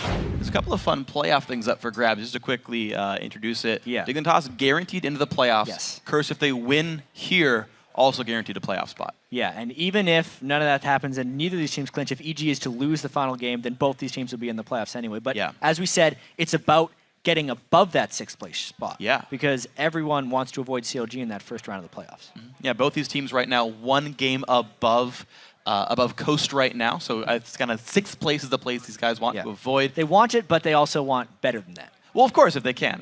Fourth and fifth, these guys are stuck there regardless. As long as they stay above sixth, right? If they stay above sixth, fourth and fifth, it means the guys are going to play each other no matter what. But the fun thing about that is Curse has so far just destroyed Dig throughout the season. Yeah, 3-0 against Dignitas, and there's plenty of reasons for this, but one of the big reasons is Quas. His performance against Dig has been extraordinary. He does so much better against Cruiser and Dignitas than he does against the rest of the league. It is extraordinary. For some reason, he is just incredibly comfortable and at home, and he really lives up to his potential when he plays against this Dignitas team. Yeah, well, of course, speaking of potential, you've got to talk about the new guy on Dignitas. Golden Glue showed up, went 1-1 so far with the team, had a great game on Zed, an okay game on Lux. Yeah, Golden Glue, honestly, he had a good debut, but it wasn't extraordinary. He still needs to do a little bit more.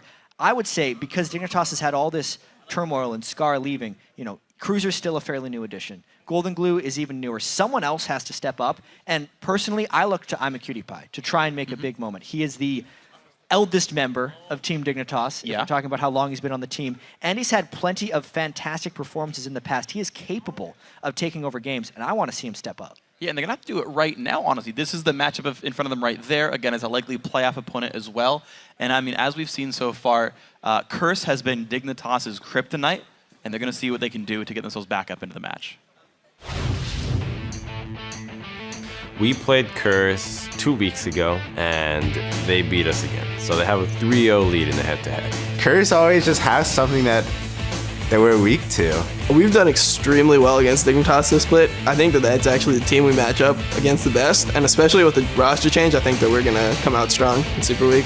Golden Glue, I think he was a pretty good addition to Dignitas. I think he can bring something very good to Dignitas as like a roamer, so he can get cutie fed. He can just make plays with Crumbs. I've played against him and saw him playing the challenger scene a decent amount. He was actually playing champions that I was like playing a lot of. It was nice to see like maybe he was drawing a little inspiration or something. I think he can definitely grow to be a competitive mid laner, and we'll see how he closes out the season.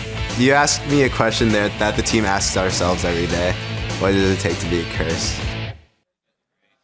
Hopefully they answer that question very soon, because they're on the stage right now. Hopefully they can answer the question. I was so ready for you to make some kind of pun, and it didn't happen. It was just a story based on what we just saw. Absolutely. You're supposed to ad-lib out of videos, chat. It doesn't have to be funny. I'm more than that, okay?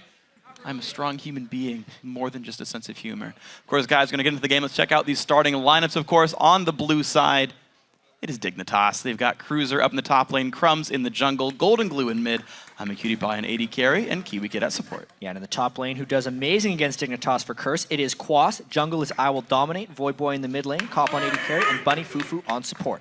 I know we've been talking about the big Thresh players, but Bunny Fufu, I think he has the biggest delta between Thresh and the rest of his supports. And I mean, he's a great player regardless, but I think his Thresh is just heads and shoulders above. And I knew that coming in when he first joined the lineup. In the first like 3 or 4 games with Curse, they put him on Leona, they put him on these champions that weren't Thresh, even though it was available. And when he's been on that, you've just seen like the level of play he has. I'm really surprised that people still let Bunny Fufu play Thresh. Like, I understand that there are a lot of priority bans here, especially on the 4.4 patch. But you look at that guy play Thresh, and he just makes plays on top of plays, and it is devastating for the enemy team. First ban's Thresh. Here we go. Yeah. All right. Spoiler alert, first ban is Thresh. 20% of the time. I would say against Curse it should be 100% of the time. These are global ban stats. Yeah, but, I mean, you just got to always go for it here in this case. First removing the Kha'Zix away from Crumbs as well. I got to say, as far as, I think, consistently performing members on Dignitas, I'd put Crumbs up there as one of the guys you would drop bans to. Consistency is key for Crumbs. He's a guy who actually plays like more junglers than many other people do, especially if you look at his solo queue profile. I've seen him succeed on Jungle Galio. He'll pick up a jungler in a couple of days. He's just an incredibly versatile player. Let's see what else he can bring with this one. The Lulu removed away from Void Boy, Golden Glue, right? Not his type of champion. And I gotta think, right? Zed was what he played the very first time, had a good performance there, got banned away the very next time by Cloud9, and he went to Lux. And of course, his champion pool is still fairly untested. Yeah. Does he get to keep playing Zed? Yeah. Or does he go in and break out Akali? Yeah. Yeah, it's something he's done very good. Void Boy used to break out of a lot of Akali. It'd be a classic matchup against him. Void Boy played Yasuo in his game earlier today. Akali's good against Yasuo. All the reasons we could see Akali. But really, I feel like Super Weeks in particular are very momentum-based.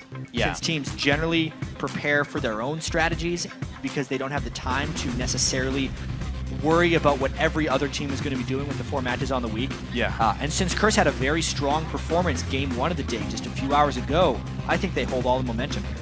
We'll see where they can go with this one. Lee Sin going to come up there for I mean, I want to say top lane, it's Cruiser, but he hasn't been playing top Lee Sin at all throughout this split, even though it's one of his most known champions. Crumbs like to play that one, of course. Now's Karma the time. Right? It's probably Crumbs. I mean, I've seen top Lee Sin work so well. I want everyone to play the champion, because I like it so much. I just want to see everyone else play, just so I can learn from them. Yeah. Well, Karma gets played a lot lately. Kiwi Kid was the first person to pick Karma last week or 2 weeks ago, and now it's been picked 2 games in a row here, and also picked high priority early on. It's because Curse actually was paying closer attention to what Dignitas has been doing. They noticed how strong Kiwi Kid was with it, and they took it away right away.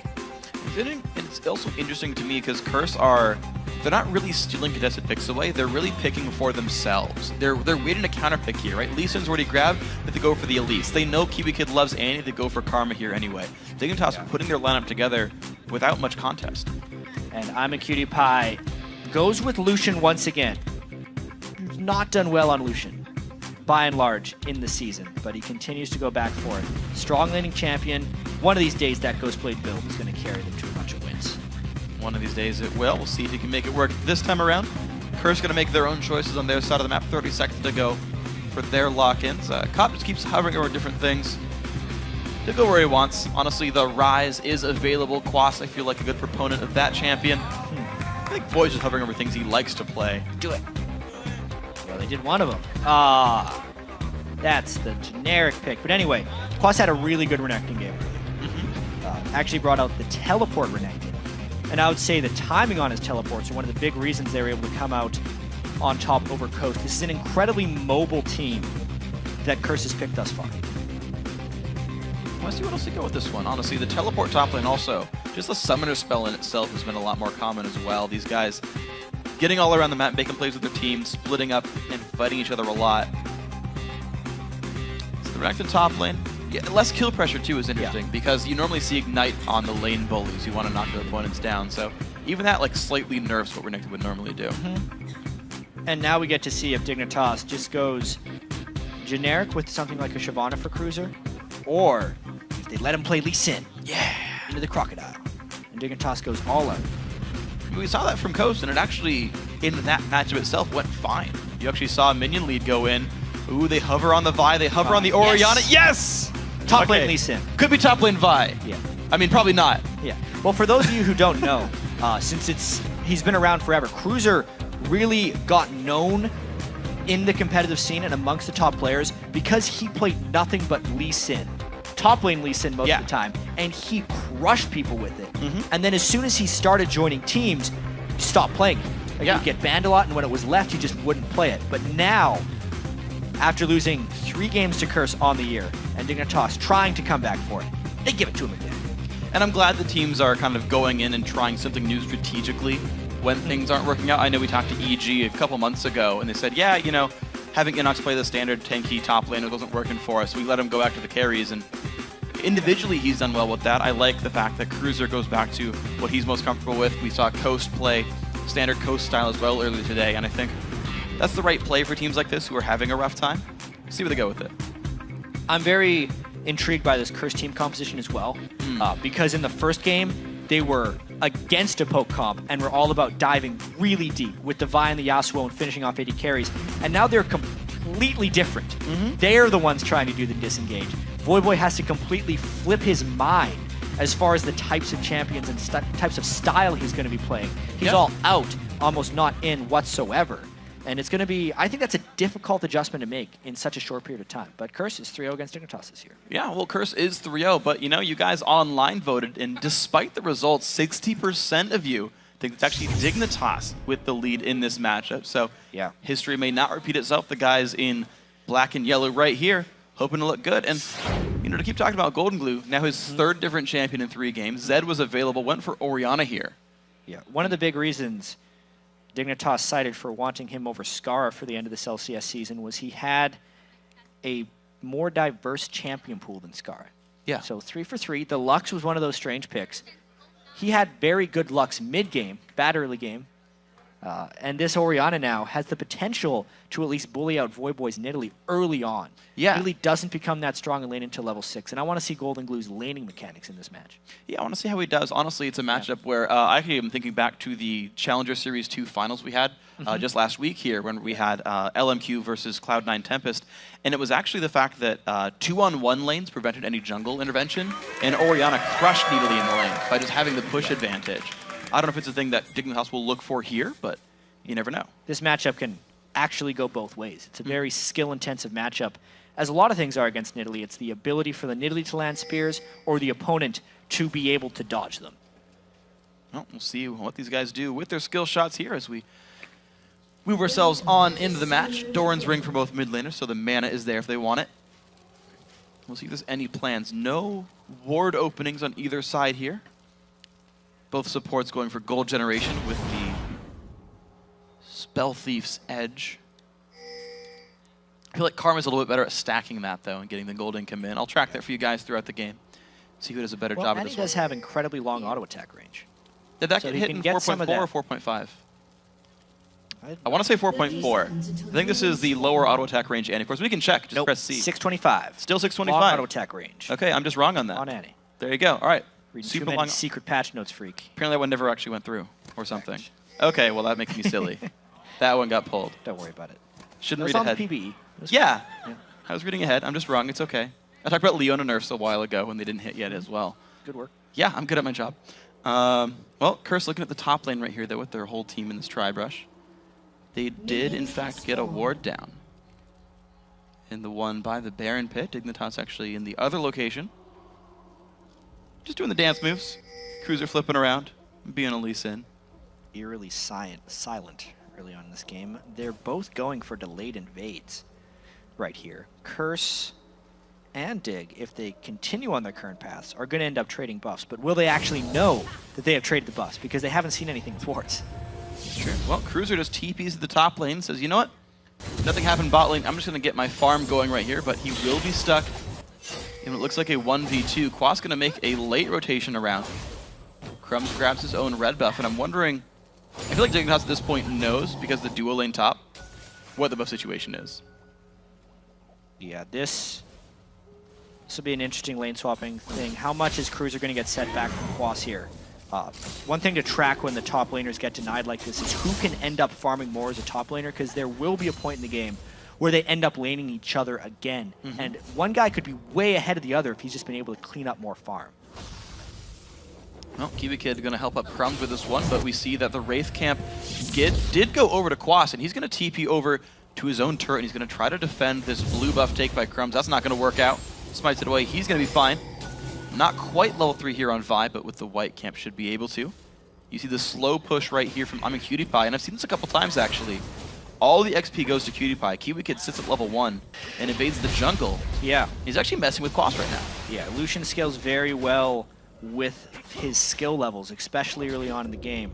So, wonder how quickly these turrets are going to get pushed. This isn't one of the fast shoves. These lanes have actually been pushing as slow as possible. When the wave does hit the turret, they're going to try and burst it down with 3 of them. And it'll be an interesting question to see if Dignitas actually gets that turret down soon or not. Well, we're going to see this one right here. Elise is, of course, there for I Will Dominate. It's going to make that a little bit quicker for him. But Cop on Ezreal, a bit of a slower turret pusher. You're seeing Crumbs, I'm a Cutie Pie, and Kiwi Kid take this turret down pretty quickly. Quas on top of a ward. But he's not going to get too much of the gold or experience right here, just taking out a couple of jungle camps on his way around the map. So the quick push lead does go to Dig. Cruiser at level 2. We'll see if he can get experience. As it should, because that bottom lane turret has less defenses early on in the game. The question also, when all this happens, is the mid laners do not get ganked, and therefore they have no fear of ganks, and they really get to display their skill against each other and can play much more aggressive than they otherwise would. That's why Golden Glue is out of mana, pushed up, but has no fear. None at all. He actually sees that will dominate. He's sitting in a turret right here, being an Elise, being a jerk, as you would. And the wave clear still is coming through from Curse. Of course, both supports the Spell Thief's Edge, giving them plenty of money. Does affect turrets, makes you push faster, gives you more money. Curse, there we go, finds the tier 2 turret. Dignitas, honestly, much slower on this push right here, so they might get it on this wave, but still, it's worth pointing out. Curse on the sort of slower side of the map do make some good moves out of this one. Both teams trade their turret number 2, but Curse aren't done. Yeah, the question always becomes, when will it end? Curse actually ganks Golden Glue No on the mana return. on Voyboy. He flashed away, but no other damage comes through from Voy. Just going to back out of this one. But yeah, good rotation by Dominate to find that. Yeah, so now Dignitas trying to rotate through. There's a lot of unknown on the map because 2 turrets are down. Dominate, flash The stun! flash stun lands the Vault Breaker as well. First blood for Crumbs refreshes the buffs. Nice play, Dignitas. If we remember all the way back to the start of the split, Kiwi Kid really showed why he is a good support because how much he could roam on Annie and land those clutch stuns during rotations. Dignitas trying to make the most of this early game. Now the rest of Dignitas, though, forced to back after this one. They don't quite get the turret down, but hey, they did get the kill and some buffs over. So 600 gold now puts Dignitas in the lead, making the better of their early rotations. We're going to see Curse continue to make their plays around this one. We're going to see that Cruiser is going to freeze on the left side of the map. The same for Quasir on the right. And they're going to get their farm eventually. Yeah, so 2 turrets to 2 turrets. Obviously, Dignitas getting the edge basically off of that kill. So good rotations. They're keeping Golden Glue in the game, and we're tracking that top laner farm as well between Cruiser and Quas. It's very equal, and they're both actually somewhat freezing, not shoving it up as quickly as possible. So these teams actually playing incredibly similar styles instead of one team trying to fast push the other. It's fun to watch the adaptations of teams over time, right? Like what people do once the turrets go down. I remember throughout Season 3, it was, okay, the fast push happens, the 3-on-1 lanes go down, sometimes the 2-on-2 with the defense and whatnot. But after the turrets went down, you saw, okay, the jungler rotates mid, looks for a gank, force Golden Glue's flash. Same thing for Dignitas, they actually get the kill onto Dominate, and then the teams kind of just started 4v4ing the mid lane for a short time. That's like the next thing that's happening for teams now. Yeah, good evolution of these guys. Obviously, Dignitas trying to come up after losing 3 games to Curse as well. So 500 gold lead very early on here. Very even items on the mid laners. They're just trading for the most part, and honestly, as far as the mid lane isolation matchup goes, I would say that's to the advantage of Voyboy. He's been able to stick out with Orianna. I think Orianna has a much stronger early laning phase, and we'll see if Voyboy can start shoving up and making plays with the spears. And we'll see when that all comes through. Chalice done for both these guys. Boots of Speed as well. And a couple of wards spread across the map. You're seeing both teams putting a pink ward down across the river from each other. Crumb's looking for a play. Top lane is level 5. 7 minutes in. Kiwi Kid 3 is going to walk into I Will Dominate.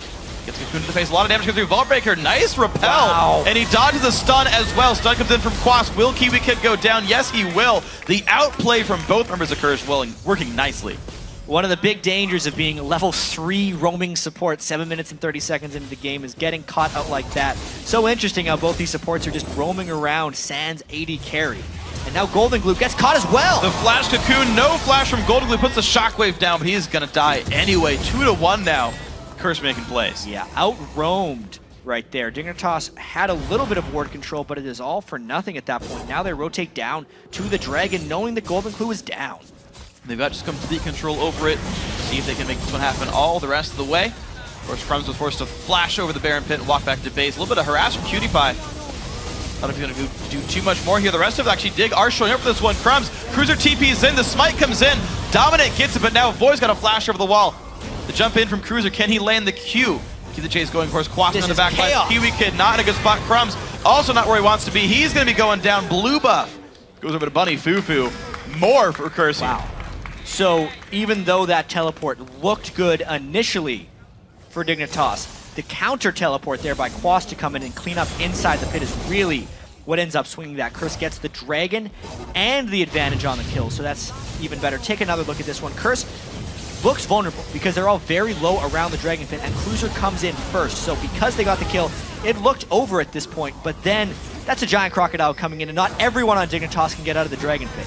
If Dignitas all would have stayed in the Dragon Pit, they may have been able to fight that one off, but because 2 went to chase Voyboy, they split themselves up, and Curse was able to pick up the stragglers. Yeah, very unfortunate coordination.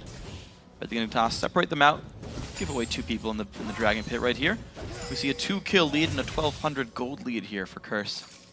As the game slows down a little bit more. A couple of turrets are dead, Dragon's off the map. I might go back to the lanes for a little bit here. Actually, most of Dignitas hugging the left-hand side of the map there.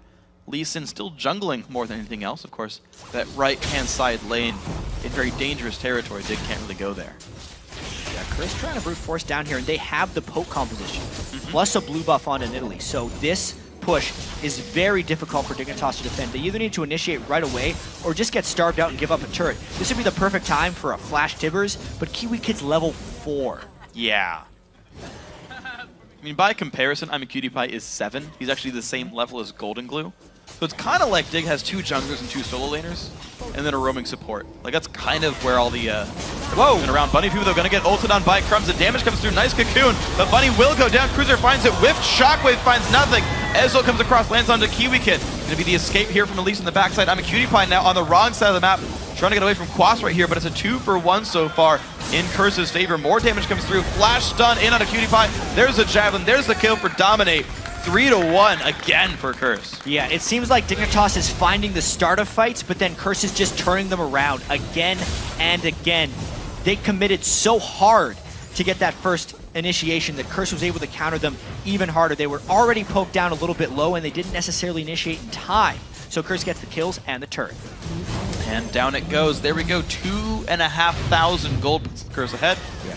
Really that fight again. Yeah, so they get a lot of damage down on the Bunny Fufu, and Kiwi Kid blows his stun just on the one target. Yes, they get the kill, but then they overcommitted for the kill. The Shockwave was completely unnecessary. It hit no one, and the Curse counter collapse was even greater. Just to show you how out of position Dignitas was as a team, Cutie Pie ended up behind them and just got chased down by Curse, chaining the stuns together with the spear. Finish him off. A whole bunch of damage comes through, and a red buff goes over to I Will Dominate for his services in that fight, so might even see his ganks be even scarier as time goes on. We'll see. Cobb and Bunny Fufu getting some really good damage now on the bottom side, but looks like Cruiser does not quite land that Q, so never mind. No real fight. Yeah, Curse, good turret control, good kill control so far. Voivo actually rushing magic penetration on him. You don't see that often. You usually see the Athene's Unholy Grail rush. Yeah. But because they're controlling blue buff so well, I think he feels confident going for the magic pen and not necessarily going all the way for the Athenes right away. Getting the cooldown reduction from the blue. Yeah, we'll see how it pans out. It is going to be more damage than if he went completed the Athenes, so we'll see. If a Javelin barely kills someone, you're going to know why, guys. Circus.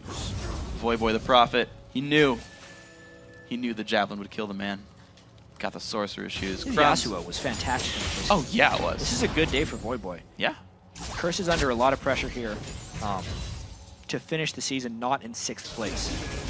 Yeah, absolutely. And you know, Voyboy was a player who had been having a couple of issues. Just like, despite how storied he is as a player, how much he's played on the stage, he's had issues with nerves so far this season. Yeah, he's had to leave the stage a few times before games.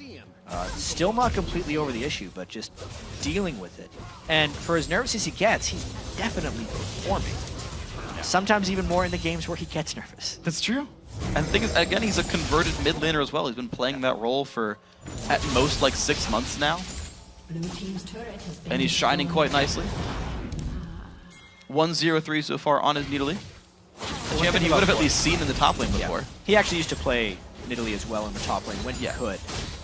He has a lot of crossover champions like that, actually, which are actually better mid lane, but he'd like to play them top lane. One of the reasons he switched over. That's a big crocodile. Yeah, Quas level 8. Crumbs only 1 level down, but with an item deficit here, only Lizard Elder. PewDiePie gets out of that ring of explosion just in time. 4 kills and 3,000 gold. It's Curse in a happy place, and they're starting to take away the jungle. So Curse starting to close in around the map. Their pink wards are still defensive, but they're getting more and more green wards in the enemy jungle. Yeah, and considering the lane swapping early on in this game, Quas is really fed. Being 303 with the Sunfire Cape is right where Renekton wants to be. Oftentimes people do lane swap the Renekton because if he doesn't take over the game and start winning it by 30 minutes, he will fall off in effectiveness. Quas is starting to do that. Voyboy better run. 1 more Q lands, that'll be a dead Voyboy. Let's see if he can get away. Into the brush he goes. Too fast. Yeah, no wards available anymore for Cruiser. Flashes! No! Oh, that was so nearly amazing. By a pixel. But flash down. Yeah, that's the second slightly out of range Q I've actually seen from Cruiser as well. There was one at the bottom lane that he tried. He's just not quite landing all the damage he wants. Very nearly amazing. Yeah. Right, here comes a big crocodile to shut him down, though. Yeah, he's going to back away from that one. Says, you know what, Turret, you can live for now. But Dragon back on the map, so is a teleport for both top laners. And then both these guys have stuns available to stop TPs. And here they go. They're both showing up for the teleport into this fight. Gonna see Cutie Pie, Kiwi Kid showing as well. There's Nidalee off to the side. Javelin won't quite land. Yeah, Curse actually wants to poke at this dragon more than hard engage it. That's why they're peeled off that Dragon so quickly. If they can land a few spears, they'll feel more comfortable at forcing that one in. They just have yet to find their mark here. Yeah, and you know, with the blue buff. I actually misspoke as well. Cruiser TP'd, Quas recalled. He's walking down. Yeah. So Curse can saving that happily... TP for later. Exactly. Curse can just like buy the time, let him walk down, and play the map. Dignitas, they're not finding anything to quite do. You've got Cop from Curse pushing the mid lane down, rotating back towards the top. Javelin's completely zoning Dig away from the Dragon, and now neither team goes, you know what? You're right. Let's do something else. Dignitas using minions as shields right now, trying to get a bit of a shove on. But it's tough right here. With the strength of Quas, even if it was a straight 5-5 initiation against the Poke team, Curse might come out on top because Quas is so strong, and because they pulled off, they can just get the Dragon uncontested. Nice rotation. Very nicely played by the Curse lineup there. 3,500 gold put them ahead. Dignitas say, well, shoot, we didn't get anything for that at all except for a missed teleport cooldown. So we gotta get back across the map, find something else. A flash engage, huge! In from Kiwicked, they find one. Dominate now on the escape. Can he get out? Cullen comes by as well. Decent damage out there from Cutie Pie. There you go, 1 for nothing off the Dragon. Yeah, Curse had kind of been lulled to sleep there thinking that Dignitas didn't want to rumble, but that's because they didn't want to get poked down. As soon as Dignitas had full health, they immediately went in. The more Kiwicked can go in for those flashes now with Distortion Boots of mobility, the more Dignitas can prevent themselves from getting poked. With the kill, they're trying to get this turret back. It's a 5v3 with Dominate back in the base. Mid lane outer turret does go down, making that a cash positive situation for Dignitas here. Putting him back with an under 3k, and they're going to rotate back towards the top side of the map. Let's see what they can look for here. No buffs quite available. Top lane turret may be available. And it's where Cruiser's going. Yeah, to give an update as well on those Spell Thief edges, you were saying how Karma's going to get more. We'll do it after the fight. Beautiful flash ult by both Crumbs and Kiwicked right there. They got the Timber stun into the Assault and Battery, so there was almost no escape for Curse right there. And because of the recall, Curse actually might get this inner turret. Oh, Shockwave onto 3. Good damage comes through. The AoE shield from Bunny Fufu keeps the team alive. Stun onto Quas. He's forced back. 200 health. Healed up, but then need to lead. The push comes through. Crumbs takes a javelin to the face. They back off. Spiderling goes down. 5 gold to Golden Glue. And no mana left on Golden Glue either. But yeah, the Spell Thieves Edge update we were just talking about, Karma has gotten close to 600 gold on the Spell Thieves, whereas Kiwicked is about 350. Yeah. A lot of that has to do with how much roaming has been happening, though. It wasn't your typical laning phase for getting that harassment off. Well, cash money coming through to Curse. Either way on this one, looks like Dominate, Voyboy, and Co. Gotta get rid of minions in the top lane here. That top lane outer turret did go down during our last replay. That was a push in by Cruiser, which makes it a 4 versus 5 right now on turrets. 4 to 7 on kills. Fairly close game. 2,000 gold, not a whole lot. Cutie Pie, he's going for a more normal build here. Bloodthirster into the makings of a Trinity Force. Looks like Yomu's not in his near future. Not today with that recall. Yeah, Cutie Pie's Yumo's days may be over. He likes to try and snowball games with it on Lucian, but if he doesn't have a substantial edge, he'll go away from it. He has out-farmed Cop in this one, but that's because he had so much isolated time in the lane really early on in the game. Nobody was stopping him. Yeah. But he hasn't been able to pick up the kills, so no go split. I have to say, I'm impressed by Dignitas' ability to acquire farm, though. These teams traded turrets equally, but like down the line, there's a minion lead in almost every role by at least more than 10. I think some of that has to do with Curse's early focus on Dragon. They really prioritize early Dragons, which often comes at the expense of CS, but this is a crazy push. Mid lane, bottom lane, Curse slightly in the lead. Now it's going to be tier 2 turret in the bottom lane going down rather quickly. Dominate lead in the charge. Looks like Dig wants the same, but they've got a fear for their inhibitor. Quas comes in to play a little bit of push around, try to get him off that one. We'll see if they can make it happen. Looks like Dig are forced back away by Quas, and Hib's going down. Quas is holding off 3 people right now while Curse presses this. This could be death for Dignitas if they do not get them off here. They get him down just barely, and now they get away from the inhibitor turret. Regens 180 health per minute. We'll see how long it takes Curse to get back to that location, because it's really interesting game of cat and mouse here. Voidboy doesn't hop over the wall. There's a collapse coming in, potentially, if everyone can get into range. There's Cutie Pie dashing in. Yeah, they have a ward in the brush, so Curse knows about this. Dig does as well. Cop taking a bunch of pain. Down goes Tibbers. The early Mikhails does not save him. The jump in. Crumbs finds the kill. And the red buff also under control. Nice for Dignitas. Wow. So, Vialt over the wall with a bit of a sloppy disengage there by Curse. Voyboy needed to land that hop. Cop stayed around to kind of protect him. Ends up blowing both of his summoners and still falls there. Nice move overall by Curse, but they could have gotten away more clean. Yeah, the follow-up stun definitely useful for Kiwi Kid as well. Unfortunately, you can't Mikhail's a knockup, and so then Tibbers is able to easily stun afterwards. And unlike Summoner Cleanse, there's no tenacity granted afterwards. So, unfortunate mishap there by Bunny Fufu. Maybe they got used to playing with Thresh. He thought he could take a Lantern and get out. Karma's not the same champion. All those sweet ults by Kiwi Kid because of the distortion boots. His flash is actually on a 203-second cooldown. Yeah. Right now. So normally 5-minute cooldown is just 3 minutes and 23 seconds. 3.5. Pretty nice. Yeah. Well, Crumbs level 10, 2, 2, and 2 his score. Looks like he's going for Aegis as his next item if I have my guess based on items in the inventory. I mean, it could be Aegis, could be Ninja Tabby and a Spectre's Cowl, who knows, Right. but... It could also be a Trinity Force. It could be a Trinity Force. Crumbs oftentimes goes very aggressive. And Ninja Tabi are his favorite boots, actually. Crumbs says, unless the other team has huge amounts of crowd control, like a Rammus or a Fiddlesticks, he will go Ninja Tabi every game. He thinks they're very overpowered boots. They're definitely the most stat efficient in terms of like durability stats. Merc Treads gives you very little actual combat resources. And also Crumbs, as far as a jungle style, he's obsessed with soloing 80 carries and just trying to get in the backline and finish him off. Ninja Tabi has to do with that as well. Absolutely does. Kiwi Kid finds a stun on the Quas. Some damage comes through. Crumbs not going to find his engage just yet. Golden Glue puts the ball on top of his own board just to make sure. Good harass again on the Quas. Dragons in 10 seconds. Dignitas waiting plenty of time for this one. They're here a little early, because the longer they stand here, the more danger they are to that poke. The more Nidalee Spirits they land, the lower Dignitas gets. They have to force onto this immediately and then peel off. This time they do not have the flash Tibbers, however. They're trying to get this Dragon down as quickly as possible. See how fast they can force it. They've dodged the poke for a little while. Dominate around the bend. Can he get the smite? He does pick up Dragon. Dodges Shockwave as well. Ezel comes in. Not good for Kiwi Kid. Not good for Cutie Pie.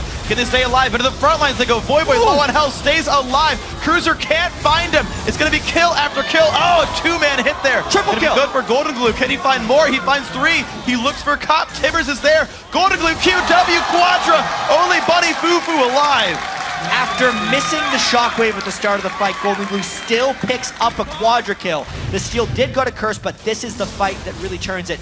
Try to figure out why Dignitas actually got this Quadra kill. Curse is not strong in straight-up fights if they don't land poke to begin with. Despite the overwhelming power of Quas, no one else can really dive in with him. So Voivod got a little close, he gets locked down. Then everybody is low, and Golden Glue just puts the ball in there and detonates it for a bunch of kills. Then, once he gets the ball back on top of him, he can finish off Cobb pretty close to a penta because Bunny Fu was low.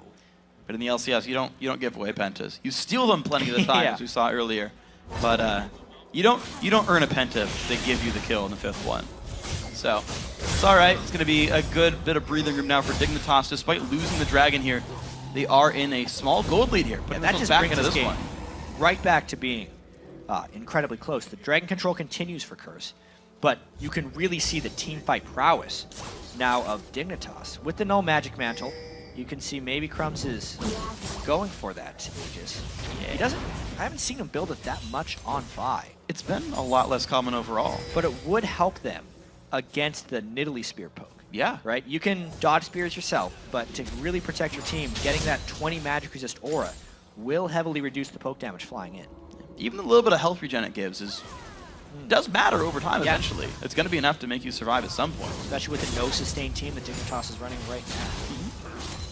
So we'll see how that all pans out. Looks like Quas happy to get rid of some of the minions here. 134 CS to Cruiser's Lee Sin, only 106 on Quas's Renekton. These top laners getting very, very little farm, and even Cop is only 137. Like, Curse aren't getting minions this game. Yeah, they are incredibly starved on farm.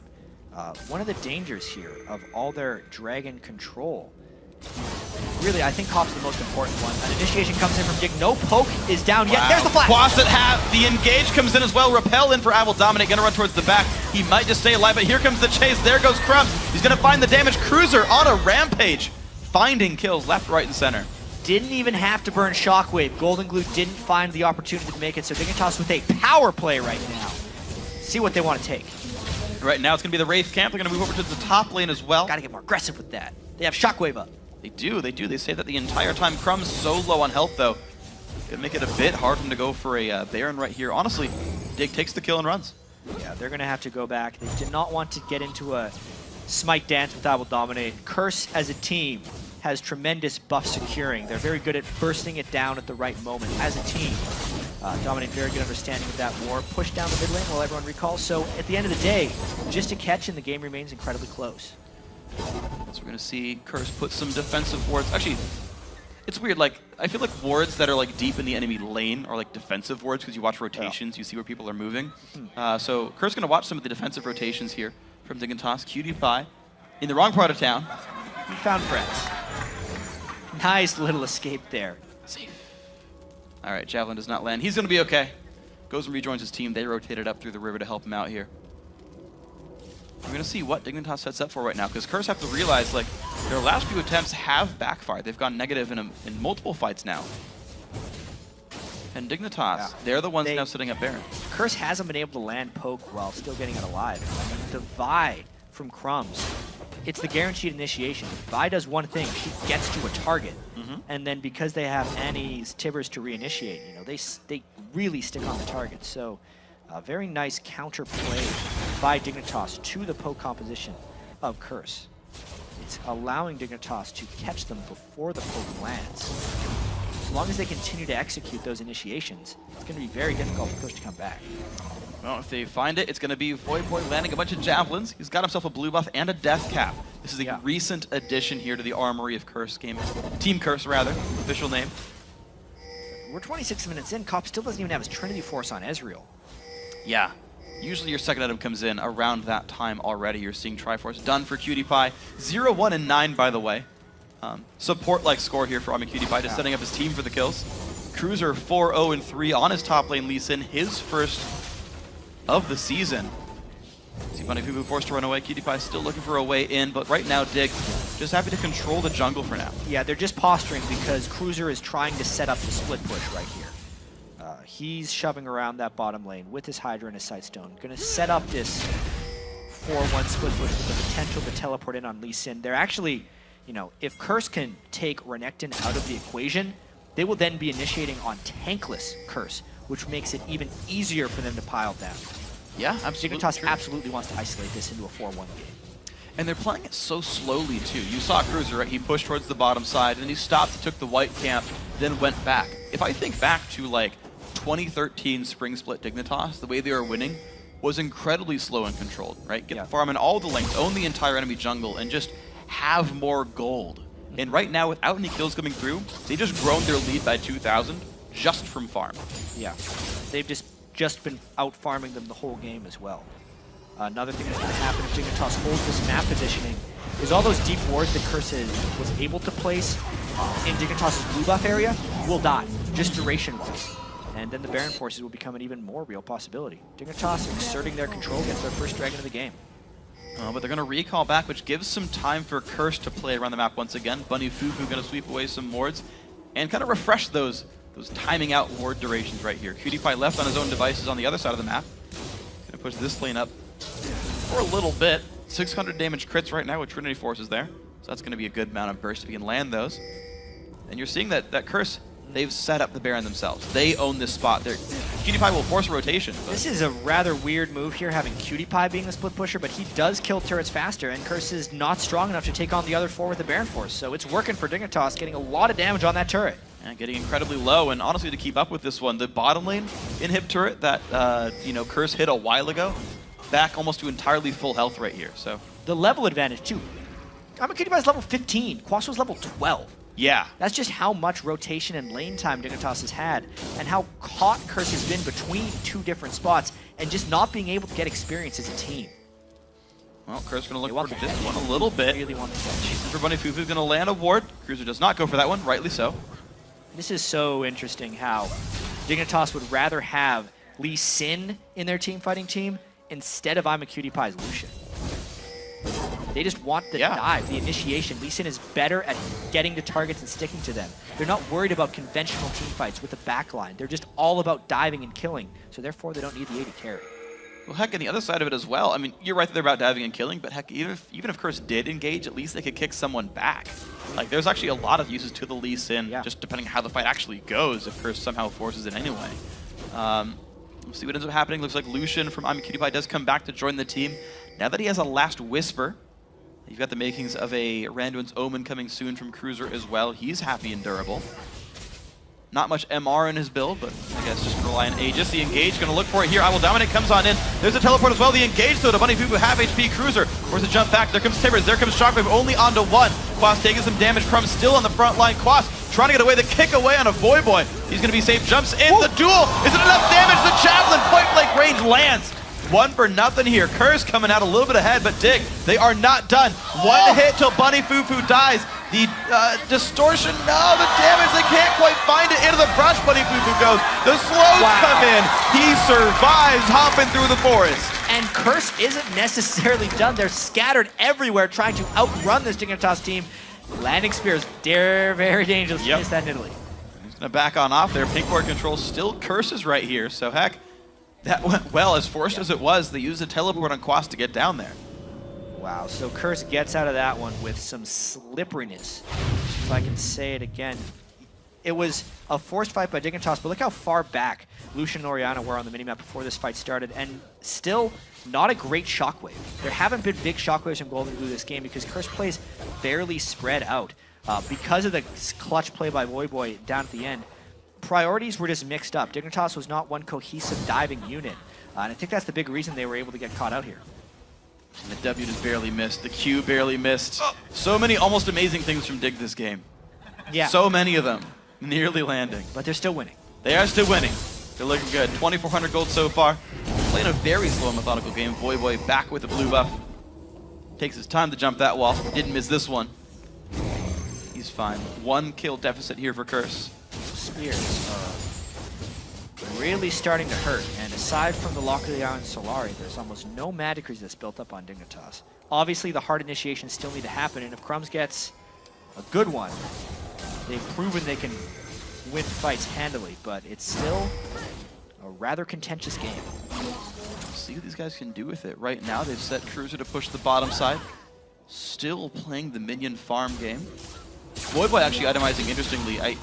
I agree with the build because you've been talking about the engages. But where's his void stat? Well, yeah. I mean, when you talk about low MR builds overall, yeah, everyone's going to sit somewhere around 60 to 80 magic resist for the most part on Dignitas, which is actually pretty much in void staff territory at that point, where it's like a really good pickup. So Void's going Zhonya's. But he's going Zhonya's because of the Vi engage, basically. Because you can Zhonya's away the ulti, not take the damage, not take the knockup. You say Zhonya's, I say Zhonya's. Yes. Which is it? I don't know. Ask Ginsu. All right. His brother is Zonya, or Zanya, named it after him.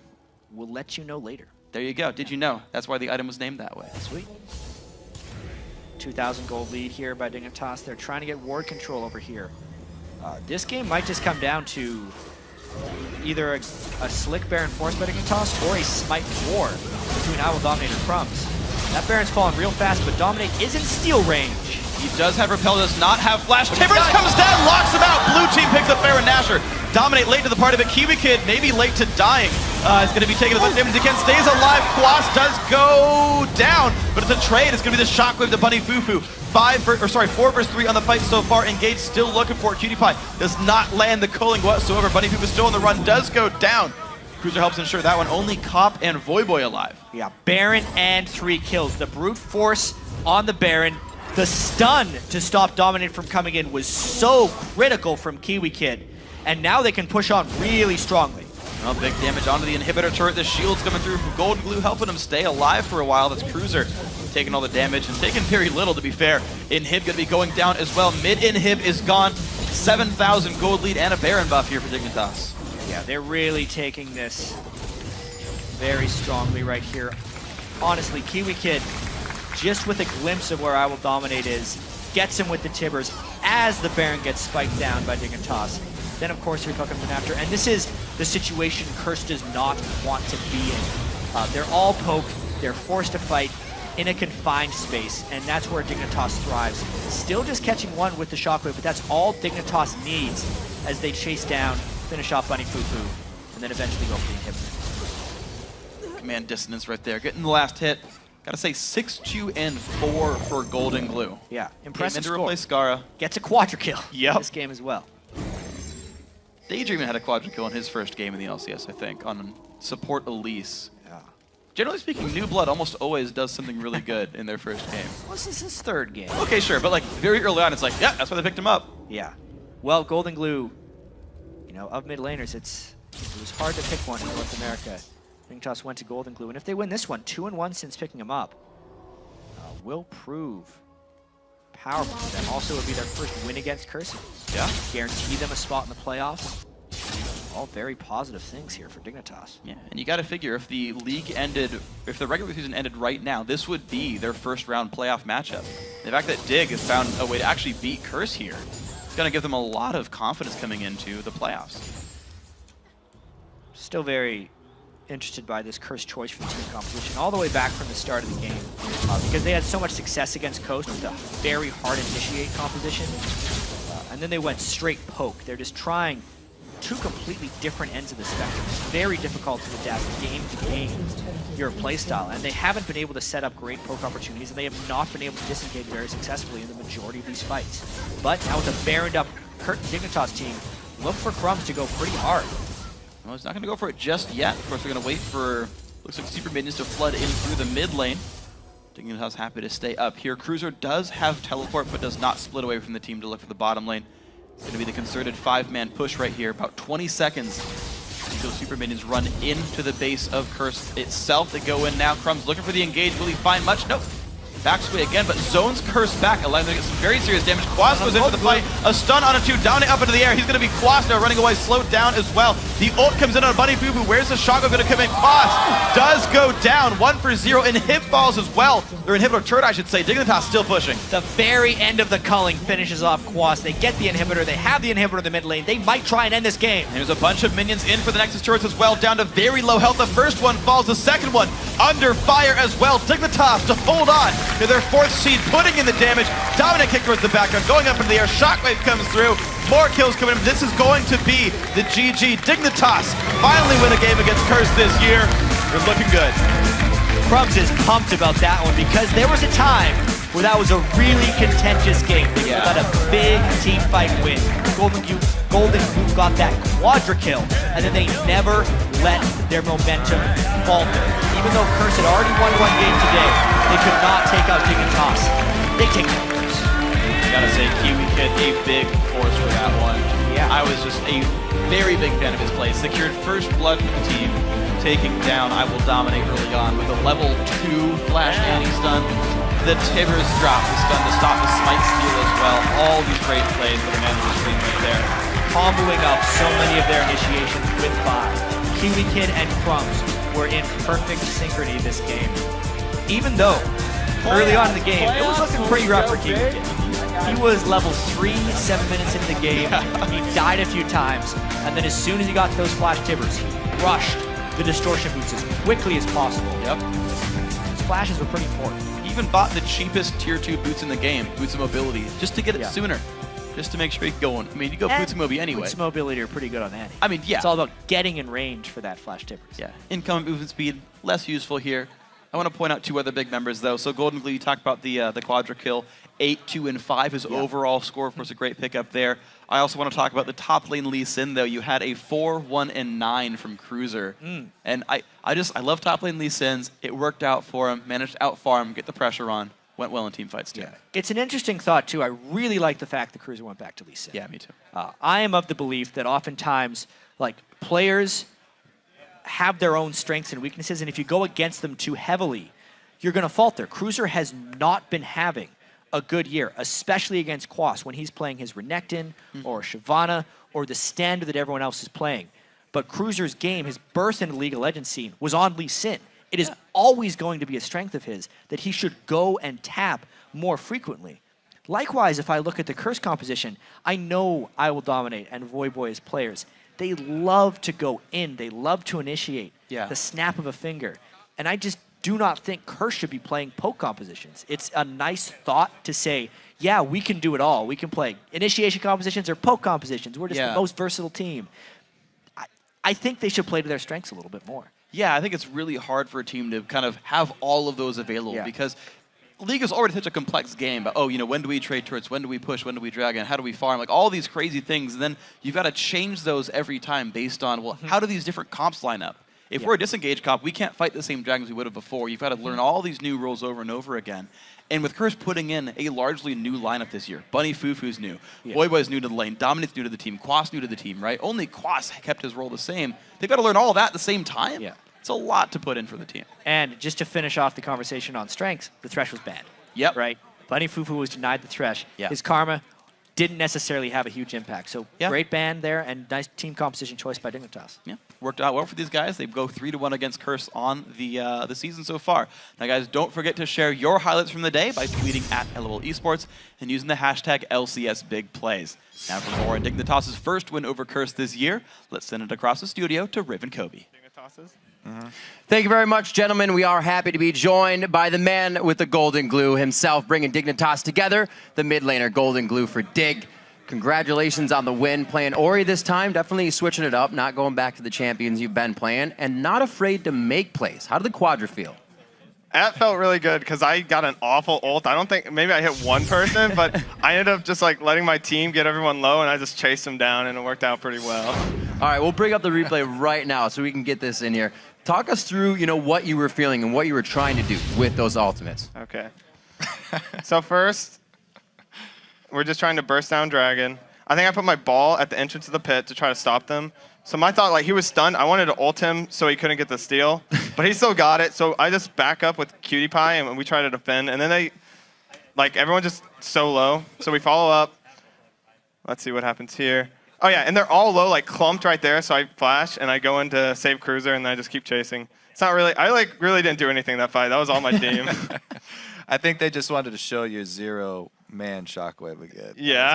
That was mean, guys. Yeah, that was rude. But how does it feel now, coming in, filling Scar's shoes? What were your expectations in this role?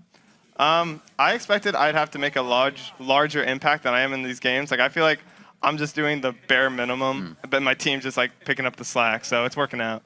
How about this 2-versus-1 situation where people are swapping side lanes as a mid laner?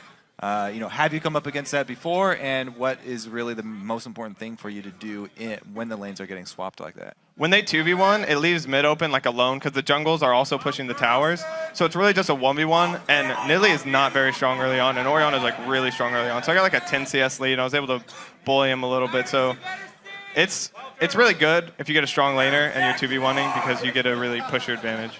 All right, we're going to jump right into the next replay, a 32-45 Baron that you guys started off here, but it looked really sketchy to begin. Talk us through what was happening and what Kiwi Kid was thinking, because he came up big here.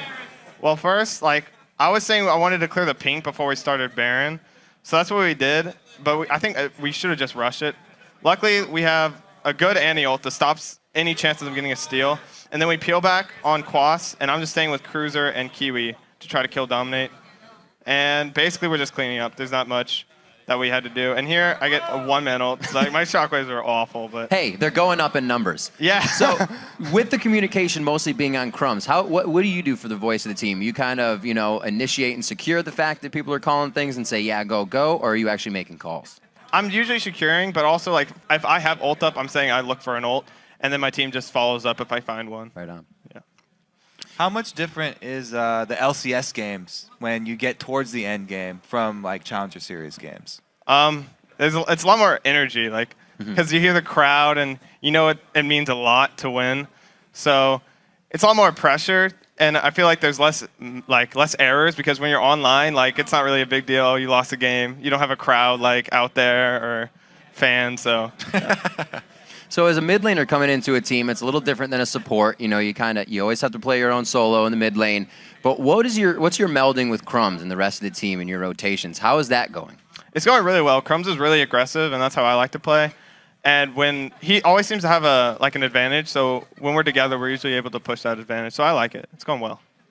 Right on. There's a good chance you guys face Curse in the playoffs. You guys kind of have that already set in mind, and how's that going to go, you think? Yeah, we were looking at all the possibilities, and it's most likely Curse, but it could be Coast. That's the other option. But we're pretty confident that if we play well, we can win. So you, with being such a new addition to the team, have you gotten settled into the house? Are you even at the house? How's the home life going and the practicing? It's going pretty good. I just I flew in yesterday. I'm missing school today because this is more important, and Yeah, I have my own bed and my own computer, and everything's pretty good. Got all the Allen wrenches saved away that you used. So with Scar's help, we kind of talked to him a little bit as he stepped down. How is it in the house? How has that help been increasing, and what is he offering to you? Like, for example, yesterday, I was solo queuing at the house, and he was just standing behind me, like, either affirming or, like, telling me I'm awful if that's something I did, and I would agree with him. So it really just helps me, like, understand what I'm doing, if it's right or wrong. Right on. Always nice to have an extra mid laner. Do you ever go into like duel situations with him to practice specific matchups? We always say we will, but we always end up not doing it. Like, all right, when you get home, we'll 1v1, but it doesn't really happen. Tomorrow. Yeah. Tomorrow. So the quarterfinals are tonight for the Challenger Series. Are you still keeping in touch with the old team? I talked to plan? I talked to some of them. I talked to Impactful every now and then, the AD carry.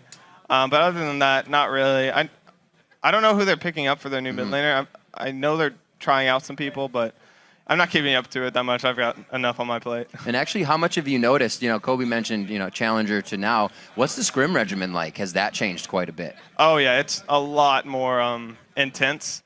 And it's pretty much like everyone's more on time, too. Like, on the old time, or on my old team, like, sometimes it'd be like 20. Like, you would expect, if it's at 4 o'clock, like, it's at like 4:20 or something. Somebody's in the bathroom. Somebody's driving home. They're not ready yet. The perfect example there. Yeah.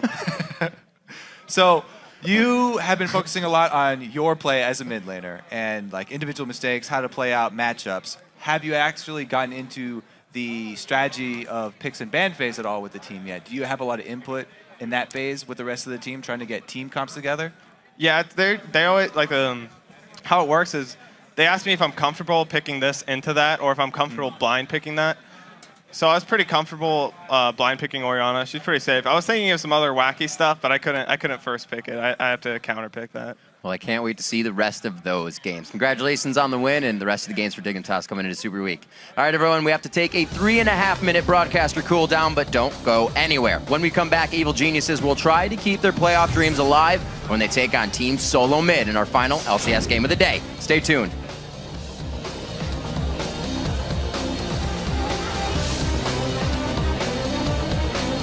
We can still do this. We don't take damage from it. I'm just gonna ult. I'm just gonna ult Dom. Careful. I'm just ulting Dom. Ulting Dom. Just finish. Got it, nice! I got Renekton. Renekton, peel back. Elisa's in the pit. Nice! Renekton. No! He's out. Okay, here we go. I'm looking. I still got a lock it for you. Karma. What do you have on Karma? I have slow. Nice. Yeah.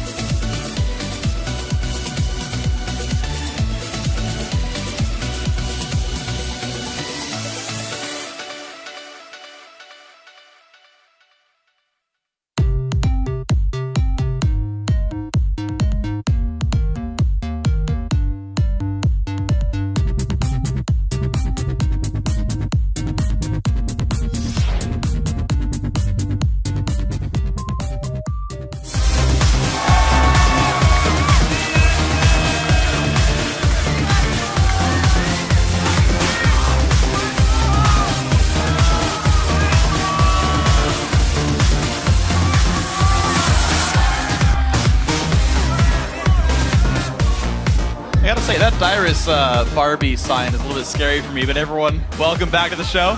Start with the final LCS game of the day, Evil Geniuses versus Team Solo Mid. Now, Jack, EG is on a 6-game losing streak. They haven't won a game since the last Super Week. Yeah, it's been a while, and to extend on that, they've only won 1 of their last 11 matches. It's hard to imagine a team that came in with such high expectations is now tied for 7th and desperately need a win to stop their free fall. Actually, at the beginning of the season, there was a Reddit poll to see what the end of season standings would be for the NALCS. EG was predicted to be 3rd in that voting scheme, and they're sitting tied for last.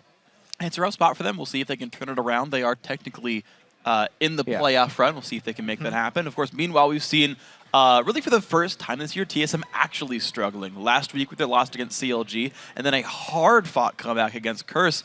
You know, TSM not quite the same. Bjergsen even admitted they're having a hard time adapting to the new patch. Yeah, Team Solomon's early game was shaky last week on the 4.4 patch, and they've been giving up early objectives. Previously, TSM's strength was shown in the laning phase, where they could isolate their opponents and let their skill level show through. But teams have been bypassing the laning phase with early swaps. For example, that game they played against Curse last week.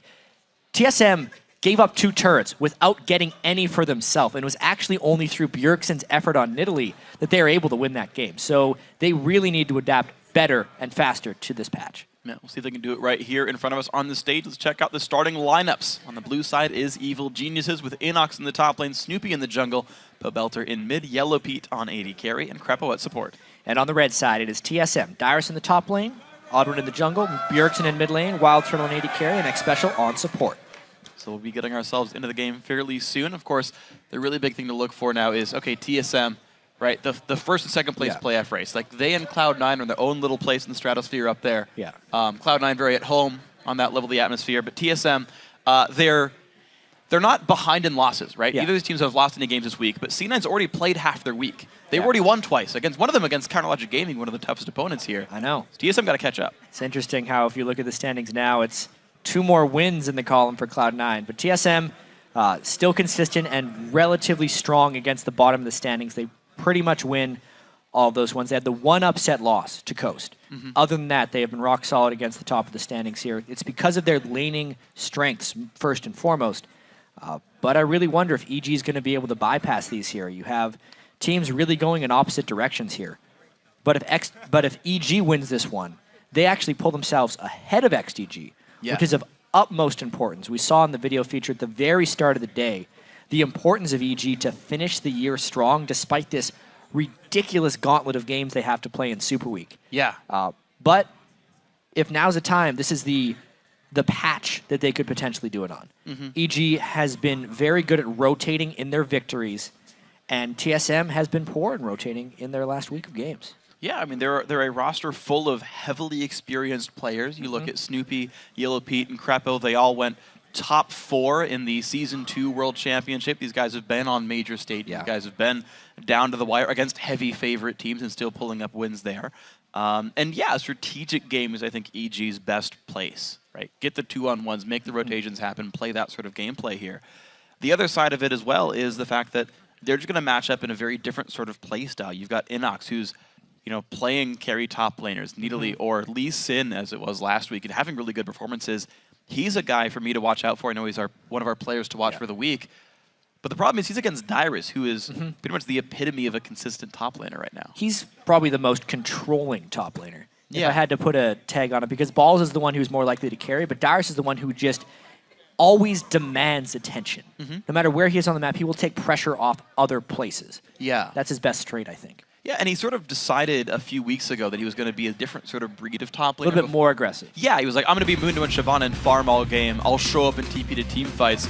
But now he's prioritizing champions like Renekton and really trying to show up into battles, bully his lane down, create openings for the odd one, or create pressure, as you said a second ago, for the rest of his team off the map. So, see what these guys end up doing. The Zed, I think 3 or 4 times in a row, maybe even more, banned away from Bjergsen, not allowing some of that TSM solo play, although we've seen other champions for Bjergsen work just fine. Did you get a chance of watching Bjergsen play Zed on Earth mode? I did not see that video. Yeah, he went something like 35-1 playing Zed on Earth mode. He was so good at popping to his shadows.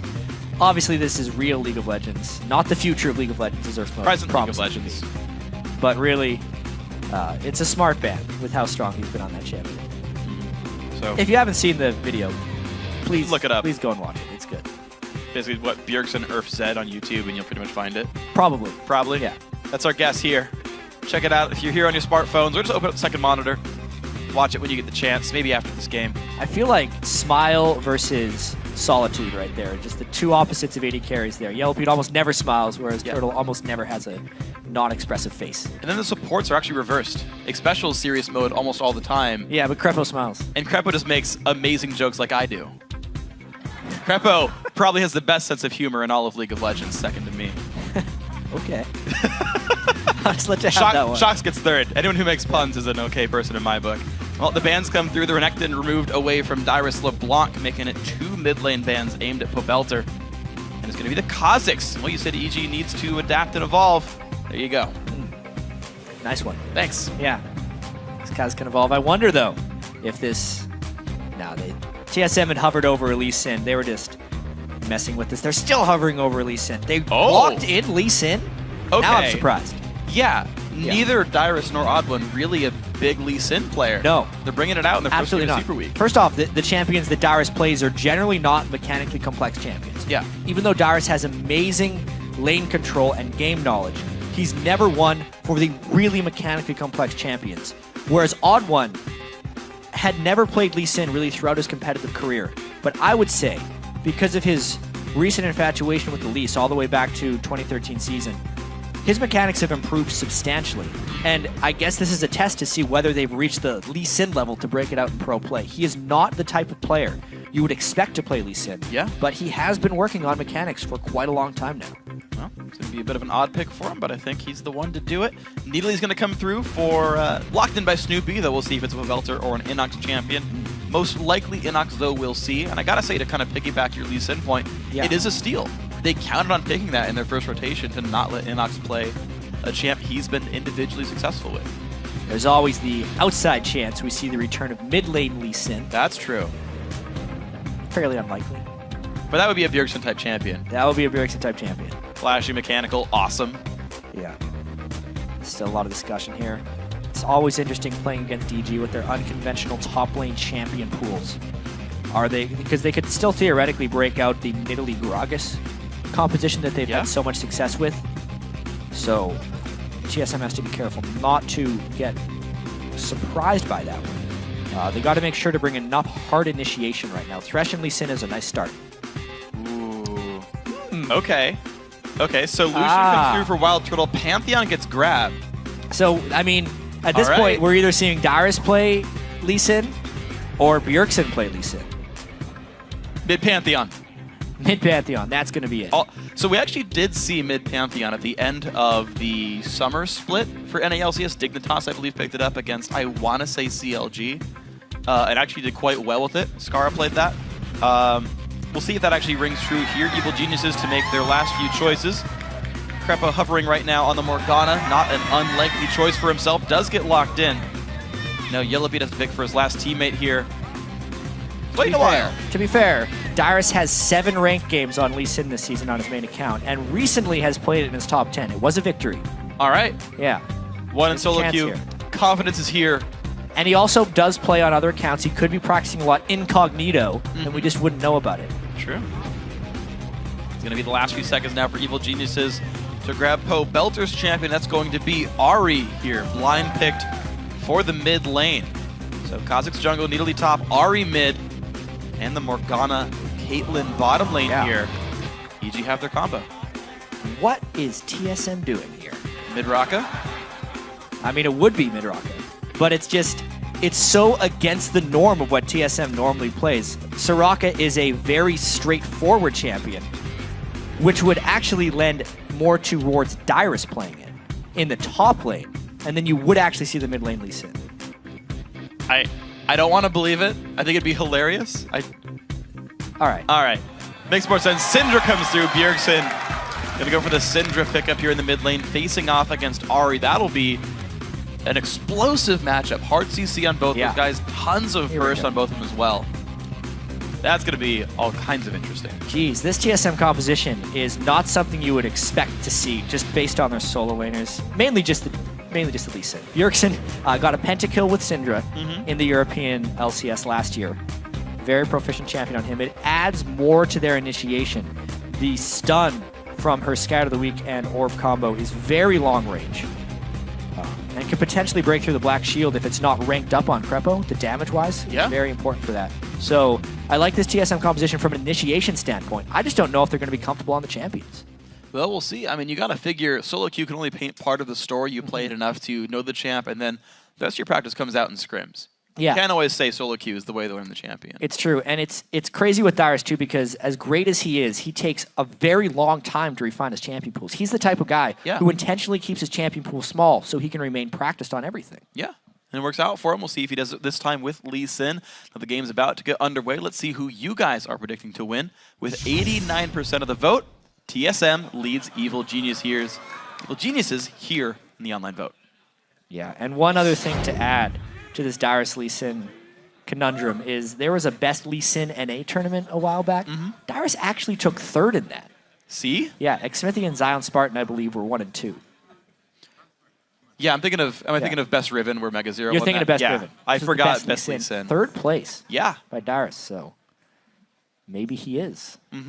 Well, I mean, Special should have been the guy. Incognito. He's just never had to break it out because he's so reliable with everything else. Yeah, you never saw it coming. Dyrus is Lee Sin. He's here to stay. We'll see if they can make it happen here. He is going to be another player bringing out top Lee. I mean, this champion kind of showed up. We've been seeing so much of it. The last couple of weeks, it's a big pick in NA right now. Well, Lee Sin versus Nidalee in the top lane. This will be a fun one to watch. Of course, Inox, if he's going to know a champion to face against, he just played a bunch of Lee Sin. He's got to know how to play against it.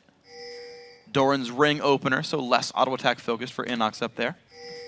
Doran's blade for Dyrus, not afraid of the poke whatsoever. Welcome to Summoner's Rift. Pretty much mirrored openings. Yeah, Dark Binding is a huge threat early on in the game from Morgana, but X Special can match that with a death sentence. Fog of War manipulation, incredibly important right now. TSM playing a bit more defensive, with X Special actually hoping to maybe bait someone into a brush if EG sees him out. But EG has more people here. Very interesting. Hook versus Charm. And we're going to go for something here. Piercing Light or Deloon for Lucian. If he gets caught, he's got nowhere to go but Flash. Yeah, should not have skilled up his Q right now, but Wild Turtle likes to live dangerously. He does. He's wild. Coming out of his shell a bit in this one. Special waiting around. He's actually out of vision of the river brush there. He's just dancing back and forth watching for invades, but not getting spotted if the other team waits. Wow, it actually looks like TSM might be going for delayed invade right through where the EG ward is. EG could potentially mind game TSM brilliantly here. Depending on really somewhat random timing here. If EG would invade before Odd One would check, versus if TSM walks past the ward before EG moves, because otherwise they could collapse on them once they make it to the blue buff and here pick comes up the move. kills. Tormented Soil comes down. They Crepo showed. gets spotted. Yeah. Okay. Immediately. That's just unfortunate timing. So and they know TSM's flank. Now they're getting collapsed on, but they see the flank coming. This could be a brawl at level 1. Well, Javelin's on a Dyrus. The team winning around Crepo wards the flank. They're going to pull it out towards the back. They see Special and Wild Turtle. Here comes the battle. Flash. 3-man play. Here comes Piercing Light. The engage comes in. The Q lands Dyrus. Nowhere to go. Has to flash away. The damage coming through. There's some more Dark Spears coming down. Javelin. Yellow P with the barrier is alive. Goes down. First blood. There's the flash in. Odd One grabs a second. 2 kills TSM. Right away, TSM comes out on top level 1, which is remarkable because they didn't even start with the regular ward, but they still outplayed them. Not going for the hook, instead going for the flay. Starts this off right for TSM. All the orbs coming in just to get them low. And at this point, EG is in full retreat mode. Pantheon can crit his spears and his autos at this point, which is why the flash in at the end from Odd One finishes off that kill. And they're still able to get their own red. You got red buff secured for TSM despite walking through wards the whole way. Just the fact that Bjergsen saw him on the side was enough to group the team in. Well, TSM managed to fix a lot of their level 1 problems early on. Yeah. So that's a nice start if starting games had been a weakness for them. Reginald, obviously, with his retirement, has stepped back into a coaching role. I'm sure TSM spent a lot of time analyzing what to do in this level 1 game, rehashing how to play the 2v1 and 3v1 lanes. Because if we think back to the 2013 season, They were very good at the 3v1 tower dive game. Almost every game you would see tanky support, whether it was like Tarek or Leona at the time for X Special, and they would go and do those early dives. Snoopy bit off a bit more than he could chew here. His smite is available, but he's got mana to do it. Probably gets the damage in level 3. He's all right. He's all right. Ran out of potions though. Used a bunch in the first engagement, then even more in the clear without much of his leash. Can be difficult. I understand it. Odd one actually, oddly enough, getting a slower jungle start here. Yeah. He's second to level 3 among the junglers. Well, Pantheon is not known for his fast clearing potential. Yeah. He's known for his ganking prowess and team fight potential, especially at level 6. See when he gets himself there. Dyrus actually going to be defending the turret with the odd one. So this is one of the first 2-on-2 lanes I've seen for a while. Jungler top laner defending against Yellow Pete and Crepo. I imagine Lee Sin Pantheon has tremendous actual kill potential against this Morgana lane. Yes, Black Shield can block some of the CC, but it's not going to block any of the damage. But Dyrus for odd one throw down. Yeah, okay, so NACS stuck in this one. You got Snoopy actually showing up late to the party. He's actually just killing the white camp for himself. Of course, NACS is level 3. He's throwing javelins from the back line. Like, he's not going to get turret dive. They see where the odd one is, so a very different early game setup, but Snoopy does eventually show to defend this turret. Yeah, let's track here. This is going to really open up the mid lane as well as these teams try and shove down. Since the junglers are completely shown in their lanes, I actually don't think the turrets are going to get pushed too easily since it is just a straight up 2v2. This means Bjergsen gets to shove as much as he wants against Pobelter with that Doran's Ring advantage he got from the first blood.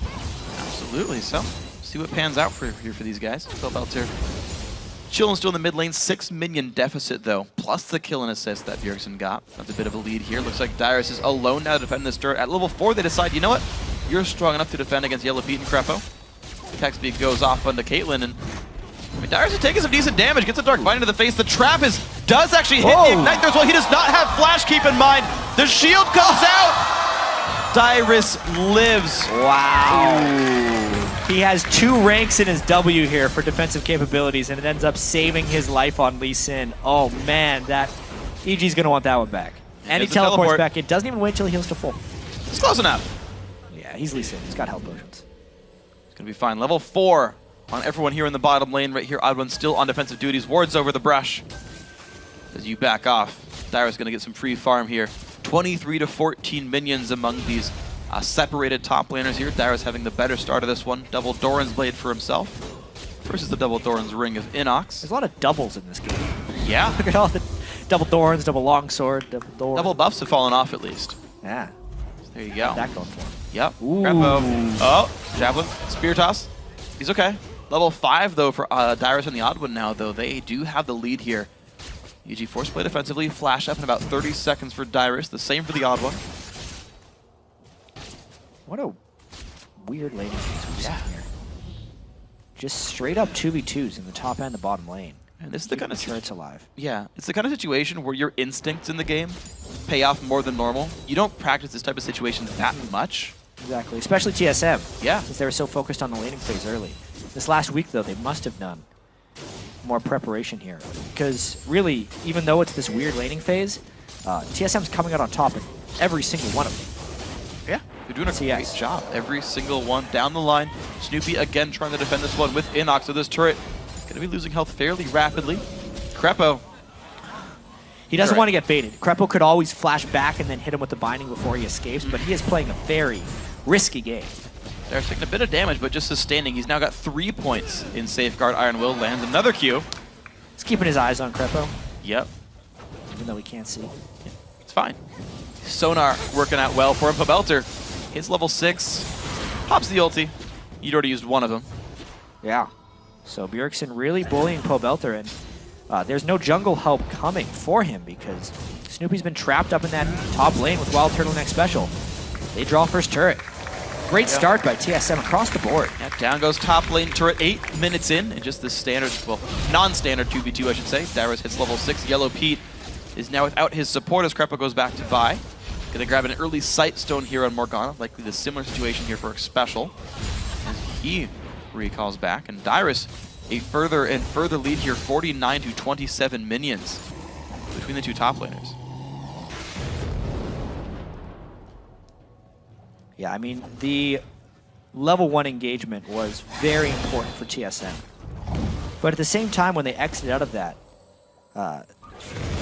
the real advantage that really showed through was an extra Doran's ring onto Bjergsen. Like, it really wasn't too substantial in that. The rest of the advantages have been gained by just TSM's good 2v2 laning, so to speak. It wasn't the typical 2v2s you're going to see, but this is the type of controlled, non-rushed objective games the TSM excels in. They were able to kind of adapt to the lane swapping by sending their AD carry and support up top, but then still coming out on top. The hold by Darius' Lee Sin, maxing his Safeguard and Iron Will first to keep himself alive, and it's keeping TSM very controlled in this game. And now we'll see how the duel pans out there. Inox and Dyrus now show up in the same lane. Small minion lead for Dyrus, but even more when he gets rid of these guys under the turret. The Safeguard actually really blocking most of the damage coming out from Javelin so far. Inox does not have much AP yet. And I want to see who ends up starting to really push down in this matchup and get the lead. Level 4 now for Lee Sin. Snoopy spotted by the Odd One, pops the ult. He goes in for Bjergsen. Some good damage coming through. Can they land the charm? The flash comes in. He charms the Odd One. Pobelter gets out. Snoopy flashing in. Here comes Inox as well. The damage comes through. Inox gets the kill onto the Odd One. Does Dyrus want this one? He does. Q's in, looks for Snoopy, finds some damage here. He's got to watch out for the kick. The charm comes in. He jumps away. The Safeguard keeps Dyrus alive. Javelin's a minion. A really late teleport by Dyrus there. Inox's teleport is what grants the kill, and then Dyrus' teleport just about gets himself killed. So some power plays here from EG. Let's see if they can make anything happen. Bjergsen's a great wave clearer on Syndra. 1800 minion lead, or sorry, 1800 gold lead, I should say. Bjergsen does not have the ulti available. Could wave clear maybe a little bit. Dyrus does not find the opening. Snoopy gets stunned up. A slow comes in as well. Just going to be the rest of the wave clear in the back out right here. Yeah. So nice set of plays there by EG. Coming in at the same time. The stealth timing by Snoopy on that gank was critical, so they couldn't just burst him down. Bjergsen still up fairly heavily in farm. Just the jungler ended up dropping right there. Now they push down since EG has just backed. Yeah, and EG not able to defend this turret whatsoever. Inox very far away from what Ziggs can do. He can throw a javelin and kill one minion. Ziggs usually kills the whole wave, but not a champion here picked up for Evil Geniuses, so those pushes work successfully. TSM 2-0 on turrets, and I know you talk about you know, how well TSM's been doing, getting the control over the map, taking away turrets. They're controlling Dragon now as well. EG not able to defend. EG hasn't gotten more than 2 turrets a game against TSM. They average out to very, very few objectives. And I also need to point out how even though EG picked the Caitlyn and had Caitlyn Morgana in the 2v1 lane, they were never able to get that bottom lane turret early on. So until maybe now, because they just got the Dragon and back, that bottom lane turret is finally going to fall. That is a failure as far as bottom lane is concerned if you're picking that Caitlyn. TSM countered pretty well, and now they're going to try and kill him for getting that turret. Here he comes, man drops right onto Yellow Pete. The Black Shield comes in. Krepo's in an okay spot. Onto a trap he goes. The outplay by Evil Geniuses, Krepo and Yellow Pete. The timing of that Dark Binding by Krepo, absolutely great. So making up for not pushing down the turret by getting a return kill onto the Odd One. What else can they make of it? Oh, it's just going to be the retreat so far. Inox just trading blows with Dyrus. Honestly, it's going to be Snoopy coming back into the bottom lane, but they're fearful. Odd One jumped into a bad situation right there. He went early to defend the turret. Let's see if EG can get the turret back, because they still want to get this. They need to get some of their global gold back. See what they can find. Snoopy looking for poke. Red buff onto the jungler. Some good wave clear early from Wild Turtle. No minions left, really. And EG just cannot push this turret down. I gotta say, much emphasis on this turret as well. Yeah, but a 12-minute Bloodthirster for Wild Turtle is going to give him such a power spike over Yellow Pete. Yeah. That really, you just can't fight that Lucian, especially when you have to worry about the threat of a hook. Yeah, and I mean, Pete's sitting on 1,600 gold right now, but he doesn't want it back until this is over, until his turret's down. He needs 50 more anyway. Here comes the push. The turret almost down. Black Shield comes in, keeps him safe. Lantern comes down. Yellow Pete with a good slow binding. Does not hit. They're still looking for this one. TSM ready to play aggressive. Pobelter gets stunned up. There comes the ulti as well. Huge damage comes through. The charm misses. Down goes Pobelter. Good trap there by Bjergsen. Absolutely. He knew when he was going to want to roam down. And also, Pobelter was already playing without his turret, which made it much harder for him to control vision around that area. Nice catch by Bjergsen Syndra. He might get out of control. He absolutely might right here. Wave clear coming in for EG, but this turret's still down to half health. Yellow Pete was forced to blow his flash off screen, I'm guessing by a hook attempt by X Special, so EG playing a bit with fire, and Snoopy for most of this game, has been camping by one of his side laners trying to keep their turrets alive. That's not the ideal way to play Kha'Zix either. He needs to be in lanes, using his ultimate to stealth, and forcing flashes, creating pressure on the map. He has just been the stopgap, really, for EG as their lanes are falling behind. He is almost a no-farm Kha'Zix right here, as they are the ones who lose their bottom turret as well. All 3 outer turrets down for TSM. Well done by TSM. This is the kind of thing you would actually kind of want like a NACS jungle for. Somebody who can just kind of show up, help wave clear, keep things alive. True. He's basically playing Kha'Zix like NACS here with, you know, low gang threat, low damage overall. Hopefully for Snoopy's sake, he can get himself back into this game. We're going to have to do it soon. Yeah, but low items all around, really. Bloodthirster just now done. 14 minutes, not a bad clip for BT, but no boots for Yellow Pete. Sightstone tier 2 GP10, pretty standard here. Inox still not even close to an Athene's. Lizard Elder not even close to done here for Snoopy either. No big items are done, whereas most of TSM has their first sort of big completed item. Yeah, big item thresholds coming in for TSM. Everyone on EG is kind of in survival mode right now. It's been the story of the year for EG here. They fall behind in the early game, and then their strategic savvy can't save them. They got outplayed, actually, strategically early on in this game, too, so they didn't have that going for them this game. It's just been a rough match. Winning this is really winning every game this week is of the utmost importance for EG, because they are really, you know, even though they're statistically not out of the playoffs, they would have to go 4-0, and Coast would have to go 0-4. They are really competing with XDG here. Yeah. The 8th place seed is most likely going to face LMQ, who is widely regarded as the best challenger team in North America, and they just don't want to do that. So every single game EG plays here, they probably just need a couple of victories if they want to be able to pass each other. Although it may just end up coming down to that very last game of the regular season where EG plays XDG. And we'll see what these guys can do with this one. Binding, fishing for a bit of damage. They're not quite going to find that. Evil Genius is looking for their next opening here. Only level 8 on Snoopy. 15, almost 16 minutes into the game. Yeah. Mid laner's 11 here for Bjergsen. Interestingly enough, Dyrus actually holds a level deficit under Inox. 10 on Nidalee, 9 on Lee Sin. I gotta say, that is one lane that's actually starting to go more and more in EG's favor.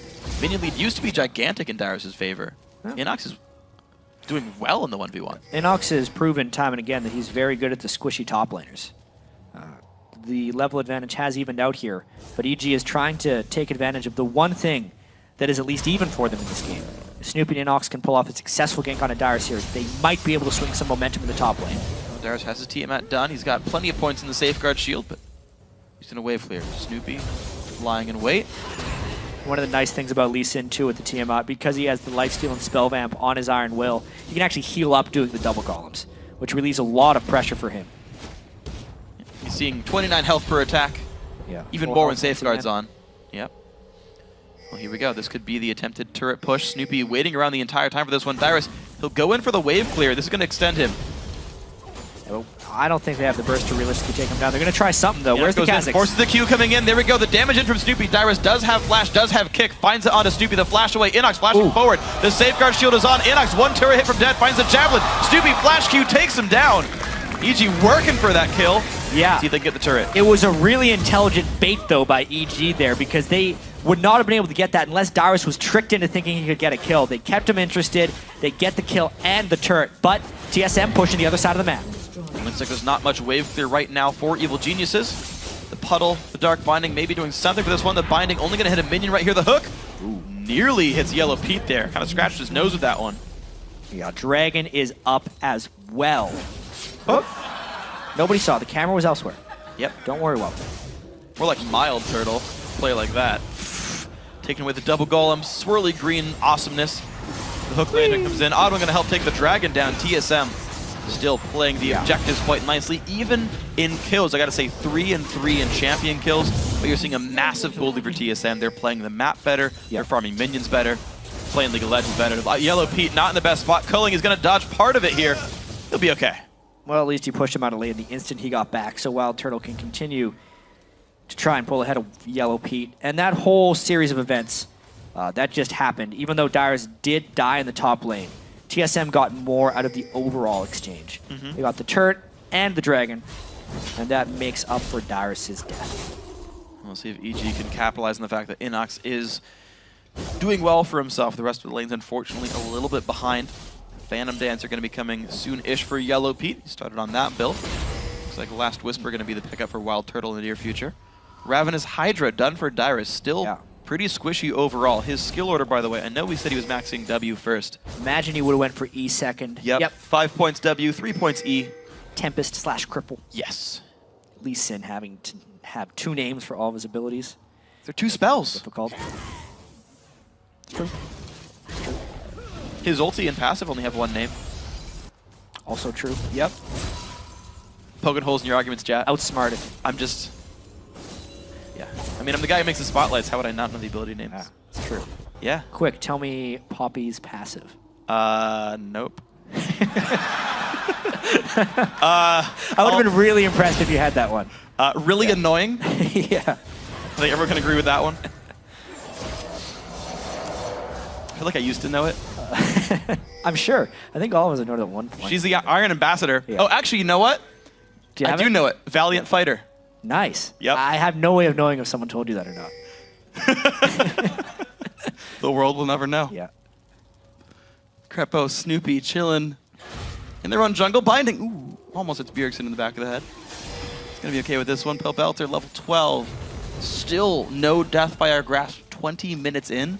Bjergsen's got 2 completed items already. Yeah. And he went for Void Staff, too. Syndra has pretty darn high base damage at this point in the game. And because he went for Void Staff and Sorcerer's Shoes at this point in the game, just the way Magic Penetration stacks, doing the percentage penetration first and then the flat penetration, he can blow up pretty much anyone. If he catches Pobelter again, he won't even have to land spells afterwards. He'll just get him with the 1 combo. Yeah.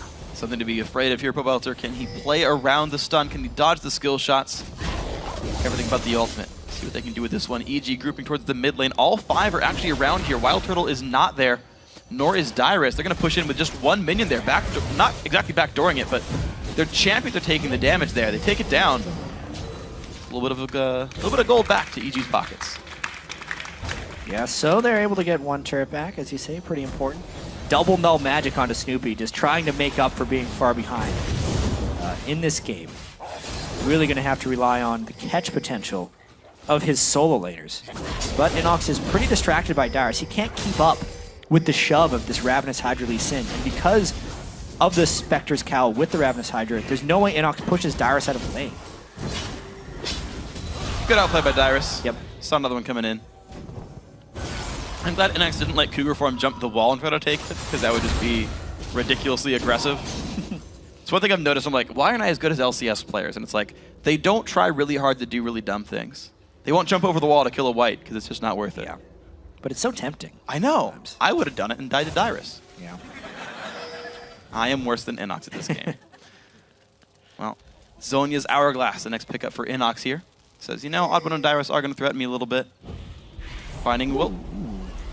A lot of these get dodged. Crepo's just barely missing these bindings. Well, the longer Morgana has made it in competitive play, the more trained these guys get at dodging Dark Binding. We hadn't seen Morgana for a really long time, so when support Morgana started coming in as kind of the counter to the hard engaged supports like Thresh and Leona, the bindings were landing left and right. But I honestly feel like the more we've seen of Morgana, and the more these LCS teams have seen of Morgana, the better they are at dodging the Dark Bindings. Yeah, I think so as well. You just get used to the ranges, you get used to the widths, and you're like, right, this'll get away from it. Yep. I can't hug the wall in this case. Okay, and then yeah, you kind of figure it works. Pobelter helping to bring Ahri back as well. Someone we see a lot last season, not as much here. Flash binding, flash by Bjergsen. Yeah, that was one where he was trapped up against the wall. Yep. It's a nice tip for people with skill shots. Whenever you're throwing bindings or blitz hooks, always try and trap people against walls where they can't juke in one direction, you force them in the other. The only way for Bjergsen to dodge that was with the flash. So both players making the correct decision there. And it ends up being a trade with no kills coming through, but both of them having to play a bit more cautiously without their summoner spells up. 223 minions to Wild Turtle. Getting actually pickaxe into Phage, so starting on his way towards the Trinity Force now instead. Getting a kind of mix of stats right there. Not the most efficient, but it does give him a lot of attack damage. Yeah. And just the ward sweeping. TSM, you can see very aggressively trying to put wards down in the enemy territory. They're really just saying, you know, we'll take the advantage when they're there. If we see a turret, we'll take it. If we see a dragon, we'll take it. They're just playing for ward control. And when a battle falls in their lap, they can take it. It's actually really interesting. Wild Turtles went for a sweeper, but Dyrus hasn't, even though he has a Sightstone. Just because he probably wants an extra ward to jump to in that last situation where he can't get away and he's already burned all his Sightstone wards. Maybe. Maybe, Yeah. or he just forgot. One of the two. I mean, it's definitely one of the two. Yeah, it's nice to think about it in the positive suit. See if he does want that extra 5th ward in his inventory. See if he makes much use out of it right now. Dyrus happy to keep pushing it up. Honestly, as Sightstone leads in, you're so tempted to put wards down just to have wards. You do run out of trick wards really quickly. There's actually plenty of reason to keep the yellow trinket. Yeah. Dragon control because EG was not strong enough to contest. They were trying to push mid lane in the meanwhile, but actually X Special might get something. Oh, good black shield. Didn't hit anyway, a lot but of really close skill shots. Safe. We're seeing Bjergsen just tossing minions around. 250 minion kills for himself. 2-0-1 still the score. Death Cap, I'm guessing, is next, although... Yeah, I wonder. He has 2 honestly, kills. any of the 3 would have worked. Yeah, you can go death. Yeah, really. Any of the needlessly large items.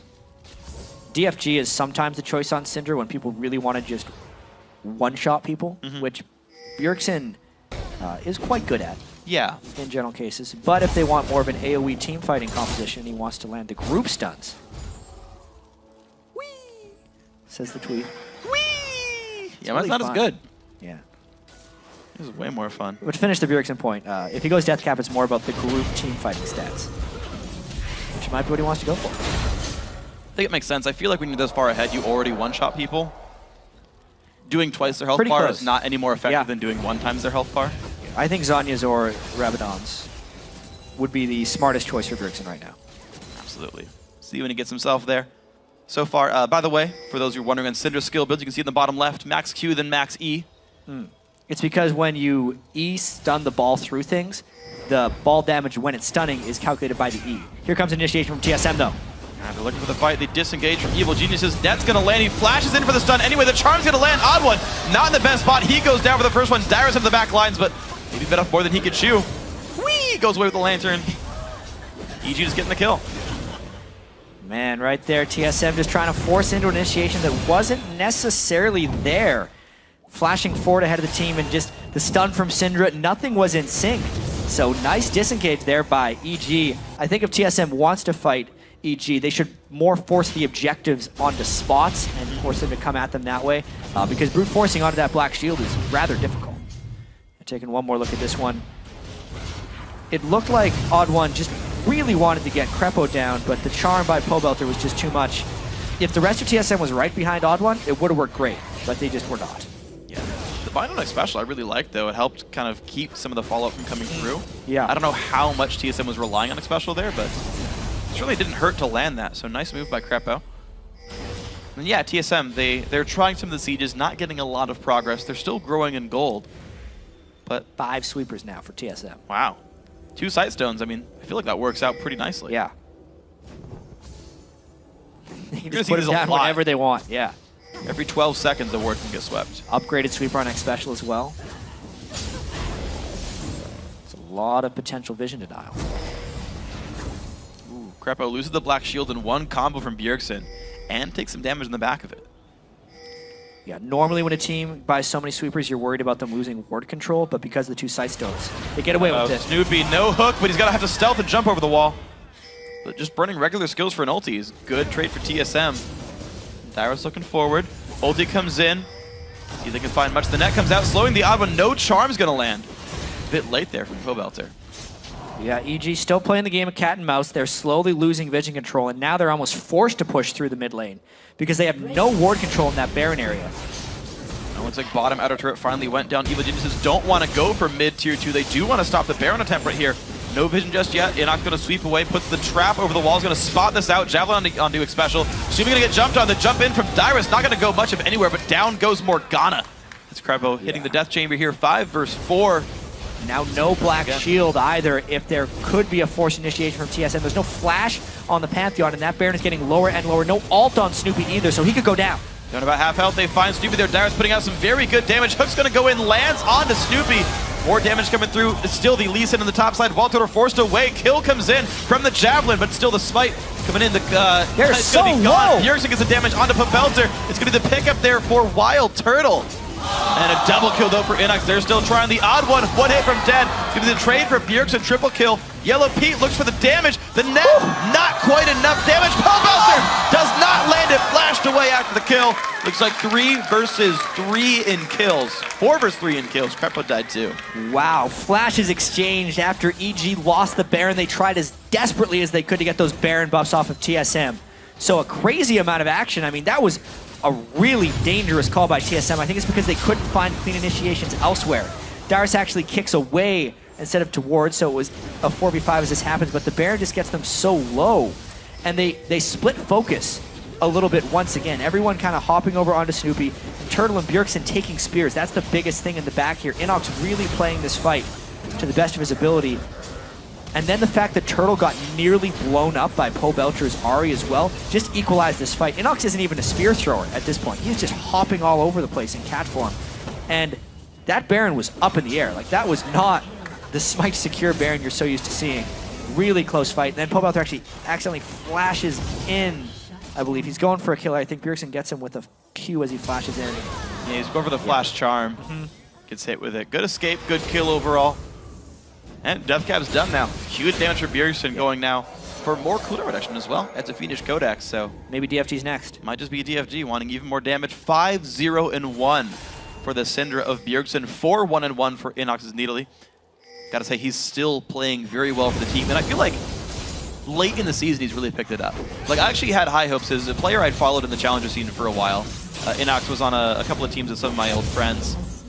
And I was expecting big things, especially from his Needle. It took him a long time to hit his stride, but very consistently, I feel like Inox is playing quite well for the team. Yeah, I think he's probably gotten over a lot of his nerves as well. Early on in the season, you could tell he was very quiet. And even though the time that the EG players spent away because of visa issues and they didn't win any games and it was very bad for the team overall, I think it was probably good for Inox in the long run. He had that time away with no one really telling him what to do, could develop his own strategy, and now he's playing quite well on his own. Yeah. 4-1-1 on him right here. Dyrus making his way back to the top lane with TSM holding a Baron buff. How aggressively will they play this one? Of course, only 2 are even holding the buff, but hey, they got it for some time. It looks like we're still back to the methodical gameplay here. 9,000 gold puts TSM ahead. What will they do to cement this? Only 4 turrets down, meaning there's 2 tier 2 turrets available for them. But respecting the poke composition, they're taking their time with this one. Yeah, the goal lead is continually growing for TSM. Darius isn't necessarily doing much split pushing. He's been equalized a lot by Inox. He'll need to come up with a nice initiation to really make that pick worth it in the long run. Baron is no longer an objective, so TSM might have some issues with this next initiation. They lost Baron on 3 people because they died right as they took it, and now it might end up being a bit of a lull as they try and seed this and hope X Special finds a hook. But if they don't find a clean initiation, either from a nice stun combo by Bjergsen or a nice hook by X Special, I would see this potentially lasting a while. Not this turret, but the next one. Well, they're going to look for a top tier 2 right now that will be going down.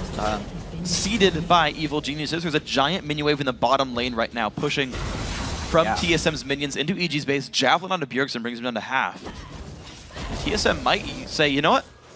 Yeah, they're going for all the others. others. For it. They're going for all the other turrets. They're playing this one as methodically as possible, since they don't necessarily have the strongest dive potential.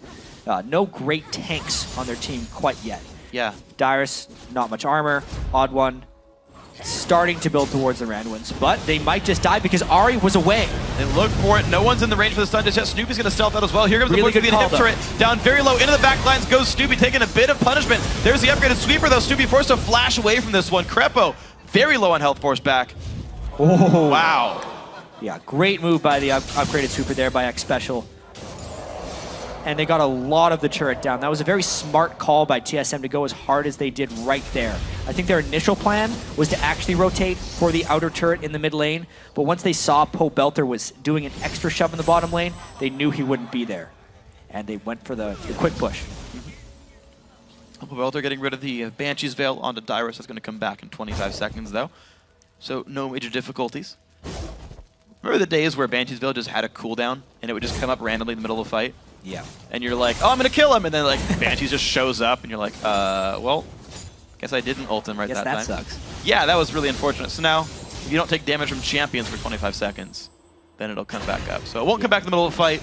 Cleaner item now. Yeah, I like it. And it actually works better against poke now, because it comes back up about twice as often if you are out of combat. If you can dodge for a wave, you get a Banshees for the next one. EG trying to get the farm back up. You can see their jungle is completely devoid of monsters right now. Getting as much gold and experience back into their pockets. Baron in 1 minute 30. I think TSM is planning on taking that uncontested, or at least using it as a vehicle for them trying to end the game here. EG's been stun on the curve with a flash engage. Woo. It's another thing you can do. Yep. Is blow up the support. Now the Black Shield threat is gone, so TSM could actually initiate very cleanly if they Pantheon ultimate into the base here. All right, there goes the second turret in the mid lane, making that all 6 turrets outside of the base are gone now. EG at 3 turrets, breaking their average record on this one. TSM at 6 and a 1-kill lead, but a very slow game overall. 34.5 in. Baron in a minute, Dragon in 2 minutes. The fear here would be Pantheon ulting onto an Ahri charm if Pobelter timed it perfectly. If they go that aggressive, they only have 5 seconds left on Pobelter, but there's a stun, here's the ult. Stun on a Subi, the hook lands at max range, out he goes. Dyrus shows up. Doesn't find too much, but it does get control over the area. DFG goes off onto Expecial's Thresh. Not the best target though. Inox gets hooked in, kicked in the team. Pops the Zodiac. Pobelter into the back line. He finds Bjergsen, but trades his life for it. And out goes Inox as well. More kills picked up. These Zonians from Krepo will find a couple of stuns. Can he get away from this one? Just barely, maybe. But the culling comes out and brings him down. Yellow Pete now caught as well. Double kill for Wild Turtle. Only Snoopy's alive. And with some minions coming up the mid lane, this could actually be the game for TSM. Only 12 kills to 8, but this could be it. See what they find. Odd1 does have the buff right there, blocking some of the turret damage. The shield there as well. In comes the minions. Turret number 1 goes down. Next is turret number 2 going to fall as well. 20 seconds until any revives. And TSM, in 35.5 minutes, pick up another kill. Maybe diving into the fountain. Dyrus trades his life for it, but worth it. They're going to take down the Nexus. GG, TSM. Keeping up with the race. So overall in that game, TSM's start was far superior. Much improved from last week. Yeah. But they didn't necessarily close the game super definitively. It was a 7-1 performance by Bjergsen, but the rest of it seemed a little slow. You can tell they're not that thrilled about this victory against TSM. A lot of work left to do for the team. Yeah, Bjergsen, though, he's happy with at least his individual performance. He and the Wild Turtle went a combined 9-1 and 8 that game. Yeah. Those two putting up big numbers in the fights. Bjergsen, 7 kills. It's about the number of kills per game he needs to take that first place title. He does overtake Sneaky with that number. That little race going on. Of course, Bjergsen has played fewer games. Yeah. Both his team has played 1 fewer game, and Bjergsen himself, if you add that together, 7 fewer games. But Sneaky's actually played in. TSM ovation as they walk back across the stage, as usual. Yeah, the smiles and waves, though, of course. A well-deserved victory. They played it right. Very few mistakes, I think, by TSM. A couple of forced engages that went awry, but as a team played it well, especially the early game. I loved how well they played the turret game early on. The 2-on-2 lanes worked out in their favor. More minions, more experience, more turret kills. Yeah. Slower game, and honestly, this week, teams are playing so much less engaged. No Leona, only 1 Annie. No, true. Very few like big initiator junglers. Couple of Vi's, but like teams taking their time with the games. Yeah, all things considered, though, I would say Inox again played fairly well for Evil Geniuses. Yeah, they're just still not putting it together, still a little bit in free fall, and it's not getting any easier for them. Playing TSM pretty tightly means they can probably beat a fair amount of teams in the LCS here. They just have to find their performance lined up with the team they're playing against. They still got 3 more tries this week. Thinking about that playoff race that EG's in, they're out of the playoff race. Yeah. They're now in the race for not 8th, which is honestly just as important for them. It is super important. These guys were in that situation last time they fought the top challenger team that is now Complexity Black. They won that one, but of course a tough road ahead. So we'll see what EG can do. Yeah. But for more on TSM's win, let's send it down to Kobe, who's Rift side. All right, thank you, Freak. I'm here with Dyrus after their win. Now, Dyrus, you used Lee Sin in this game. It's not really a champion that's typically in your pool. I want to ask you, though, what do you see in this champion? Even though he's been nerfed millions of times, he's still high skill cap, high risk, high reward, or low reward if you play it like me. But yeah, in this meta right now, I think Lee Sin's a pretty strong split pusher because you can play anything else against them, and then he's like 50% lifesteal with AoE. It's like pretty fun.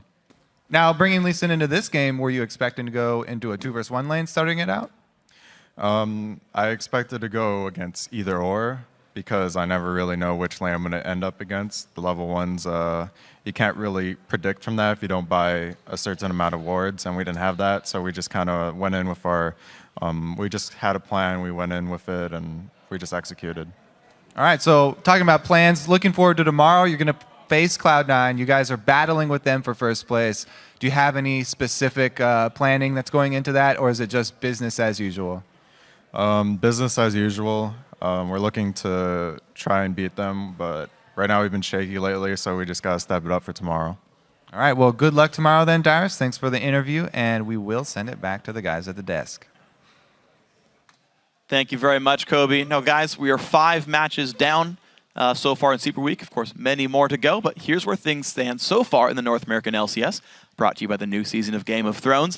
In sole position of first place right now is Cloud9. Yeah, but just half a game back. It's TSM with 21 wins and 4 losses. Then, locked in at third, it's Counterlogic Gaming. And with Evil Genius's loss, Dignitas, Curse, and Coast have all secured their playoff spots and now playing to avoid a first-round showdown with Counterlogic Gaming if they finish 6th. Yeah, then tied once again in 7th is Evil Geniuses and XDG Gaming. Both teams are eliminated, but they are really jockeying to stay out of last and improve their chances when they play in the Summer Promotion Tournament. And of course, on Saturday, we'll be bringing another full day with 6 big matches, starting with XDG versus Dignitas. Then TSM will face off against Coast, followed by Curse battling it out with CLG. After that is Dignitas versus Coast, and Counterlogic Gaming faces off against Evil Geniuses. But in our final LCS game of the day, it will be TSM versus Cloud9, which could be a battle for first place. So be sure to check in at levelesports.com for the full schedule. But right now, it's time for the North American Challenger Series Spring Playoff Quarterfinals. Raven Zyrene, take it away. Thank you very much, Freak, and welcome to the 2014 North American Challenger Series Playoffs, brought to you thanks in part by our friends at Coca-Cola. I am Rivington Bills, and the third alongside me is Mr. Aiden Zyrene Moon. How you been, man? It's been a while. Yeah, it's been a long time. I think last time was March 8th. So get my Riv fix for the month. That's too long. Let's make it happen. Tonight we're kicking off the North American Spring Challenger Series playoffs with a best-of-3 match. That's right, Super Week offers a lot. This is coming up between Complexity Black and Complexity Red. Now, let's look at the playoff bracket, because remember, only the top 3 teams will qualify for the Summer Promotion Tournament. In the top half of that bracket, we have LMQ waiting on the winner of tomorrow night's quarterfinal matchup. Either Curse Academy or VVV Gaming will face off with the number 1 seed. And the winner of tonight's match will advance to the semifinals against the second-seeded Cloud9 Tempest. And of course, you can always keep up with the Challenger playoff race simply by heading over to lolesports.com. You'll find stats, scores, schedules, and more under the Leagues and Tournaments tab near the top of the page. So, all right, let's get into our first playoff match of the spring. We've got a sibling rivalry here on our hands with sister teams Complexity Black and Complexity Red going head-to-head in a best-of-3 quarterfinal matchup. The former Determined Gaming and Skyline teams, respectively, were neck and neck in Challenger points throughout the Challenger Series, but they have yet to square off on the Rift until tonight. Now, as far as Complexity Black, we haven't seen them on the Rift since their 0-2 loss to LMQ in the Series 1 finals. Yeah, and before that matchup against LMQ, Complexity Black had put up some impressive stats and dominating wins in the first Spring Series. But like every other team who has faced LMQ, they came up short against the 2-time champs.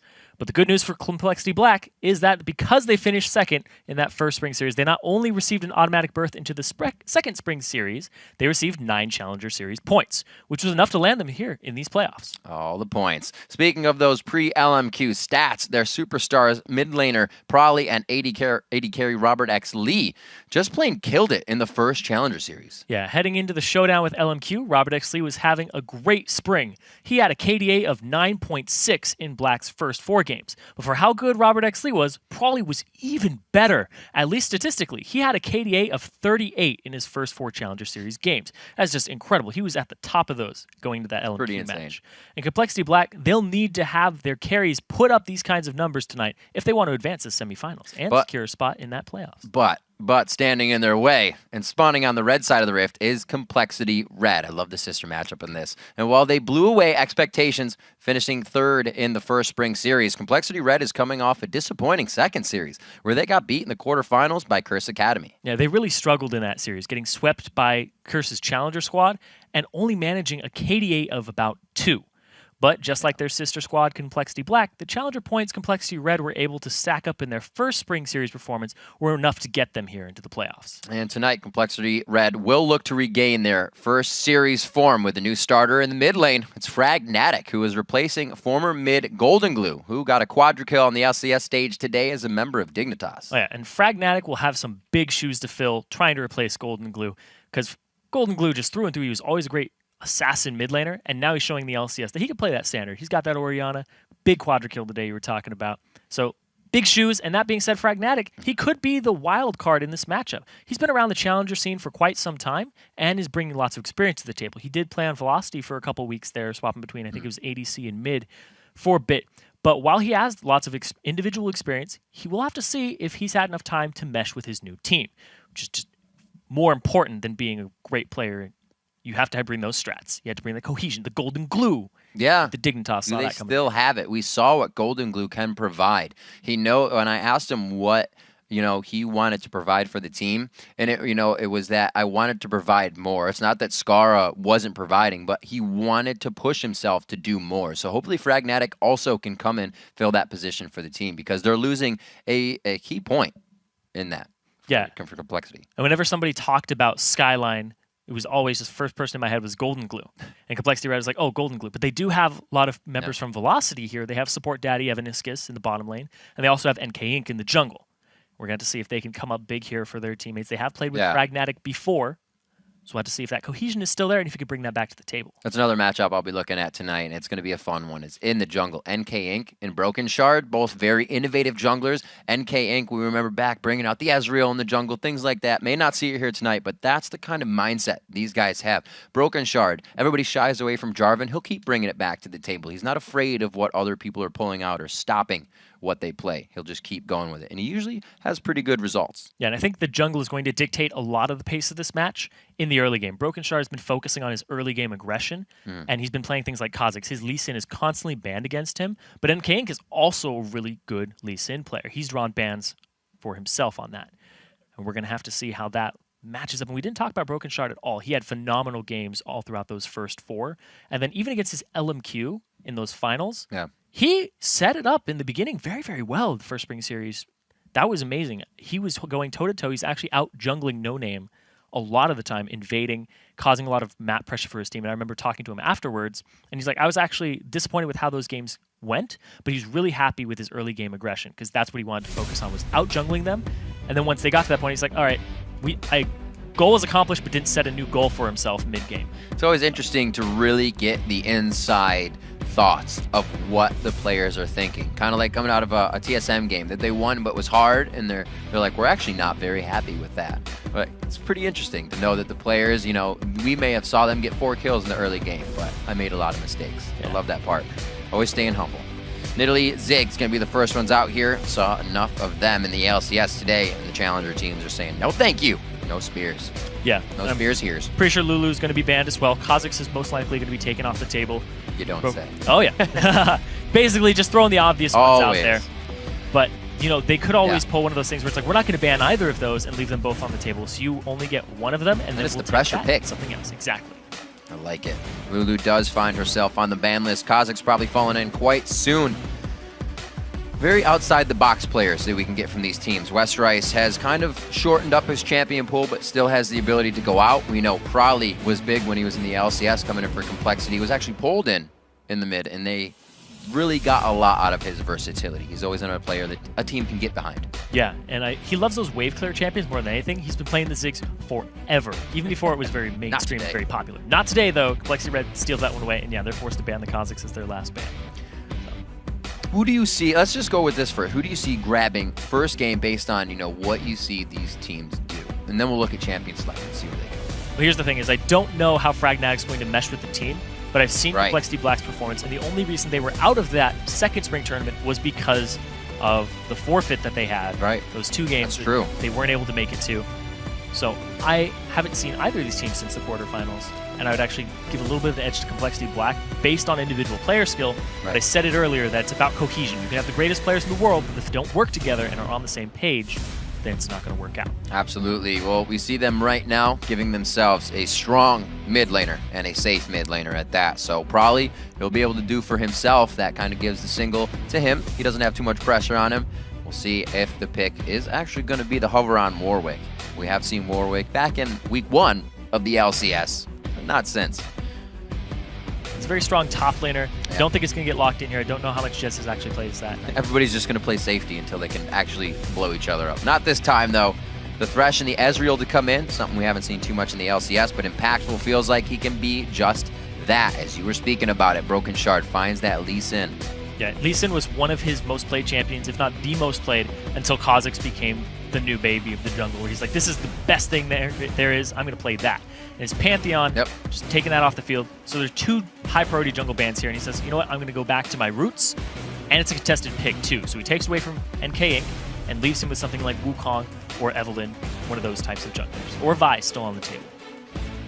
Looking at these players, just in general in solo queue, it is Complexity Red that kind of pulls up the bigger numbers in D1 at a higher LP, usually 90, 80, where Complexity Black is there. They got Diamond 3 to the Diamond 1s, but it seems like Complexity Red puts a lot more on trying to improve individual skill, where you see the teamwork really coming out for Complexity Black in their previous games. Could be a big factor. And when you're talking about Robert X. Lee previously, we saw him in the LCS on EG as one of the subs there, and out of all the subs that they brought to the table, I think he was actually the most consistent.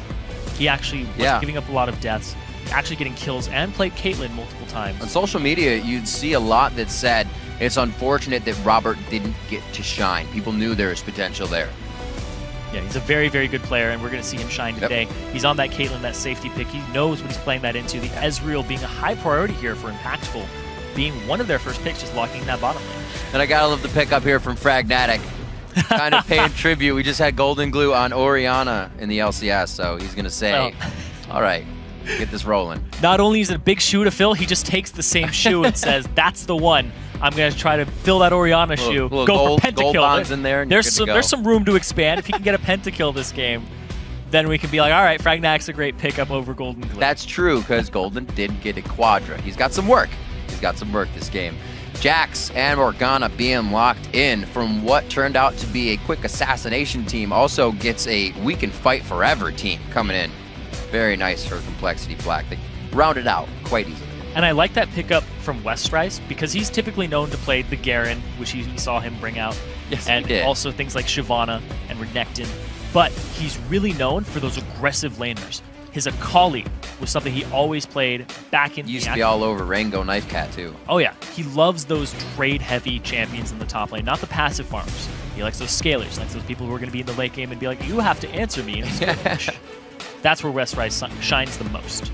And we do see the Amumu being locked in. It's going to be a great bit of crowd control coming out of the jungle. Think back all the way to the man himself, Snoopy, the one who pretty much coined loving the Flash Amumu initiation, being able to retake a fight. We'll see if NK Inc. can do that here. We did put a point on NK Inc. and Broken Shard to see what they could kind of innovate for this game. Looks like NK Inc. has something for us. Yeah, and it looks like a Wombo combo team coming out here for Complexity Red. Orianna Shockwave, you have the Amumu to synergize with that. Jess is going to get straight in there with the Shyvana, and of course Ezreal's going to be poking from the outside. Then on the Complexity Black lineup, we have more of an engaged, lots of gap closers here. Everybody on the team has some type of movement ability aside from Morgana. So she can lock somebody up and then Jax will be right on top of them. And we see a TP here for Westrise. No TP for Jezzy locked in just yet. Could swap it over in the last 10 seconds, but if he doesn't, it means that Jax, he's looking to just scale up and then eventually duel him. So once you get him out of the lane very early, he'll just be back. And it's about 3 minute 20 second cooldown. Right. No, yeah, today we saw, I think it was first game a teleport or no teleports, and then second game all teleports. But it definitely switched today from last week in LCS to having everybody taking teleports now with the 100-second cooldown to your own turret.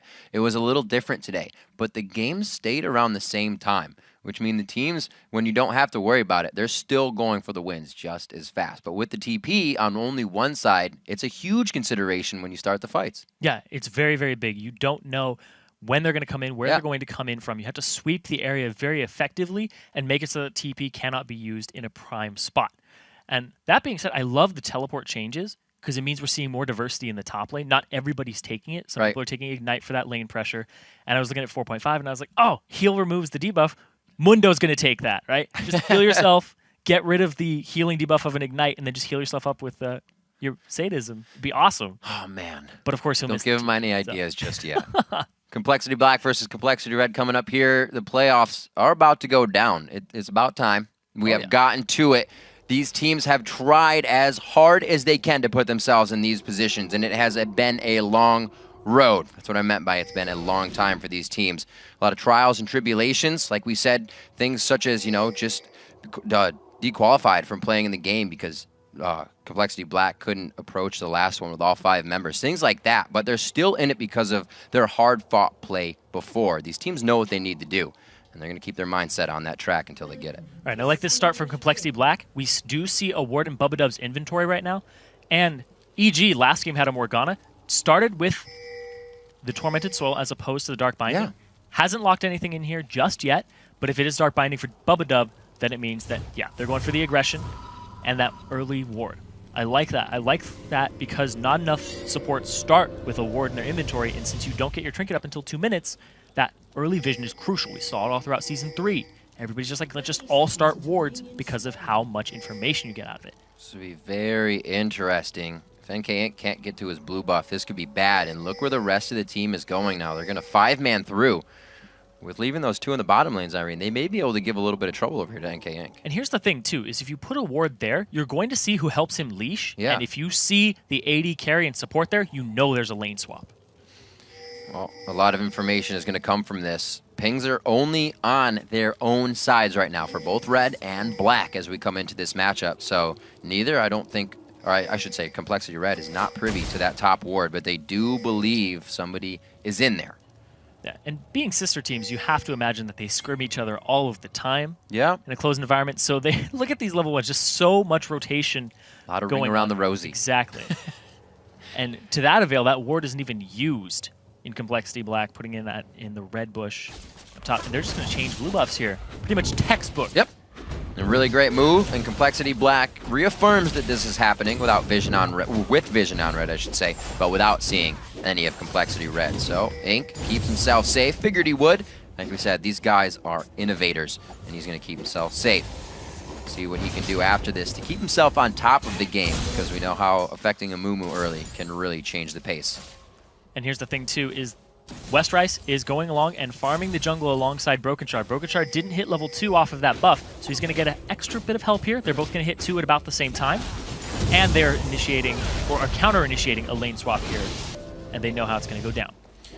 Yeah, it is Jezzy keeping himself to the back now. Only got a few camps, and he'll be back out to do it. NK Inc. What's kind of the timing for an Amumu? We don't really see him too often. Does he just go after Bandage Toss, or you kind of slow it down if you're going against the Lee Sin that can counter? It's pretty much just 3-minute mark. Everybody's going to have their buffs done. They know that Broken Shard is on this bottom side of the map. West Rice, like, Amumu can't help push turrets. He has nothing that helps him. No bonus attack speed. And he's very bad at that. And up in the top lane, it's that turret that has that bonus resistances to auto attack. So it's going to take them a very long time to get this turret. And it's the right move by Complexity Black to actually get West Rice that level 2 and just keep Broken Shard there too. Look at how quickly they got this down, whereas the top turret is barely scraped at this point. They could go for 2 right now. Ridiculously fast. Actually, almost basically scraped. I thought they would have had it down by half. As we just see NK Inc. whacking his head off the turret. The rest of the team doing what they can. Brawly's not letting Fragnatic get anywhere. Up in mana, looks like he is down in CS, but it's only because he's trying to keep Fragnatic there and pushing him. This turret's going to go down about the same time the top one does.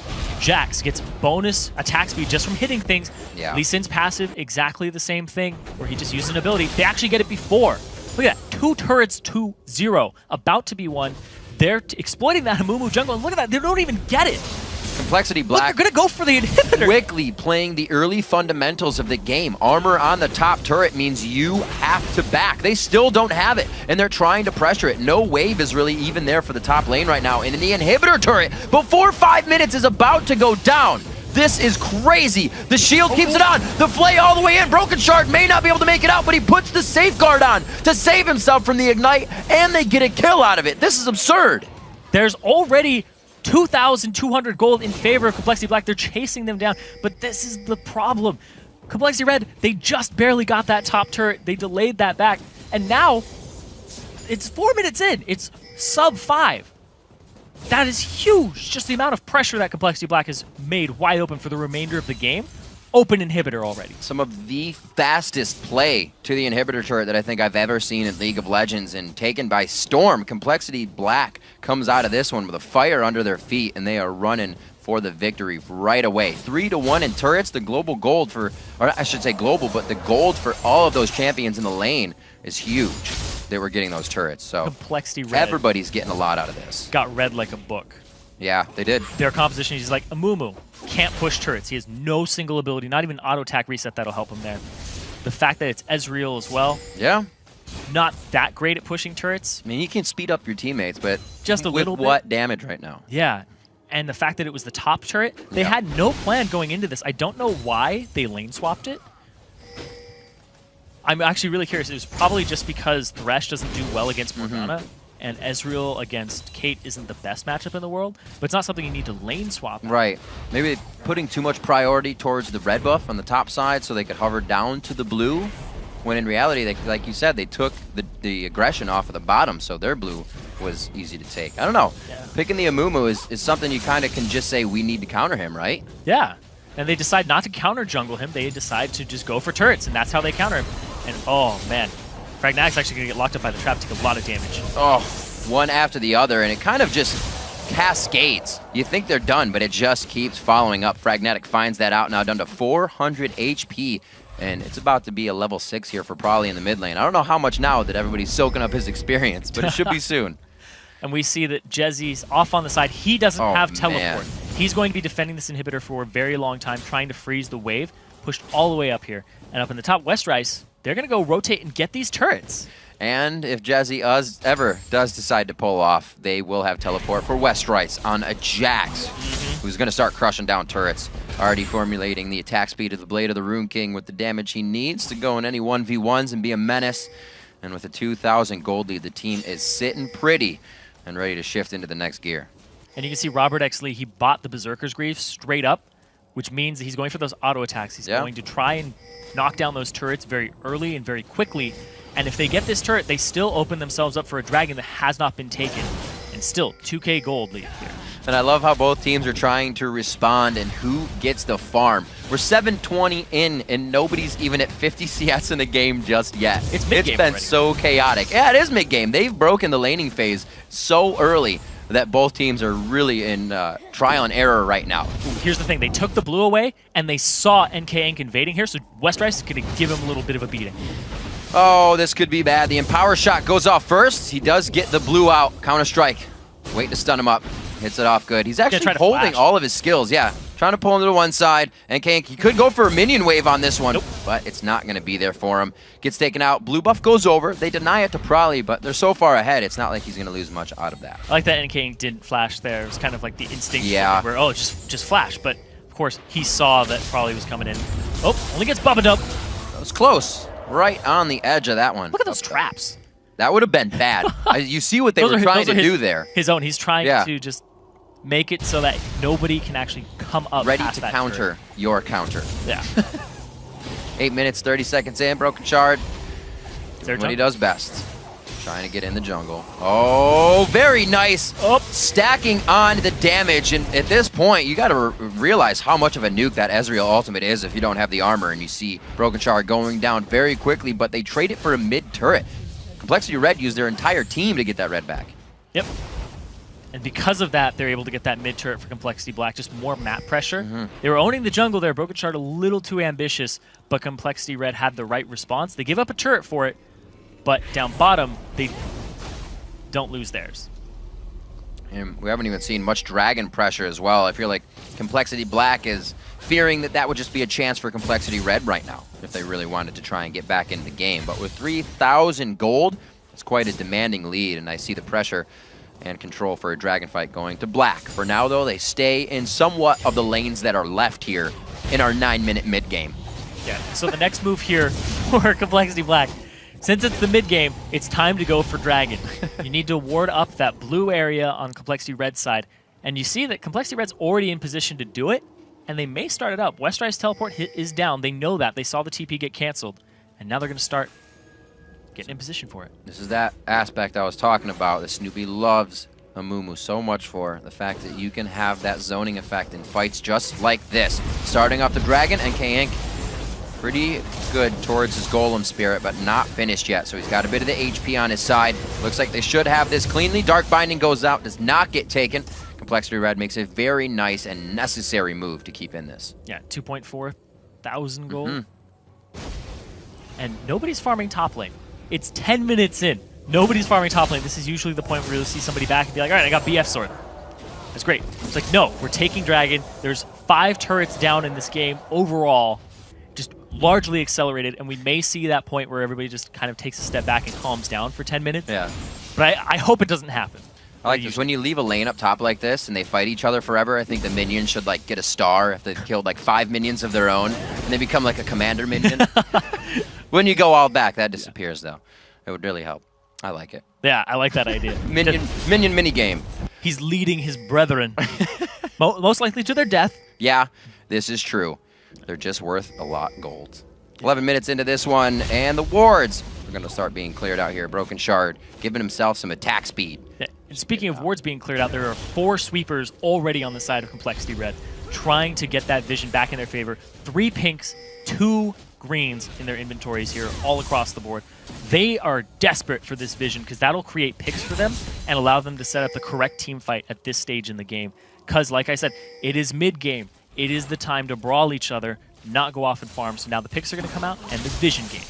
So looking at Impactful's build, usually, you know, Doublelift you'll have a Blade or a Bloodthirster before you go for the Triforce. Something else. Is this because, I mean, he's not even behind, but is it because he's feeling like the team is behind? Usually what you do with the Trinity Force is you push turrets. The Bloodthirster is more of a laning device, and a lot of people have been going Trinity Force Blade of the Ruined King on Ezreal. But he opts to go straight for the Trinity Force because he's not going to have a laning phase at all. That's true. Good point. Nothing to really farm up unless you're sharing it with the rest of the team right now. Communal farm all across the map, and it's equaled 4-1 in turrets, 2-1 in kills, and 18,000 to 15,000 is for exactly 3,000 gold in the lead.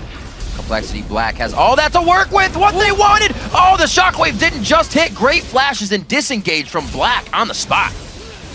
Brokeshard, he gets a Q. He's not going to take it. So that is both Curse of Sad Mummy and Shockwave down. Complexity Black are in a great position. Yeah. They didn't blow any AoE ultimates. There's only the box and Dragon's Descent left on Complexity Red. Whereas you still have Soul Shackle, you still have Dragon's Rage. Yep. 2 high priority things here for Complexity Black. That was almost a must-have for Red. You see the vision in the top side of that jungle. Complexity Black was completely dark there, but they do have a bit of vision now at the blue. They are trying to contest. It's going to be taken away. Very nice job. Let's see what they can do to keep pressuring. It looks like NK Inc. He's safe now. I thought they were going to keep following in. But Westrice just to push the bottom lane. It looks like he's staying in the lane even though he has the teleport. Would you not want to put this guy top lane and kind of spread the team out? He's going to start putting pressure on that inhibitor slowly but surely, and those wards all across the blue are covering him while he pushes up. So he's going to continue to push as fast as he possibly can. Right. He's the only person on the map with a completed item. First person out of Blade of the Ruined King. That is huge. And especially if somebody's going to come duel him, like I said at the start, he's best on those split push champions where it's like, all right, you have to send 2 people to even deal with me. So then you create map pressure elsewhere. Very interesting to see how the players react with such low farm, how they consider where they're going to get it and who gets it right now, because it's going to mean a lot in the game, especially for NK Inc. to at least get some assists so he's not in a Mumu that just gets flattened when he goes into a fight. Yeah, it's big. Mumu out of the jungle, you're going to get less gold. And Bubba Dub coming in from the side here, has everything available to him. Oh, oh, nice flash. Throws out the Dark Binding just for a to-do. Just get a 1-up on it. Yeah. So the flash is definitely worth there for Bubba Dub. Yeah. Soul Shackles for that, no problem. He sees that pink ward. He's just going to clear out a white first. Slowly moving. And that just kind of goes to show, even though he doesn't have any more vision around him, he feels safe in that situation. Like you said, he's the one that no one can take on a split push right now. And with that confidence, it flows over into the team. You can see Prolly and Bubba playing with this pink ward here. They get an easy ward down, and they get what they need, knowing that they cannot return with that vision. Oh, sweeper. Sweeper indeed. Yep. And here's the thing, too, is Jax can definitely duel Ezreal at this point in the game. So Impactful has to be very safe. And Westrice, he's going to continue to push this bottom lane as much as he can. And the top lane will eventually fall into the hands of Complexity Black unless they mess up an engage. And even if they do, Westrice has teleport. And you can see the bottom half of the jungle is clear. That's all Westrice. So even if Complexity Wed wants to return to getting experience, picking up their camps, it is not there. He is soaking up everything, as he should and usually would, but all of these things are surmounting against Complexity Red, and now they have to worry about that bottom lane. Remember, Westrice has the teleport if something engages at the top. Now it's going to be Shyvana without even a completed item here. Has the Ninja Tabi, doesn't have Sunfire Cape against a Blade of the Ruined King. 2 kill, 120 CS. Highest kills, highest CS in the game here for Westrice. Most of the gold is concentrated on him right now. Yeah. Just hitting 120 CS, and we're almost 16 minutes in, Zyrene. You can kind of see the chaos of this game unfold in the inventories. If you read them out, you just kind of think to yourself, what the heck happened? But both teams trying to adjust now. It slowed down the bleeding on Complexity Red for sure, but they're not in a move to get themselves back. Black here has the timer on Dragon. This could be the move. Yeah, it's up in 2 seconds here. Broken right on top of a ward. They see this, but Impactful is pretty far away. They're going to stand here and see if they can bait them in, but there we go. Okay. I was like, but they're standing right on top of one. They better sweep it or that ward. Or put a pink down, and now they lose Dragon control because of that. Well, they do have mid control now, but they do not have Robert XLE for big damage. See what they can do. Westrice stays by himself. He's going to be able to throw it off a few on the fight. They do have Shyvana trying to pinch in. Jezzy coming from the right side. Westrice being a monster over here. What is he doing? Going to throw up the Counter-Strike. Now the team's not going to be able to... Oh, my word! The flash jump gets himself to safety. They almost get mid-turret and take down Jezzy. So with losing Dragon, they get a bit back and prep for what they need. So they don't get any objective off of that. They get a Dragon. Westrice escapes by the skin of his teeth, which is what they need. If Westrice had gone down, then Complexity Red could definitely push up and get this turret no problem. Right now they can push up and it'll be a little bit contested, mildly, because there is still a teleport on Westrice he could use. Yeah. Yeah, and there we go. He's going to go ahead and use that for himself. Oh, a little early on the hook. Gets himself to mid lane. So that's actually going to be him walking. Nice flay. The 2 seconds going down on Counter-Strike really couldn't get the stun down. Support daddy and a good daddy. 125 to 104 on that top lane. Jezzy has actually been the one trying to soak up the CS in the bottom. He's not able to come close to what Westrice has been doing. Yeah, and you were talking about how if you looked at the scores, you'd be like, what happened in this game? Yeah. You look at turrets, another one goes down in favor of Complexity Black. And Westrice got 2v1'd at the start of the game. Highest kills. That's true. Highest CS in the entire game. He got 2v1'd, went along with the jungle, didn't get any CS for about the first 3 minutes, then goes down and they 4v1 Jezzy at a turret. And they just push it up from there. So he's doing really, really well. And NK is caught! Whoa, that is one heck of a wombo combo from long range. Almost enough to take down NK Inc. He's got the HP to stay alive. However, 30 CS behind and doesn't have those 2 assists that we see over onto Broken Shard. And having that mobile jungler has definitely allowed Complexity Black to keep on this lane to lane to lane push they have going on. Westrice now to the bottom. Looks like they're back to mid. Yep, it's back to the same MO as before. Mid turret's about half HP. They can continue that push right back up. Westrice doesn't have teleports, about halfway down. Be up in about 120 seconds.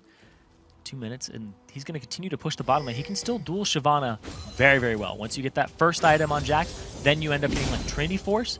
That's all you need. His base stats are ridiculous. So what is Complexity Red's best option? Because they want Complexity Black to group. But when you've already seen that kind of shockwave Curse of the Sad Mummy ultimate, how do you get a team to group when they know not to?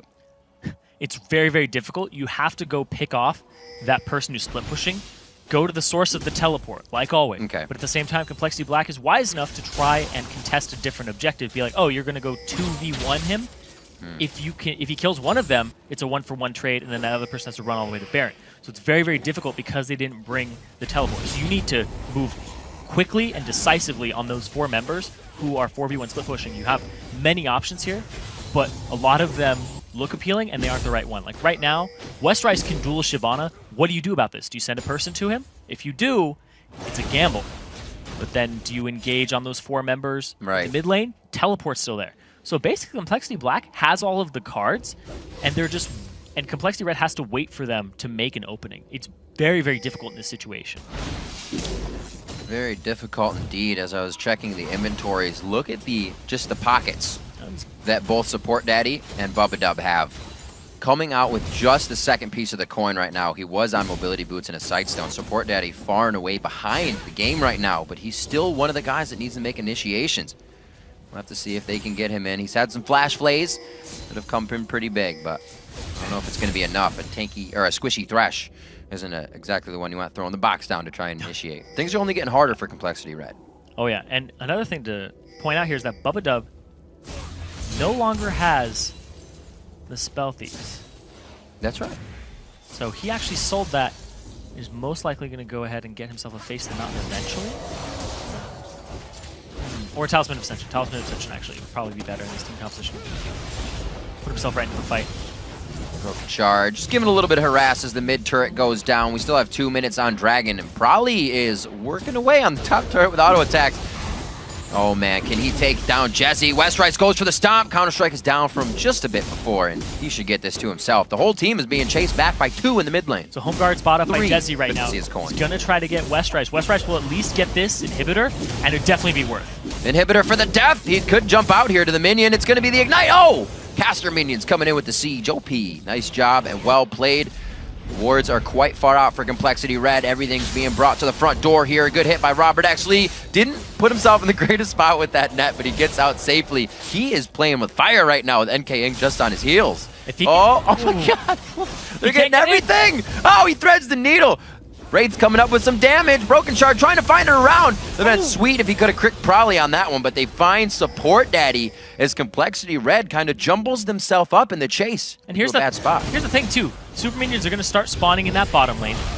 Teleport is available for Westrice so he can get into this fight, and NK Inc. has to back. Oh my word. It's like 4 shots for the Baron to kill Broken Shard right now. Westrice coming in. He is level 13. He's 2 levels higher than anybody on his team except for Probably in mid. Ooh, here comes True Shot Barrage. Mid lane, it's a little early. Nice call on that one. They actually had enough wards to see that coming in.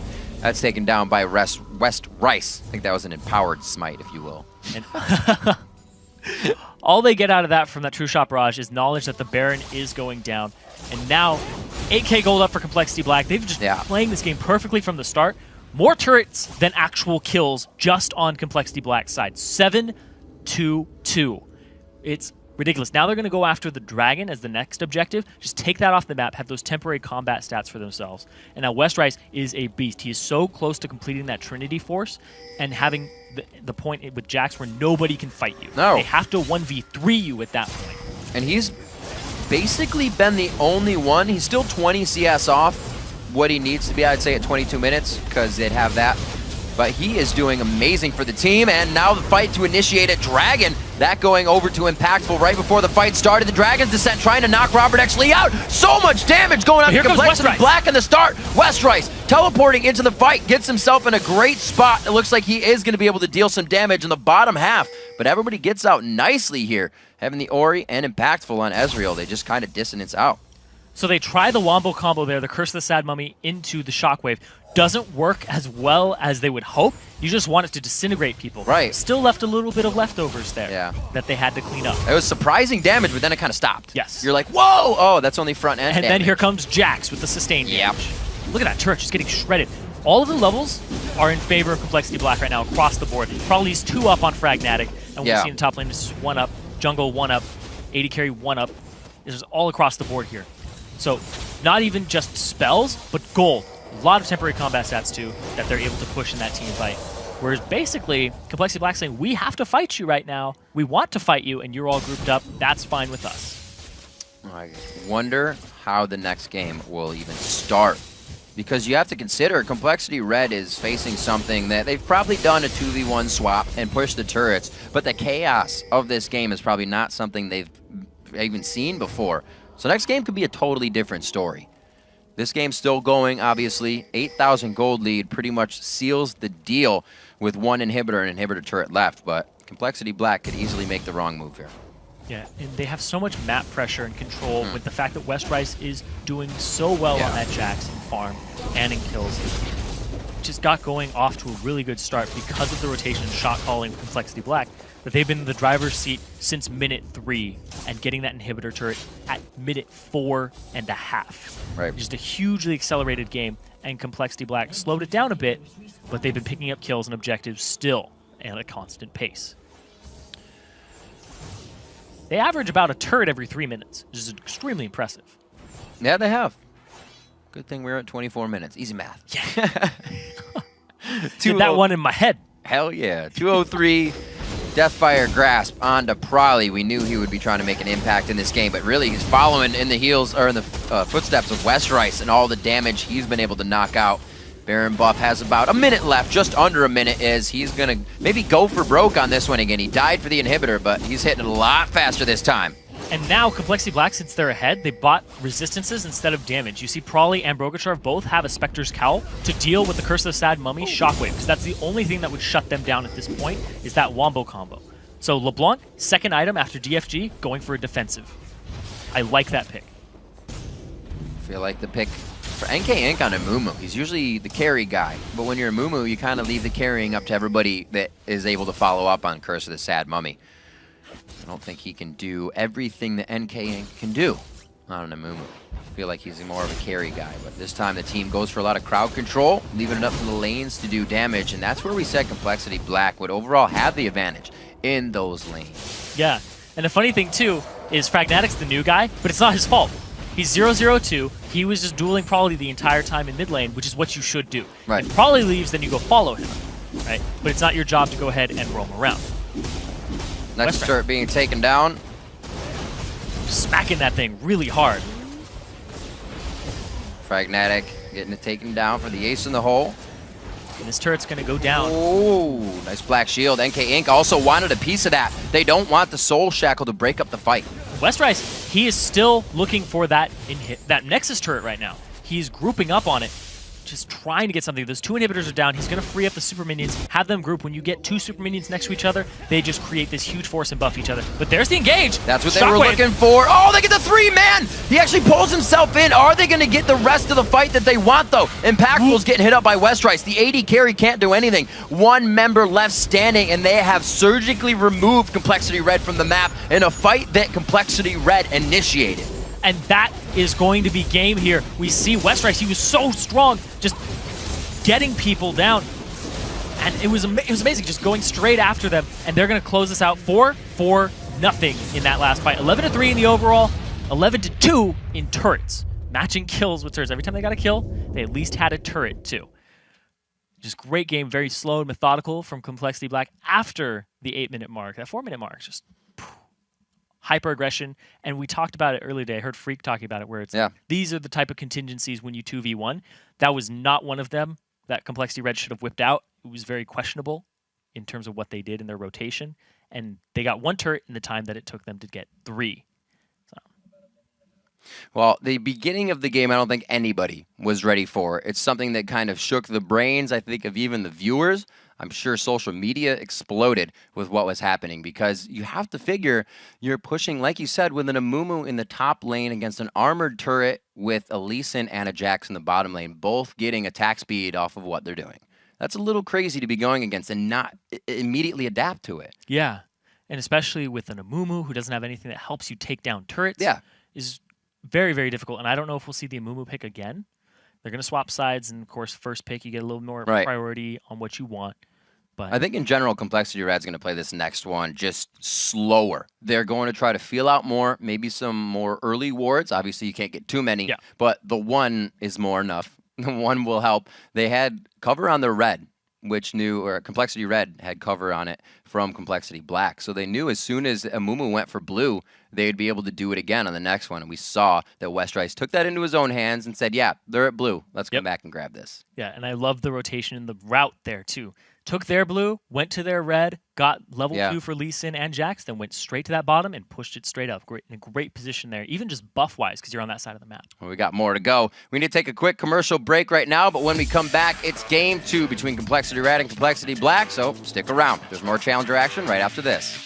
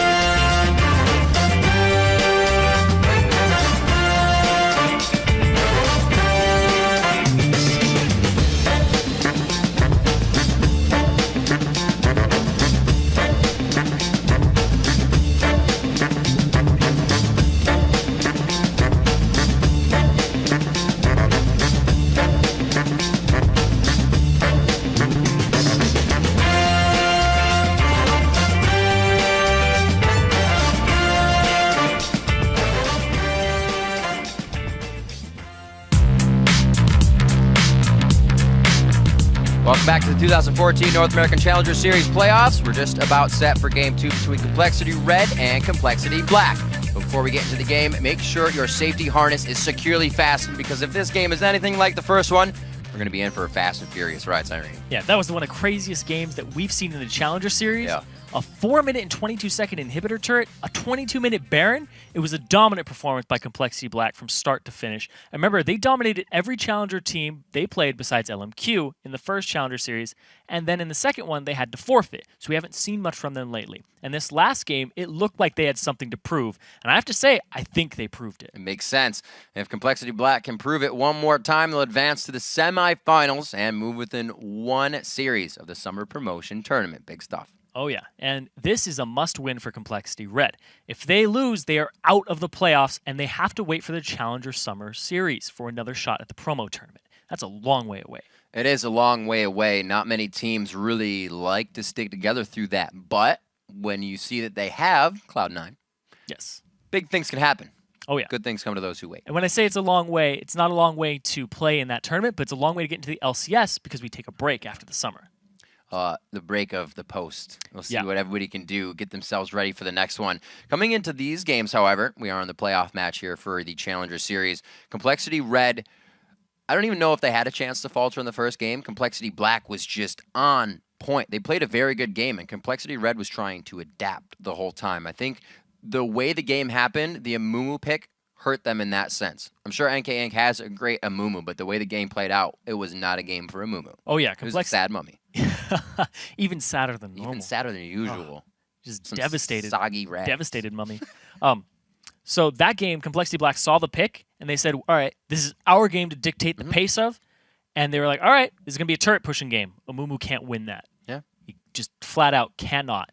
Most other junglers do decently. Amumu just cannot push turrets. No auto attack reset, no attack speed increase. It's just very, very sad. And especially since it's the top turret, you cannot push that thing. It's got that extra resistances before 8 minutes. They strongly put themselves in that position too, and then continue to push it, seeing it happening. Like we said, adaptation is going to be a big one. On the fly for Complexity Red this game. Now being on the blue side may favor them a little bit more. They get to kind of mentality play with picks and bans here. Yeah, they were Complexity Red on red side last time. It didn't work out. Now we'll have to see if it's really the switch up that does it for them. Complexity Purple. Well, Red just mixing colors now. Then they could be any side and it wouldn't matter. Well, we still use purple, so I can't. Dang. That's true. Kha'Zix Solution being taken out right now. None of that hard carry for the lane that Impactful would be putting up in that bully of Lucian early game. Or Kha'Zix slicing your face off from NK Inc. They don't want him having a pivotal jungler. The Amumu may not have looked that good, but they still respect NK Inc. as a jungler. They know he can do big things. And here's the standard bans coming out. I was going to say, I think it's a Lee Sin because it's a contested pick, and we had High on the desk saying our picks are different depending on who we play against. Yeah. Because whatever somebody else prioritizes and you're good with that champion, if that's their number one and you're number two, pick it. Because you force them on a number two to meet you on that. And right. You make them uncomfortable on figuring out the notebook. Yeah. They can help every team spread the word. The Notebook, huh? I just thought of the movie starring Lemonation. What do you want to pick? Tell me what you want. Pick it all. It's not that simple. West Rice and Broken Shard with Thresh and Caitlyn lane. Looks like they knew exactly what they wanted to pick. Safety on top of safety for a long-range lane. What can they answer with? Complexity Black kind of showing what Robert X. Lee can really win a lane with. May see why the Lucian was banned out there. And if he picks the Ezreal, he's going to say, and he does, he's like, I'm going to play what you played last game and show you how it's done. So he's going to play Ezreal into Caitlyn, and I don't think that Complexity... Actually, no, it's the same. Sorry, they swapped sides. Right. Blah, blah, blah. So he's going to play the same thing and say, I can actually do well on that champion against your Caitlyn. I like a high priority there. I also like the switch up where this might actually be Prolly's Annie because he has run Annie in the LCS. It was actually, I believe, one of the first few games he played when he was on Complexity, and he said, I just wanted to. It was fun. And he did so well. So that's actually a little bit of a flex pick coming in for Complexity Red. It could be Prolly's if it was on his side. Right. I hate that. They're both Complexity. So I think Complexity's going to win this game. Just, I would bet on that. That's such a good call. It's so... they got you on it got me too. Got me on it got Annie. me. I was thinking of what you were saying. Oh, I threw you off. We're back in. You guys did not hear that. Welcome to Champion Select, guys. Getting in here. Prolly and Robert X. Lee locking in the Elise. We've actually still seen teams hovering towards Elise despite the little hits she's had. But West Rice getting the Jax again. It's not like they're not paying respect to it, but what are you going to band out? It's kind of like the worst of the worst are banned out, and there's still the worst left. Yeah, there's still a lot left on the table here. And Complexity Red saved their top lane pick here. And it could be Renekton into Jax. Works very well. You can go ahead and use Ruthless Predator while he's using Counter-Strike. He'll still stun him and you can get away. But Jax will outscale him eventually. And I don't know if Complexity Red want to go with such an early game-based team with the Lee Sin in the jungle too. So, have a lot of thinking to do here and a lot to hash out. But I like Broken Shard once again on Elise. I pretty much like Broken Shard on every champion, unless he's going to play something that's a little unorthodox. Yeah. His Pantheon's really solid. His Lee Sin is great. Then he also has Elise. His Vi is good. His just all around. His Kha'Zix too. He's a fantastic jungler in the challenger scene. Right. I'd say definitely one of the top 2. Well, the junglers, like you said, the Elise was the Lee Sin was that first big priority, and Broken Shard does not get it this game. Seeing the pick of Orianna coming back in as well, a little scary because of all, not gap closers, but the dashes that this team can use to get out. Fragnatic was already having trouble trying to get those shockwaves to land, and now you got guys that can repel, jump out, caliber net out. It's going to be really hard to hit. He played against LeBlanc last game, so he feels confident that he can hit those dashers and gap closers, but it makes it even more difficult. It's got to be super spot on. He wasn't having too much success, and Orianna is one of those champions you want to farm up with. Yeah. And basically, you can go 0-0-0, hit the 30-minute mark, and then join a team fight, and it's like, whoa, where did all of that damage come from? Because she scales so well. Around people. Yeah. Do the dance. And when you get a shockwave, you're automatically going to land your dissonance too. So it's just that much damage stacked on top of each other. And so the final pick coming out here was the Syndra, which we saw from Bjergsen earlier today. We did. So I wondered when that would happen. Saw a great Syndra today. Saw a great Orianna today. They have a lot to go ahead and try to impress us with here. So our expectations are high. A bar to hit and shoes to fill in general.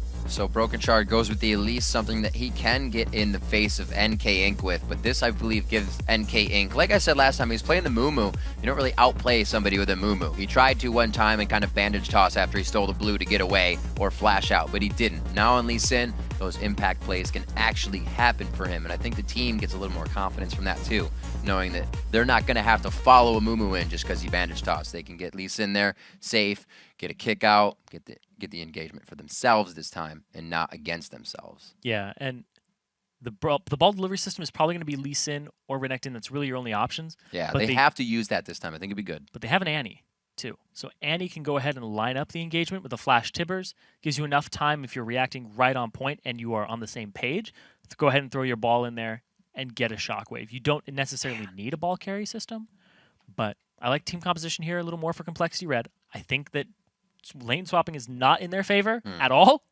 And then Complexity Black going with the Syndra in the mid lane, probably bringing out that champion that's, not regarded as an A, like S-tier champion in the mid lane. Like, he was always like that too. He's like, I'm going to play Annie mid. I'm going to play Ziggs mid. And that's like, actually, Ziggs mid is fantastic. And now he's like, I'm going to play Syndra. And maybe with Bjergsen on the back of that too, might turn out to be another great champion. Probably's got that little crystal ball. He knows what's coming up. Well, looking at this matchup, that was beautiful to leave probably last pick. I mean, you're on red side. Usually you do that.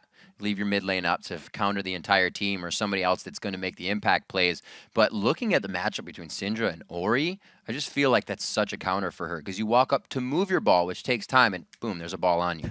Boom, there's a ball on you. And it's Every not time yours. you want to move it. You really have to play the my ball's already out and I'm zoning with it all the time instead of keeping the shield on you, which is then even scarier as well because you want that shield right away. Yeah. I feel like it's going to be a pretty cool matchup in the mid lane, and I'd be interested to see if Fragnatic can actually take that. It's pretty ballsy in the mid lane right there. You're going to have to go at each other, see who comes out on top. We will. And Syndra can blow up Orianna. She does have the shield, though, and the Clockwork Wind-Up. So in early trades, if you can get it, then it goes with Orianna just a bit. But in terms of team fighting, Orianna definitely comes out on top in just a flat out. And you see that Fragnatic is afraid and takes the barrier out of respect for the ultimate from Syndra. That's true. He does take it. One of the strongest ultimates coming in at level 6. Besides Victor, I think if you sit on Victor's ultimate, you get up there and damage as well if I think you can Fiddlesticks maneuver it. has the most potential. Maybe Gangplank if you run around and hit every single wall. Yeah. It'd be so hard to do, though. We'll see what they decide to do. It's the simple fan out, once again, from Complexity Red. It's kind of like they have magnetic forces pushing them apart at the beginning of the game, and they set up this personal line of scrimmage to be sentries. Played a little differently this time. Bubba starts with the ward and places at his own blue to see the invade coming out here. So they're going to go for a blue, and no matter what, they are going to run into Complexity Red unless they walk up to their red and Complexity Red walk into their own blue. So this is just, or Black walks into Red's blue. Just Complexity versus Complexity. We could just keep it like that. If Complexity does this, then Complexity. Hey, we were right about who was going to win last game. Oh yeah, Complexity. Dang right, got that one. Complexity will win this one too. We'll have to see. They may be able to bring it to a Game 3 against Complexity. Starting off in the top brush, it is going to be that late invade that you were talking about, Zyrene. Jezzy, he'll be able to get himself out safely, but this is going to be a take. And hopefully, we'll see NK Inc. get himself over right quick. This could be devastating, too, because it's just NK Inc. and Jezzy over here on this side of the map. TP is available for Westrise. Jezzy, once again, does not have that spell available. And if they invade about the 155 mark when it's getting started, they could actually have a majority of the damage from NK Inc. already on it, so Broken Shard can come up and steal it. But no, they go a little bit early, and they're going to see it, and the pings come out. Yeah, they say we need to move quick. Q over the wall coming in from NK Inc. He starts off going for the red, and the blue will be taken out actually for Impactful and the rest. No, they don't stay to take it. They want that CS in the lane. And they don't see that NK Inc. got himself to that red, picks it up, and now can he get out is the question, because we see that is where Broken Shard and Westrise are heading next. Ruh-roh. They're both level 1 though. That was the wrong way. Does he have anything to get over the wall? Oh, I was thinking probably might actually give him the Q he needs, but he flashes and gets out very nicely. Also kind of playing a little bit of distraction, but Westrise, he's going to stay in that jungle and start farming up. We got the 2v1 again.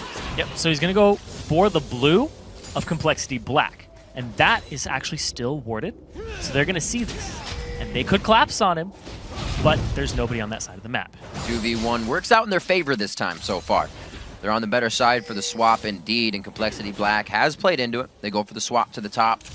We'll see what happens. Probably getting pushed into the mid lane, but same thing with Fragnatic, so they're not moving anytime soon. It's way too early for them even. Yep.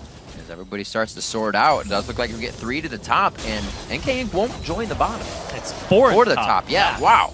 Jezzy just walks around with Broken Shard the first 2 levels, and then they show up both level 2 instead of Broken Shard being level 3 and him 1. And now this one has that little extra resistances on it, but with that extra person, there he is. It's definitely worth it. And of course, Jezzy's going to sit there, 0 CS. He is behind Westrise by a decent amount at this point, both in experience and in gold. And they're going to go ahead and power this turret down. I love this idea of 4v1ing the top lane because there's no teleport here. There's no way that Jezzy could go ahead and teleport bottom. And oh my god, he could be caught here. Long range level 1! He should not get out of this, but he is far enough away to get just in range of the turret to find solace. What a crazy play. But like you said, having the mind to send 4 up and what they just saw where 3 people did not work. They get the 4 and they match turrets. Can they match the second one though? Because this is going to be big. It's going to be a game of chicken coming out here. The Lise and Lee Sin, both great at pushing turrets. You have the Spiralings, you have the attack speed increase on both of them. They're going to get 2, but I think Complexity Red are as well. Yeah, it's a game of chicken. Who's going to back out first? But Complexity Red has already pulled off a mid. Fragnatic knows he has to help a level 1 Jesse that actually didn't go to force the other lane down. So now they're actually playing a little off of the situation. Turrets go down on both sides, but will they decide to keep going? They're going to rotate mid here and try to use Broken Shard to push this up. They have a decent minion wave here that has a cannon minion in it, so it has a lot of bulk to it. And if you throw out your Spiderlings, they will be prioritized, so there's even more HP in this wave. And Fragnatic went bottom to go ahead and clear that out, so the pressure was completely relieved. Level 4 Fragnatic, like you said, being pressured out to the level 5 probably. If he hits 6 before Fragnatic in the mid lane, no matter what shield he has at that time, it'll be quick dead. 2 for Jesse going in, trying to put some pressure down on, and you can see that Broken Shard and the rest of the team are considering that's a fight they don't want, but it looks good. And now they've gone even in terms of turret trades, which is great for Complexity Red. They adapted their strategy, and this is mainly because they were actually on the bottom side of the map in that lane swap this time, because they could not deal with those extra resistances on the turret in the top lane last time. It cost them dearly, and now they back off at the right time. Fragnatic gets pulled off, stays even in CS, despite leaving his lane. And little do we know, this is probably how these guys scrim all the time. And they're just trying to figure out new ways to mix it up and figure out a different way to take down the next turret. Right now, it's still kind of the laning phase being broke very early and created for everyone here in the mid lane. Fragnatic stopped on backing, which shouldn't be too much more damage onto the turret, but Complexity Black has prepped that last, or it wouldn't be the last one, that middle outer turret to go down very soon. Sport Daddy off on the side. He does have his flash and his stun available. They go ahead and get the lantern out. No engage. I feel like he could have had that. And the ward went down and they saw it coming. Right. A little bit of a wait. May not have been worth it at that point, but this middle turret is just the next thing Complexity Black sights. I don't know if it's going to be as accelerated of a game as last time. I don't think it's going to hit that. You know, it's Garrett. The laning phase is completely over. Now Westrice is going to farm bottom. He has his teleport available, so he can always join the fight. And that is just that constant looming pressure in the back of Complexity Red's minds. They don't have TP. Jezzy has to be on top of his rotations if he wants to match Westrice, who has that summoner spell. See Robert X. Lee, a few steps, shoot, a few steps, shoot, keeping himself mobile as an AD carry and safe in front of the turret. You never want to just stand still. Easy pickings. 6:50 on the clock. Definitely had some kills in the previous game by this time, but a little bit slower now. See NK Inc. and Broken Shard trading off some CS there, buddy style. Still 2-2 in turrets. We saw the slowdown after the last time this happened, but Complexity Red is not in the position they were before. They're a lot better off. Every time Complexity Red has a decent amount of gold, their inventories are stocked full of wards. They want to have vision, even when they're going even right now. I think they're playing as if they're behind, just mentally. They're behind in the series, not behind in the game. They're equal right now, but because they have so many wards, it may eventually take a toll on their inventories. You're kind of like, I bought 4 wards instead of completing my recipe. Kind of like that playing not to lose situation. Yeah. You don't want to take too many chances, but you also don't want to lose. And they have to make something of this vision too, but I don't know if they can push up to the dragon area before it's gone, because Complexity Black have complete control of it right now with the pink ward. And now, oh, Syndra's right there. Right in the mouth. Support Daddy, a good flash, gets himself out of that one. Bubba Dub wasn't expecting that to happen, and neither was Prolly. They try to get a little bit of ground there, but they are gaining ground still. Very nice deep wards going in the jungle of Complexity Red, and it looks like bottom may get a bit of focus after this dragon. A little bit. Oh, Broken Shard runs straight in NK. That's going to be a big back and forth fight. If he can get that last Q on, he's got to watch where the spiders are. Yep, could not get the right amount of damage in. You got to be very careful. We do see the Broken Shard is level 5, and now he hits level 6 and gets the update to his HP bar. Wow. So that Q hitting the Spiderling instead of Broken Shard, that would have been the nail in the coffin for him. And instead, they pick up a double kill onto Jax. Westrice, amazing performance last game. Once again, highest CS, highest kills in this game. And impactful, he's in trouble. It's a level 6 Prolly coming after you. Making it happen for his team. Probably trying to throw down enough orbs to get the stun down. He flashes, he dashes. It's going to be enough. Yeah, he still has barrier available to him as well. Yeah. And now they're going to start converging onto this dragon, setting it up. Broken Shard is rotating, most likely for it. But they do have that pink ward, and they're clearing things out. Support Daddy, keeping everybody on the edge of their seat. Always an inch away from being grabbed by Bubba Dub, but he keeps himself safe. 3 pink wards down across the bottom of the map there. It looks like they'll have the one in that bush for quite a long time. I'd be surprised if that didn't live to the last part of the game. So Westrice has actually augmented his build. He went for the Blade of the Ruined King straight last time. Now he's picked up the Sheen after picking up the Vamp Scepter. So he's looking to chunk turrets as quickly as possible. Just walk up, empower, and like an auto attack, and then he's good. Get the Sheen, and that's all it'll take. Just do that, chunk it down bit by bit, and he'll be good to go. He's not looking to duel, he's looking to go for turrets. Dashing over the ward. Knows Prolly sees him, so they're going to be safe in this situation. Seeing that pink ward as well, Broken Shard took that Sonic Wave from NK Inc. They know there's a pink ward in the Pixel Brush, gets pinged out there as well. Bubba Dub trying to make some moves and put wards down. Lots of pings in as they try to pinch this one. Fragnatic face to face. Whoa! All right, gets the flash out. Definitely wasn't sure if he wanted that fight or not, but in the end, it looks like he was trying to pull everything in. Yeah, he was getting cornered. The rest of the kill. From the Lee Sin. That was pretty much his only option in terms of escape routes. Ooh, chunking him down. Very nice pullback. I was wondering if he was going to have the shield there. Yeah. Sometimes the ball does not make it as fast as the ace in the hole. They got the shockwave, which means it's safe to go for the dragon now. That's because true. You don't have that AoE ultimate when you're all clumped up. Still the threat of Lee Sin stealing it, so it may not be 100% go time. And Westrice, his teleport is still unavailable for about 50 seconds. This is such a crazy game, too, when you look down at the supports. I'm like, and Support Daddy has Tibbers. No, he's level 4. Nope. Level 4 at 10 minutes into the game, along with Bubba Dub. You can just see where the CS is going, who is it being focused on. Support Daddy a little too far ahead of the match there. Could have been grabbed out by Bubba Dub, who just hit level 5. We'll see the rest of the team cleared out. Back to the mid lane, Zyrene. Gonna try to get down these turrets as the split push goes over to Robert X. Lee, and the top lane to Westrice. It's a 1-3-1 split push here. Some damage onto that mid turret, so Complexity Black can go ahead and put some more on, but they decide it's Dragon time once again. Westrice backs, he will have his teleport up in about 5 seconds here. Be good to go for the fight, whereas they do know where NKink is, and they know the angle he will be trying to enter from. If this fight begins, and it looks like Complexity Black has the lead, you can probably see that teleport down to the top lane, but it doesn't look like they need to do any of that. Dragon is quickly picked up by the Smite of Broken Shard. True Shot Barrage just whizzing by. This is from Impactful here, 11 minutes, 40 seconds into the game. Complexity Black with the Game 1 win, using a bit of that momentum to put themselves back on top, but it looks like Complexity Red saw this coming, and it's been a lot slower for Black. Yeah, it's not as dominating, but they still have their number. Those 2 kills in the top lane. It's still Westrice getting going. Oh yeah, that's the last person you want going on this team too. Doesn't matter if you get a Caitlyn fed, it's not something like a Vayne where you're like, oh no, she got past that bad early game, or Tristana. And then in the mid lane, it's Syndra. Sure, she could blow people up, but you can always bury, you can always Zonias. Jax, on the other hand, massive at destroying turrets. Westrice has the teleport, so he has map pressure. And now, all those items in his inventory will be at the team fight every time. You see it all the time where a top laner is out of the fight and he's carrying something like 5,000 gold, 10,000 gold. You're like, oh, well, that was 10,000 gold that they didn't have in the fight. But Westrice is always going to be there, always going to be relevant, or he's going to push a turret and get your team even more gold. Just a constant threat looming.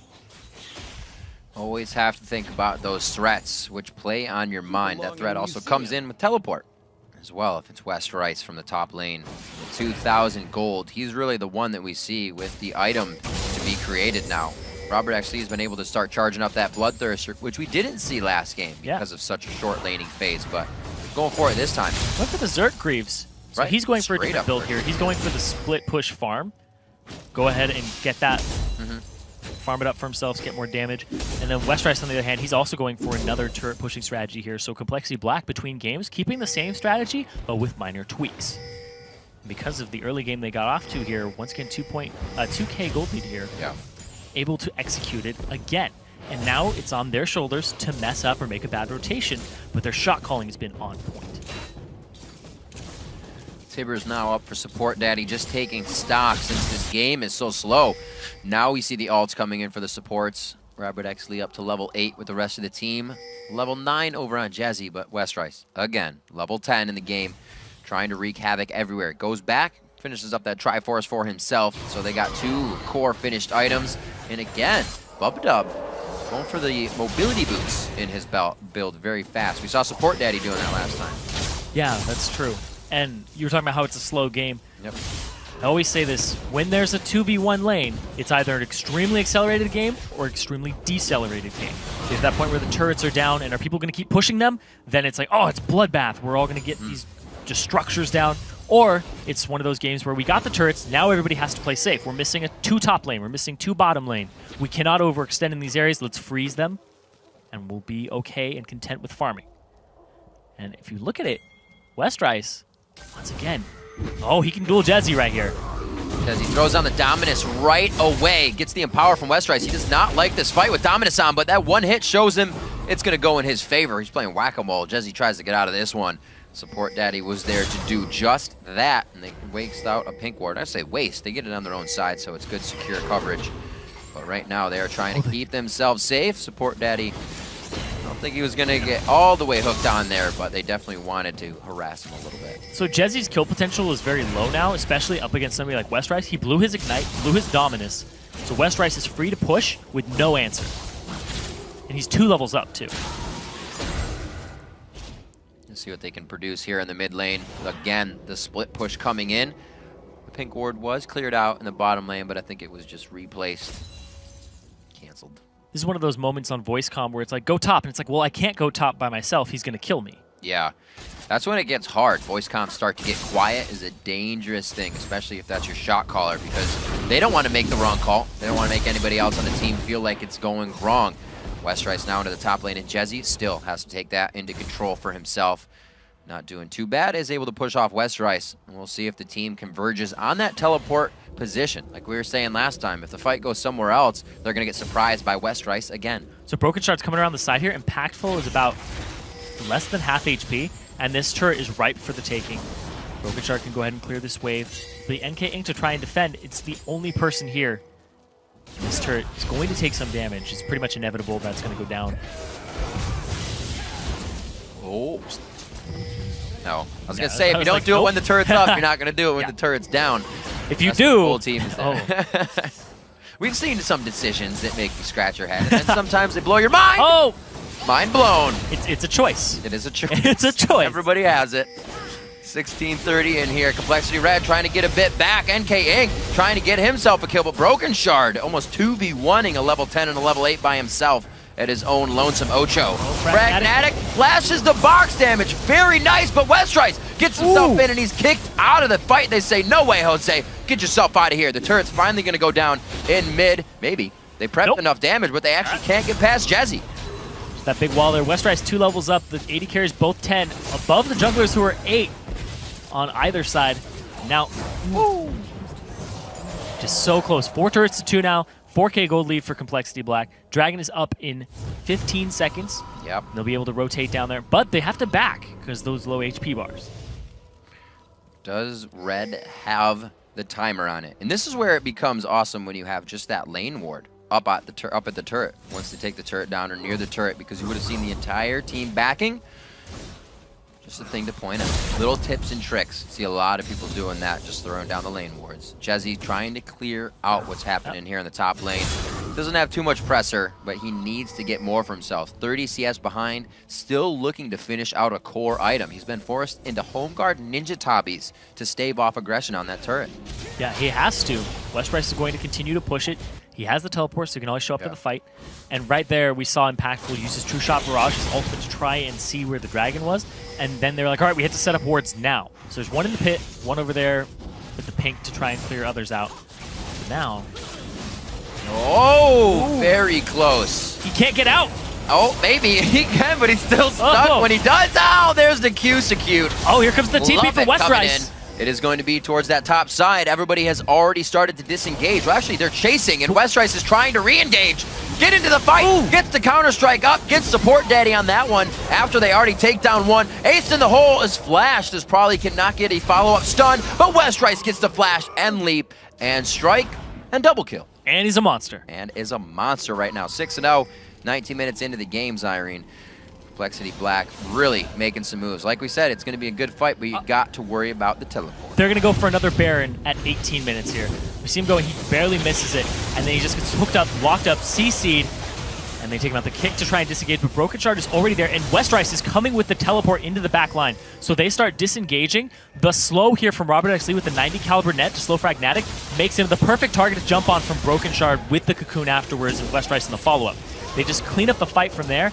And Westrice, of course, he has his flash available and the leap strike to go ahead and clear up the fight. And the Baron goes over to Complexity Black. I love how Jezzy somehow got out of that fight with just running off to Under Dragon. They're like, please don't remember that I was here. 20 minutes in, Complexity Black making a very strong case for this playoff win here in a best-of-3 versus their sister team, Red. As they approach the turret, they know they have enough power to contest. The ultimate goes out. Robert X. Lee not in a great spot. Can't get on it. He can't get the Lancer. Needs to flash out of this guy. Keeps himself safe, blowing both summoners. I'm so close. Just like, click it. There's a ball there. Click it. Ah. We'll see. Gets himself out safely. Yep. They do exchange a kill for honor to a jungler, though. NK Inc. gets picked up. They lose a turret for it. But that is the least of Complexity Black's worries because they're going to go ahead and answer in kind. Wait. Oh! That was a really nice shockwave, but we just saw that Support Daddy backed in the eyes of Complexity Black. Coming back now with home guards on. That was a little bit of pressure that they should not have received with him backing Envision. So there's a top lane turret that's being pressured right now. Complexity Red will most likely get it dropped down just from minions and just the barrage up there eventually. But at the same time, they have a minion wave going up that bottom too. It's just all over. There's a lot of pressure on Complexity Black's base because they've been in middle just all game long. Man, I feel bad when I'm missing that many minions. I'm like, I'm doing something wrong. The chaos of this game just keeps everybody in a different mindset, quickly going to clear out that bottom wave. It's almost been depleted by the turret and the minions. A little bit of a chase here for Robert Exley. You don't chase him. Dexter found that out on Eve. Robert Exley and his traps in a chase are deadly. Oh, yeah. I like that he is throwing them down in combat, too. Yeah. Just all the time. We saw it last game. It was like a binding into a trap. Remember, if I haven't played Caitlyn for a really long time, it'll pretty much not put down a trap in laning phase, almost forget I have them. Yeah. It's an easy thing to fall into. And setting up the traps in the correct positions, too, like the choke points or the places that you know people are going to walk over when they retreat, are huge. But now, still 0 kills on the board for Complexity Red, but they are even in turrets, which just means that they've been rotating the spots that Complexity Black have been leaving open for them. Meanwhile, in West Rice land, he's just fine. He's like, I'm going to push this. I'm 4-0-1. I am 3 levels higher than Jezzy right now, and I have 2 completed items. Oh, a little early there. He's budging in front of the minion wave, getting himself in trouble. Another turret down in the top lane. A bit of that attack speed steroid from NK Inc.'s own ability and passive. And that essence coming out of Ezreal. Bubba taking tower shots. Taking quite a shot. Bubba not in a good spot. Jezzy steps on a trap as he throws down Dominus. He gets exploded, even with the extra HP stats on him. And it looks like Fragnatic could get the leap here. Grandmaster goes on for West Rice, but he's not going to be able to throw down any lamp strikes. It looks like they are able to get the inhibitor here. A few more shots. They want some kills right now, Zyrene. They do not want that inhibitor just yet. It finally goes down after the kill. They're just trying to get it simultaneously. It looks like they could close out the game with 3 kills on the board. And 0 for Complexity Red. Unless they give up something right here, it's going to be a complete shutout in that regard. Possible champion shutout. Maybe the first one I've seen. 11 kills on the game right now. Some low HP bars. Support Daddy tries to get in. Gets hit out. Also gets cocooned up in that one. Still trying to get himself in. Actually got hit up by Scatter the Weak from Prowley. And the Nexus is going down. Complexity Black looks to take the playoffs here versus Complexity Red, their sister team. Another kill going down onto Jesse. They are trying to get the batting order to come up once again, but they are not going to. A 2 clean game sweep for Complexity Black versus their sister team, Red. 0-12 in kills in favor of Complexity Black. Sub 23 minutes by about 4 seconds. 2 of the fastest back-to-back games we have ever seen in the Challenger Series against sister teams. Like Complexity Black knew their strategy from the start and just played it to a T. 0 kills. I cannot stress how impressive that is. Okay. In the Challenger Series. Speechless there for a second. Hang on. And words to say. What an amazing game that both of those teams just played. There weren't, I'll say it, horrendous mistakes, because there weren't. Both teams outplayed each other at positions, but every time that Complexity Red outplayed Black, it was only to slightly get back from what Black had already achieved. And that was the whole game. When you're always a few rungs down on the ladder, the other team's going to get there first. Oh, yeah. And the Orianna, they put a lot on Fragnatic's shoulders. Even though Fragnatic and Prolly were pretty much almost a non-factor in both of these games, it was really the Jezzy and I don't know, it was West Rice Broken Shard combo. Oh, right. Up against Jezzy and NK Inc. And how that was played out in the rotation and how that played out in the strategy, too. Because I loved the fact that Broken Shard and West Rice were sharing experience to get both of them level 2. Because the typical strategy is our jungler will be 3 and our top laner will be 1. You shared some experience, but then they both go to that 2v1 lane. Yeah, it's like, oh, 4-on-1? Ha! Let's see you fight that. You can't. There's just no way. They had a good idea with it, too, with the frenzy on Elise and whatnot. Yeah. They made their move. But with the first day of the NA quarterfinals done, let's take a look at those hopes, the LCS hopes that are still alive. Starting at the bottom of the bracket, it's tonight's victors, Complexity Black, and their semifinal opponents, Cloud9 Tempest. They will face off next Saturday, April 12th, with a berth in the Summer Promotion Tournament on the line. And tomorrow we will see the top side of the bracket in action as Curse Academy takes on VVV Gaming for the right to face LMQ in the semis. But before we get to the Challenger Series, the pros take to the Rift for the second day of Super Week. Kicking off the 6 games is the fight between XDG and Team Dignitas. And rounding out the action is the battle for first place. It's Bjergsen and Team Solo Mid versus Meteos and Cloud9. That's going to be a great one. And immediately following the last blast of the Nexus, the Challenger playoffs continue with Curse Academy taking on VVV Gaming. And remember, the games start at 12 noon Pacific Daylight Time, 9 p.m. Central European summertime. That they do, and we're going to turn out the lights here after an epic day in the NALCS and the Challenger Series playoffs. But before we go, I want to say thanks again to our friends at Coca-Cola. Now for myself, Zyrene, and the entire live broadcast crew, thanks for watching. Good night.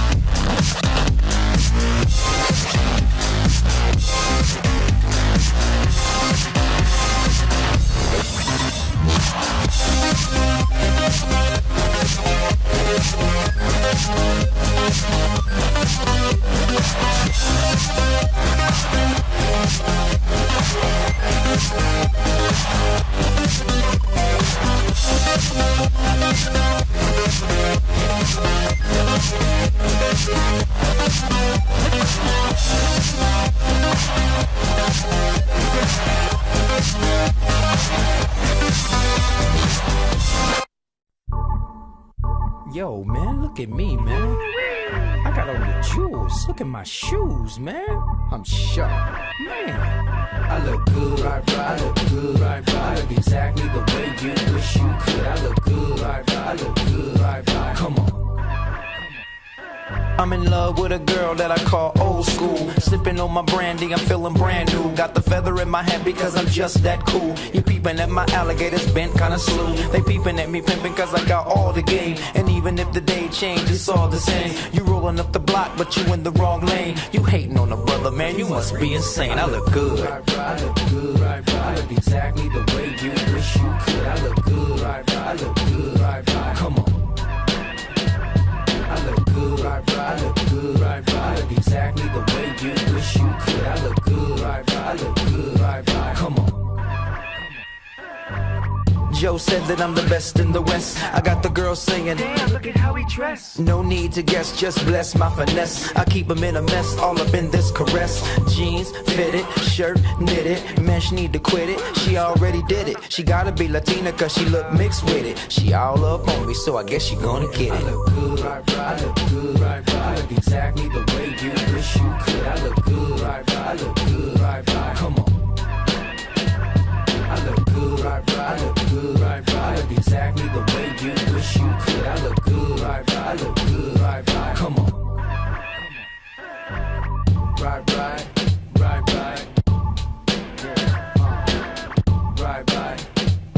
Come on. Right. Come on.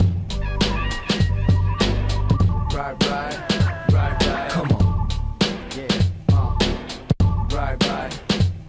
Come on. I look good. Right.